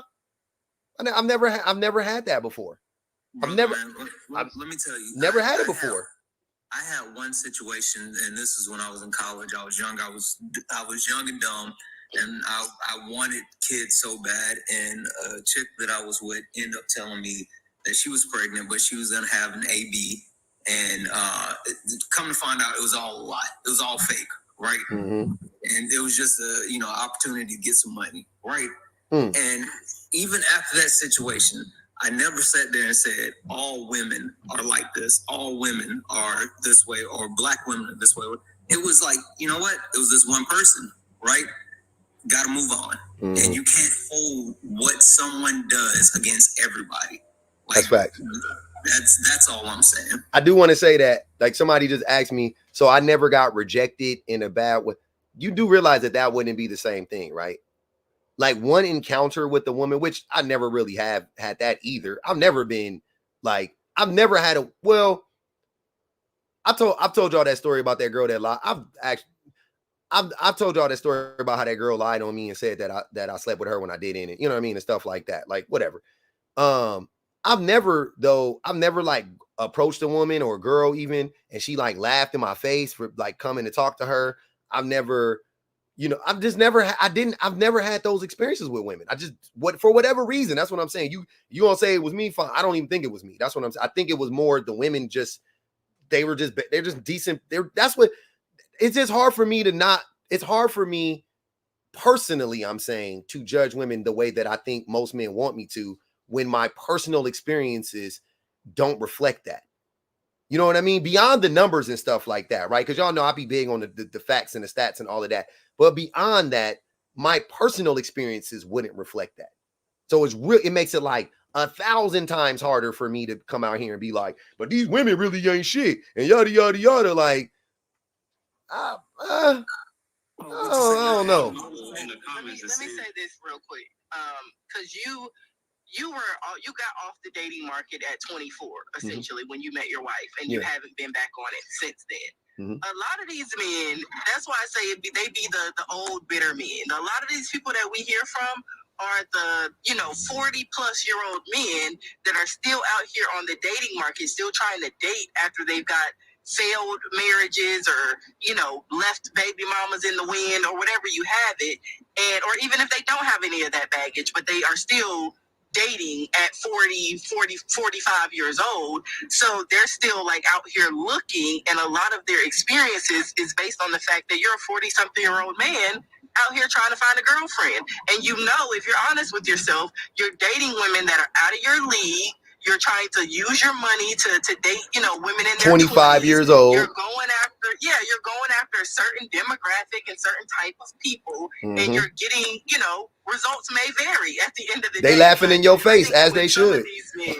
With some of these men, their experiences with women is more to do with where they are in life and the type of women that they are going after than it has to do with women in general. Like, you 45 years old and you still out here looking for some hot young something for you to have babies with. Yeah, you're gonna get trash results. You're gonna get laughed at. Bring it to you. And I would expect that. Like, I would expect me at my big age, if I was trying to approach a 20-year-old woman and she laughed at me, I would expect to get laughed. Like, I'm saying, you know what I'm saying? Like, I would expect that. Like, they're gonna laugh in your face. Because even though they are 40 and still dating, they also laugh at 40-year-old women that are dating. Like, they don't want they don't want their peers. They don't want women that are their same age, that may have some of their same baggage or same whatever. They don't want those women. They think they should be able to start over new. Which doesn't make any sense. Alex said he got laughed at. I want to hear this story. Alex, can you tell us the story, if you will? I've seen girls laugh in niggas' faces. Hey man, I ain't gonna even hold you. Like Santana saying, so what? I'm sorry. I be trying to not say the shit like in that way, but so what? So because a woman laughed at you in the face, laughed at you in your face, now that gave you reason to hate all women or judge all women or lump all women ain't shit because they just as bad as men because one woman laughed. I don't even care if 4 women laughed in your face. If 4 women laughed in your face, nigga, it's you. You got something on your face. You goofy. For real. I don't agree with Charlamagne much, but the one thing that he said, and this is, a proverb now. The most fragile thing on earth is the male ego. 100%. Yep. 100%. 100%. Delicate. Ooh. Paper mache thin. I'm gonna say this, and I'm gonna drop down. I appreciate you. I appreciate your platform. One note that I want to end on is women will always multiply whatever you have. Like, if you find the right woman, you find the right person, she's gonna multiply you. Just like you just spoke to, like, how your wife changed you. It doesn't matter if she's black, white, Asian, whatever. You find the right person, she's gonna amplify you and amplify your life. So just find the right woman. That's fact. Anyway, I'm gonna drop down. I appreciate you, Santana. Most women, and Santana, right? Most women have that ability. I mean, ethnicity, race aside, most women that's what they do, right? That's what they do, nigga. It don't.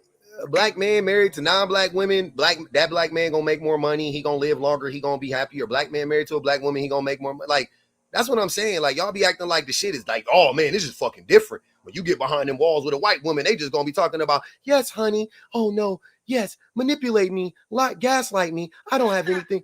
Nigga, that white woman she gonna clock that shit too. Unless you marry the dummy, which you can marry a dumb black woman or a dumb white woman. Don't matter.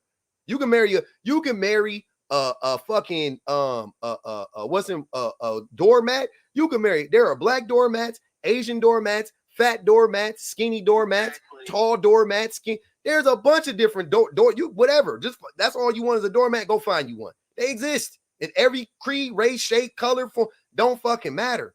But if you don't marry a doormat, that woman gonna clock your shit, bro. That's one thing I will guarantee you across the board.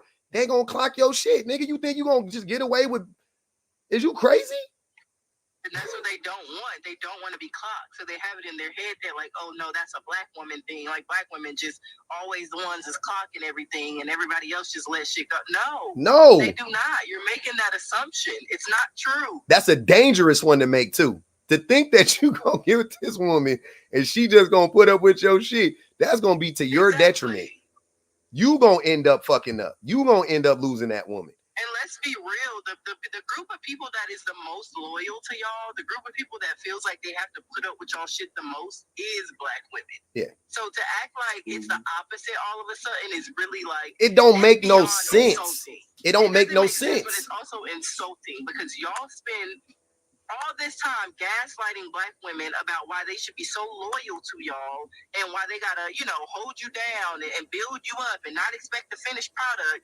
And black women do all of that ad nauseum to their own detriment every single day just for you to give somebody else the credit. Like, is that not the story of our fucking lives? That's it. That's the whole thing. And that's why a lot of y'all, that's why that trope, go look up Lil Durk and his baby mama.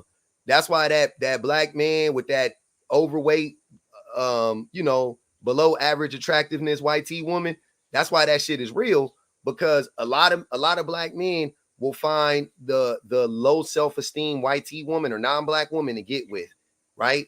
That's what they'll do. Like that's what they do. It ain't about they covet whiteness, so they get the whiteness, but then they also want a doormat. So they get the doormat. They get the best of both worlds. They get to covet the whiteness while getting the doormat. And we see it every day. I'm proud to be a part of Black Women Who Climb. Happy Friday. Yeah, man. Y'all really gotta get up off of that shit though. I be really trying to tell y'all, because y'all be trying to make me y'all poster child or some shit like that for like, Pub don't even like. That's why he had to run to the other side. I'm not that nigga. Like y'all, you gonna miss every single time trying to lump me in with them niggas. You gonna miss every single time because I'm not him. I don't give a fuck what y'all. Women gonna clock your shit. That's what I know for sure. Asian women gonna clock your shit. American women gonna clock your shit. European women gonna clock your shit. If you are a man, because here's the thing, men typically act the same in every relationship. No matter. You said what? I was just about to say that. I was just about to get on that, but you go ahead. Yeah. No matter the race, no matter the ethnicity, no matter the age, men typically act exactly the fucking same in every relationship. Shan, you've been in relationships with men. Is that not the case? Am I missing something? 100%. It's the same for men. Like, yeah, men are men, and y'all act the same in every relationship. And that's what I was about to say, too. Y'all can't try to keep triangulating black women against all these other races of women when you go over there and give them the same results. So when y'all say, oh, well, when we get with these other women, it's better, they're more understanding, whatever you want to say, then why do you not treat them better? Why do you leave them? Why do you give them the same results you gave us? The preference. You're not going to win that debate if you can say, oh, look at her, she's a better candidate, but her prize is the same as mine. She got the same lump of coals I got. But worse, because they get left worse.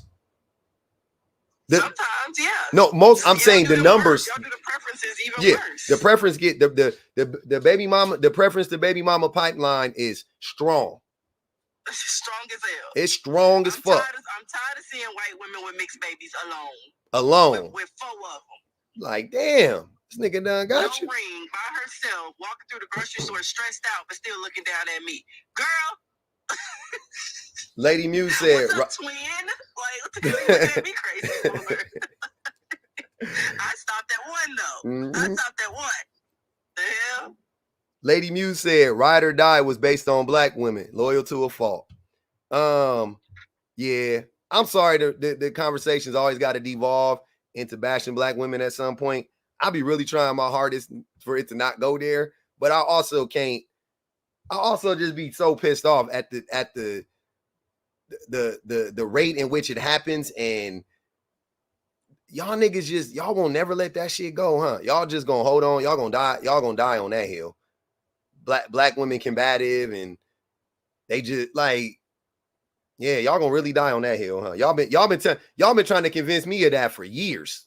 And we're letting them though. That's the thing. At this point, black women are letting them die on that hill because at the end of the day, we understand the truth. And when, like I said, when we see that the results are the same when you go to the other side, now everybody sees who the problem is at the end of the day. And I'm sorry, it's you. It's definitely us. I was gonna do a whole live on that, but I just didn't have the bandwidth.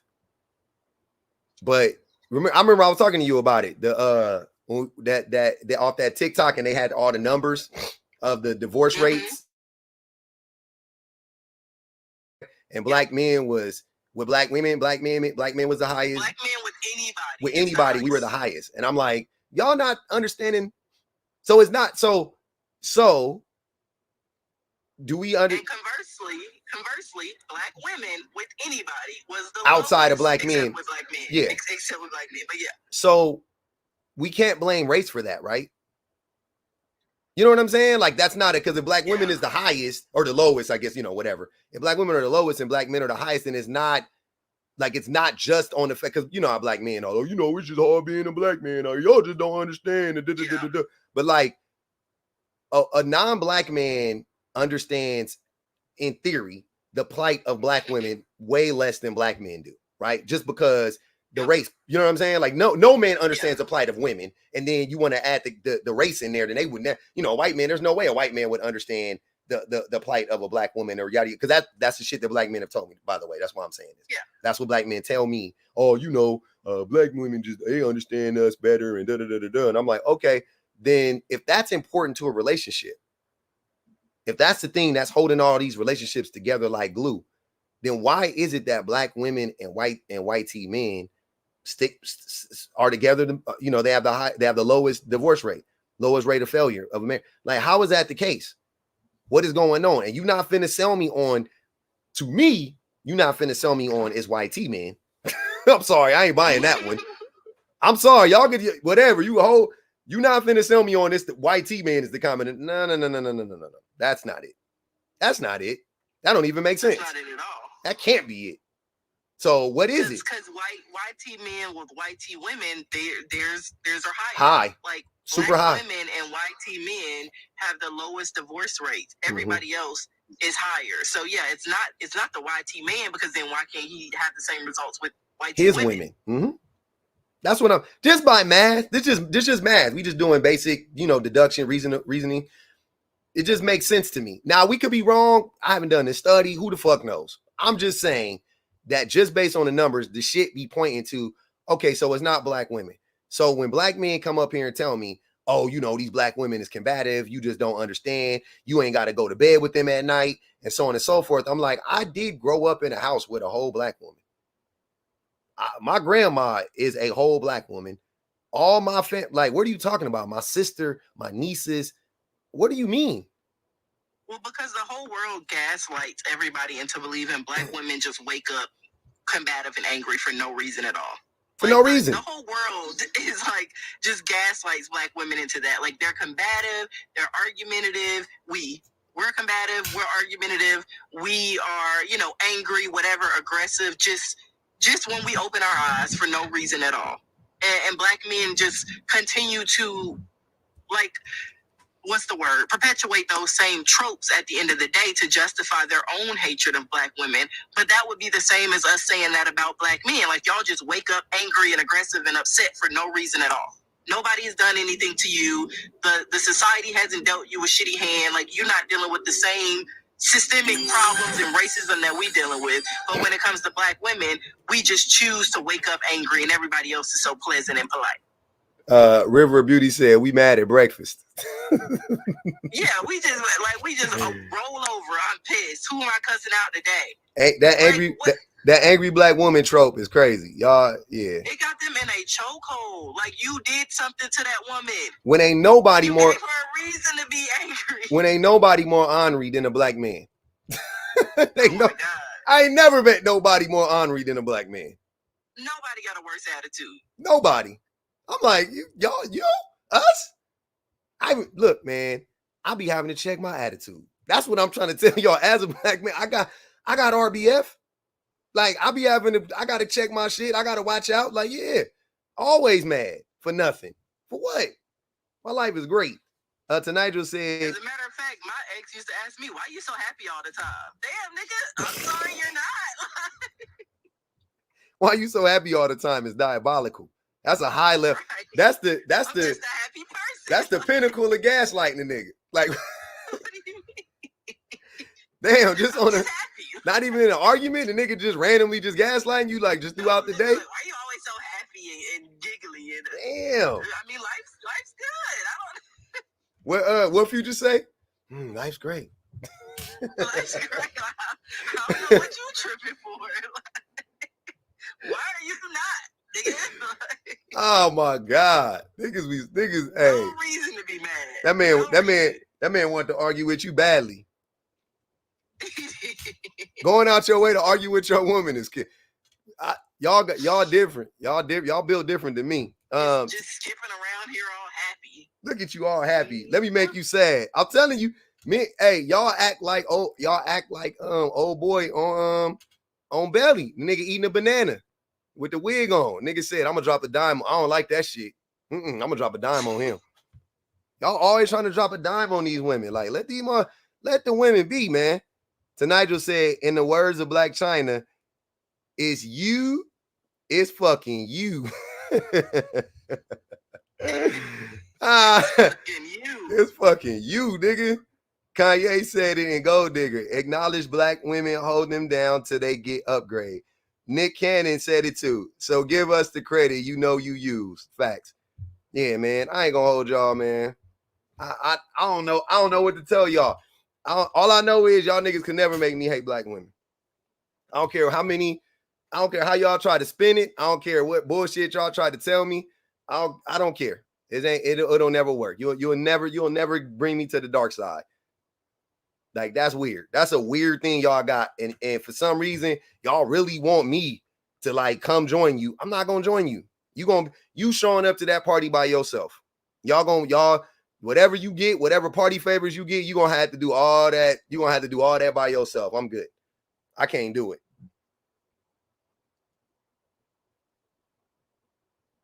What don't you know about? I just said, I don't know. What don't you know about? I haven't been posting on Facebook. Yeah, it's just weird. A lot of weird shit. Check my PM. What's my PM? I'm not mad about wigs, weaves, and lashes. I like them. My favorite wig is the bob. Cut. This is just on any woman. I just like that wig. Whatever that wig is, with that real straight, the razor cut bob, like they go like around here. That wig give me the black bob with the asymmetrical cut. Whatever, there you go. You said it. Every time that motherfucker be on when it's cut right, because it's real. You got to get that cut right, because that shit, I done seen it not cut right and it kind of curl at the bottom. I don't like that shit. But when it's sharp, I be like, whoo, look at that motherfucker. It don't even, I done seen it in all different colors, blonde, black, red, purple. Don't fucking matter. It always look good. I've never not liked it. I don't know what the fuck that shit is. It's a good look. Yeah, I like lashes, all that shit. I don't know what these niggas be talking about. Nah, not with the bangs. Well, I guess because it got the split in the middle, and it come down like that. They don't like the curtain bangs. The curtain bangs, yeah, not the little fluffy. I like bangs too. Bangs are cute. SZA got bangs, right? SZA be rocking bangs sometimes. Yeah. Yeah, I like that. Look good. Y'all don't give me. I got my little, I be having my eyes on stuff. I got little trends I keep my eyes on every now and again. You know what I'm saying? You know, don't, not too much. Not too much. But hey, I'm about to go for real, even though my baby sleep now. Hold on. Kay wanted to say something. I don't want to be rude, right? But yeah, because you seen me hopping. No, I'll be quick. You experience what we call pretty privilege. And the reason why you can't relate to these niggas, it's the truth. Don't do that. That's what they said about me. They said you don't never listen to a super chat. Relate because it's never been your experience. So it's kind of like you're a YT person who is like, what is racism? You know, like you can't relate. These niggas have been rejected. They faces have been laughed in. They have been told to go shower public. They have been told. Hey, getting laughed at in your face for just approaching the woman. Public. Whereas women be like, oh, public Gap cute, Shane Gap cute. It's niggas out here where a woman be like, nigga, you need to fix your teeth. Where your side tooth at? Damn. Like diabolical. So I'm sorry that you never experienced that public, but you cannot. That was dismiss. Hold on, wait. Can't dismiss their experience. Hey, you telling him this is all based on attraction? BOA. Based on attraction. Hey, you can't tell me my experience is BOA. Hold on, E. Hold on, E. E said it. He said it's the charisma. I'll buy that more. I'll buy charisma more for sure. Not attraction though. Not based on height too. And you make six figures. No, I will agree with that. It's never going to be solely attraction at the end of the day. For women, like, once you get past, like, the looks, like, for women who, it's like, it's not just going to be general attraction. And some of them, that be their problem, too. They might be attractive, but, like, you suck. You suck as a person. These niggas even come up here hitting on you, public. That's what they said. Hold on. Hey, I seen it. Hey, but I seen that before. Hey, Adrian said, public chat confirmed. That's what they told me. Look, I was in the live and this nigga said, that's why you don't listen to a super chat. And I was like, a super chat? What the fuck is that? And he told me what it was. And I was like, he basically just said it to me. He was like, yeah, he was like, my experiences and your experience with women are different. And I was like, okay, fair enough. But I don't think I would hate. I still don't think that would make me hate women though. But it didn't happen to me that way. And it didn't happen to me that way. So whatever it is, I always just thought you could like be a cool motherfucker and be funny. And you know what I'm saying? Like you can control that shit. Cause I know some funny looking niggas, but they also funny too. You know what I'm saying? They also cool. They dress nice. My homies, I got a homie nigga, little round, about 5'8". That nigga married. Nigga got him a whole wife. She let a nigga down. But they realize that the what you garner, the crowd that you have over here is a bunch of bad bitches. They could never. Hey, somebody come and get K. This shit is crazy. They can't sit with you, pub. Like they sick by that. You know what I'm saying? Like, so I really wish that one day you will understand and stop dismissing and diminishing their feelings, because that's what's wrong with Prototype. Hold on, man. Somebody said Prototype attractive. No, the fuck. Prototype attractive. He is. He not unattractive. I ain't never really looked at him. I ain't even gonna lie. Yeah, Prototype attractive. Yeah, go look at Prototype profile. Prototype. And I'm not. You gonna judge it? See, because I know how it is. It's now that you know him, you gonna think he ugly, and I ain't gonna even hold you. But just he not, the man not ugly. He's an attractive man. See, y'all saying he not. Be my type. Maybe I'm. See, I can't even see what I'm saying. See, it's based on education for me. He may as well look like Kenneth. I don't really care. I done heard him talk. He may as well look like Kenneth. Hey, but CCC said public is light skinned. He can never understand a black man's struggle. Not light skinned. Don't get him. Y'all I'm about to end the live. You niggas calling me light skinned again? Please don't get neither one of us started. Come on, man. Shan is light skinned. We already established that. I thought she wasn't. She said her Fenty. So keep with that thought. Why would you be peer pressured now of all times? Who, me? Why would you go with the crowd all of a sudden? Because you told, look, use your own brain. Shan, I'm gonna tell you why. I'm gonna tell you why. When you said your Fenty color was 330 and I looked it up, I was like, yeah, that's a little light. First of all, you put 10 on 2 because I did not say 330. You did say 330. I did not say 330. What was it?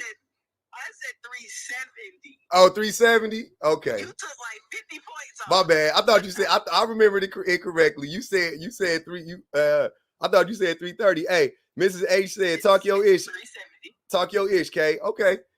I thought it was 330. My bad. Somebody else said 330. Okay, my fault. That's why I was like, oh, Shannon, she light skinned. Okay, because 330 light skinned. Yeah. 330 light. I ain't gonna even hold you. Shiny 330. Shiny 330. No. Shiny not 330. Hold on, wait. Shiny said she was. Shiny was 4. Shiny 440, I think. She 440. Shiny 440. K, you 226. My summer shade is 370, if I'm being honest. I'm really like a 350. Wait, Shan. But my summer shade is 370. Wait, Shan. What that nigga saying? Hey, your shit. Hey, K about 270. 270. No, K probably like, she not that far off from me. She probably like 3. 3 what? 3? I like Shan's bronze, like her golden touch, like what she give with the bronze, like. K, you a solid 3. You a solid 300. On an autumn day. On an autumn day, you a 300.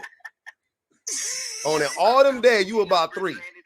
Keep it a bean. On an autumn day, you about it. Foundation numbers for anybody that's confused. The Fenty foundation shade is 350 to 370 for me. On a K cool. is probably a 330. 330. All right. That's summertime. Okay. 330. That's without me looking. I haven't looked at what that shade looks like, but yeah, I'll give her that. Yeah.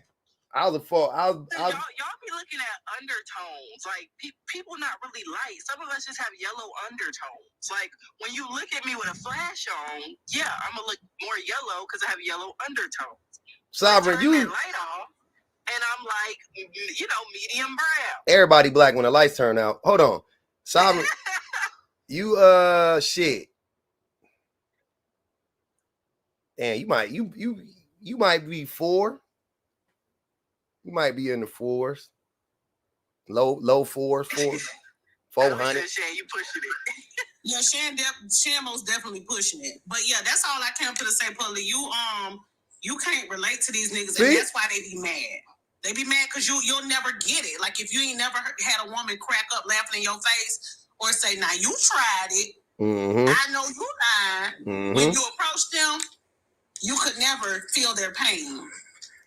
I don't want to feel that pain though. I don't be believing them with that either. I'm not gonna say it never happened, but I don't think it happens that often. I don't know, because maybe I'm just saying that because I've never done that to anybody. Like I've never just like straight up laughed in somebody's face. I just like tell them no thank you. Like I'm not interested, but I've never been like why would you? Oh my god, disgusting. Like hey, see. Now I'll do that later when I get in the car, maybe. See. Like, not in his face. You can't. First of all, you can't laugh in a nigga face because that's life. That's nigga. What? Why would a woman do that? Dangerous. That's dangerous. Yeah, that is dangerous. That's why when they tell me that off the rip, I'll be like, ain't no women laughing in a bunch of niggas' faces. You niggas are stupid. Right. Ain't nobody doing that shit. You think these women is dumb? They not out here like, you? Oh, like, they not doing that, bro. Now, if he approached a group of 20-somethings and tried to hit on them and he was visibly ugly, yeah, her homegirls probably was like, sir, keep it pushing. Like, I ain't even gonna hold you. Yeah, like depends on the setting. Girls, yeah, they probably cloud them. No, depends on the setting. Depends on the setting. Broad daylight, college campus. Yeah, I can see that. After the club, on the street, or at a convenience store. Nah, they're not doing that shit. They gon' all these women running around talking about, I just give every man my number and block them. And you want me to believe that these women running around just laughing in your face? I did that too. I've done that before, but I stopped doing it. I don't make that a habit because you can block them, but they still got your number. They still got your number, but yeah, y'all not finna Yeah, gas station is yeah. I already told y'all my wife can't go to the gas station no more. I had to lay my foot down as a man, and I don't use that term ever. As a man, I was like, nah, you can't go to the gas station no more. Yeah. Her car, like my car is, I got a hybrid and she got an electric car. So I go charge up her car and I go put gas in my car if she needs to drive my car. Like she don't get to go to the gas station no more. I don't get spooked too often, but I was like, nah, you're not doing that. That shit crazy. Erica said, let's be honest. They got laughed at in middle school and they still mad. That's what really happened. Tonight just said, women, no, what men here. Man, get your ugly ass. See, that's what it be public though. Like, why? Baby. Why? I can't just be your friend. I can't just be your friend. Hold on. Need a friend. What just happened right now would be an example of that, right? When I was talking to the prototype, I don't feel like I was saying anything.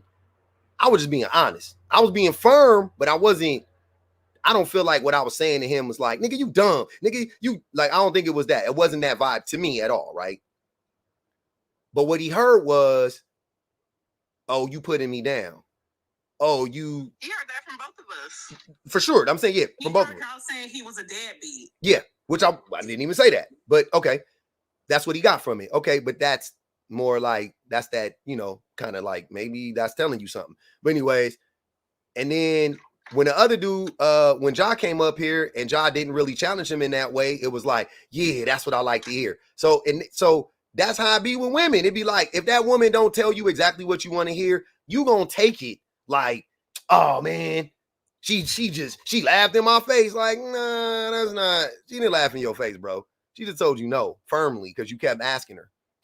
Like, and this is what I be saying. Look, man, if you don't want to get rejected, stop approaching women. If you don't want to get laughed at, if you are afraid of, if the risk of getting laughed at in your face is high and you feel like you can't take it, stop approaching women. That's a telltale sign. That's your sign to stop approaching women. Leave them the fuck alone then. Because it's fair to me. Hey. Because why is it that only the men, like some of the worst men that you would want nothing to do with, they the ones with the balls to approach you. It be the men that's like, they cute, they fine, like they only like a medium rare misogynist. They over there scared to say something because they don't want to get rejected. Because we have the awful ones that know they don't want to do right by you, they be eager. You know why? You know why, Shan? Because those dudes have a certain level of emotional intelligence and awareness. Right?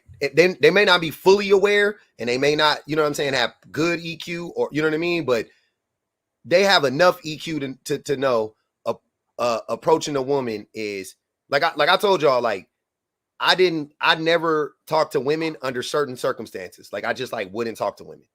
I don't care. Like, I don't care if she winked at me. It don't matter. Like there's just certain times I just wouldn't talk to women because I just felt like I would make them uncomfortable. You know what I mean? Yeah. And like one of them is talking to women in elevators. Like I just don't, I stand strongly on that. Like I say hi, you know what I mean? Just to like disarm, like, hey, I'm going to acknowledge that they there. But beyond that, I'm not like, oh, so you're going to the 13th floor? You're going to go see your boyfriend, huh? Like I'm not doing none of that shit. I'm just like, yep. Like we in the elevator, you push 7, I push 9. She gets off. I don't say bye. I don't look. I just, you know what I mean? Like just do your thing. Because you're not lame or corny. Because that shit is weak. Because I feel like that's weird. Now it could go both ways. It could be, why ain't he talking to me? Is he plotting to get? You know what I mean? It could go that way. But I just feel like me talking to her in that instance, I feel like whatever energy she would give me would simply be because she felt nervous and felt compelled to talk to me. You know what I'm saying? So I just was like, nah, I don't want to talk to her. Whatever. So I'll leave him alone. Like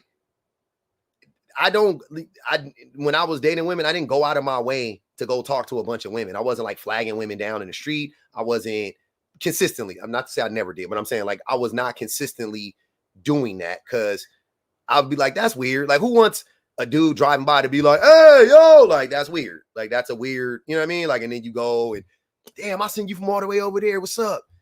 Damn, you look good. Like that's just weird. That's just, don't nobody want, like, you think that's a compliment?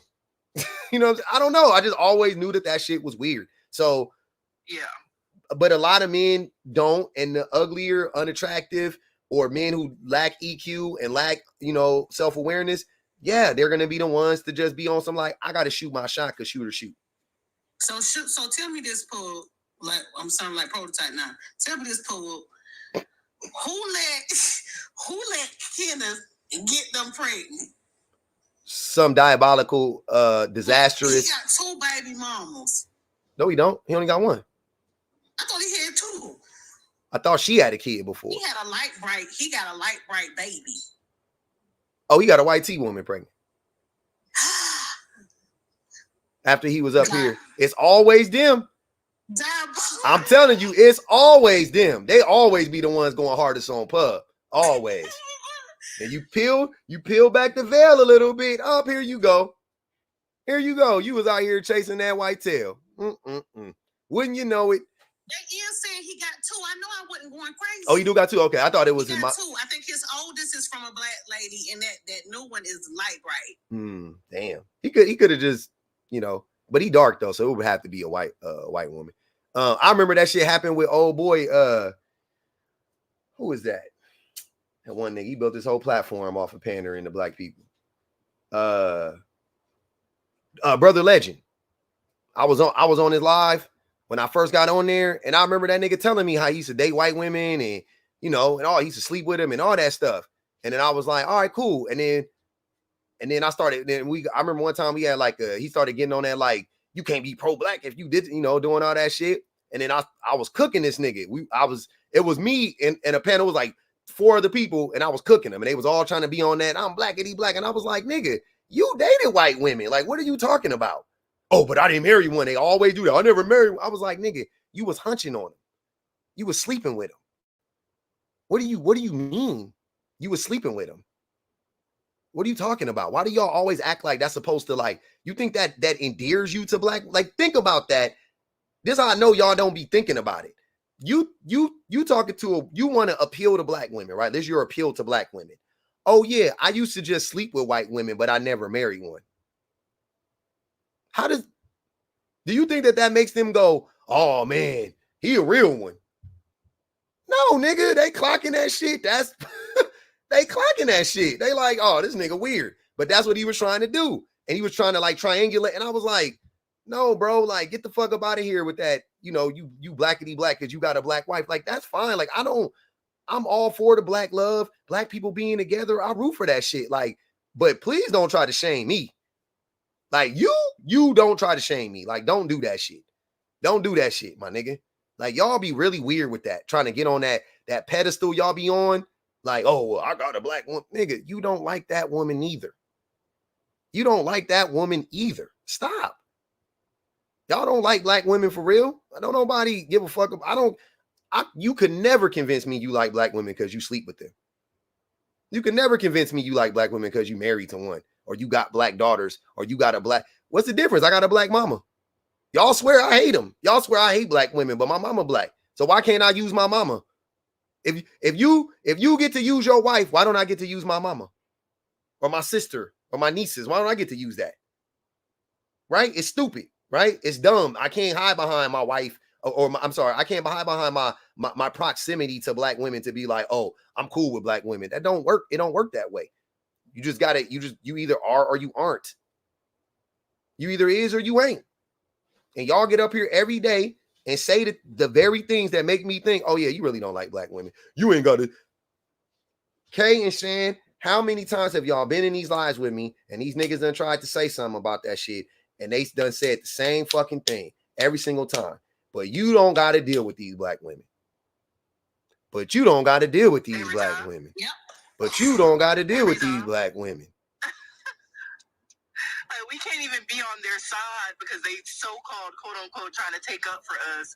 But they're saying, like, why didn't you choose a black woman? And you sit over here talking about all blah, blah, blah, but you ain't got to deal with them. Like, what? Mommy, are you taking care? Why is it raining? Yeah, because I don't like when it's raining. I like. Mommy, fix the fucking weather, okay? The hell is you doing? On clearly. Clock in. Clock in. That baby said. What do I say? That baby think you Storm.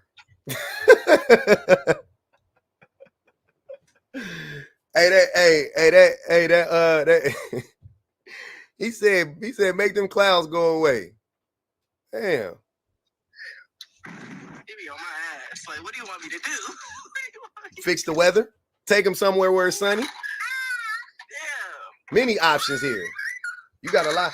What option do you want? Either make it stop raining or take them somewhere where it's sunny. Which one you want?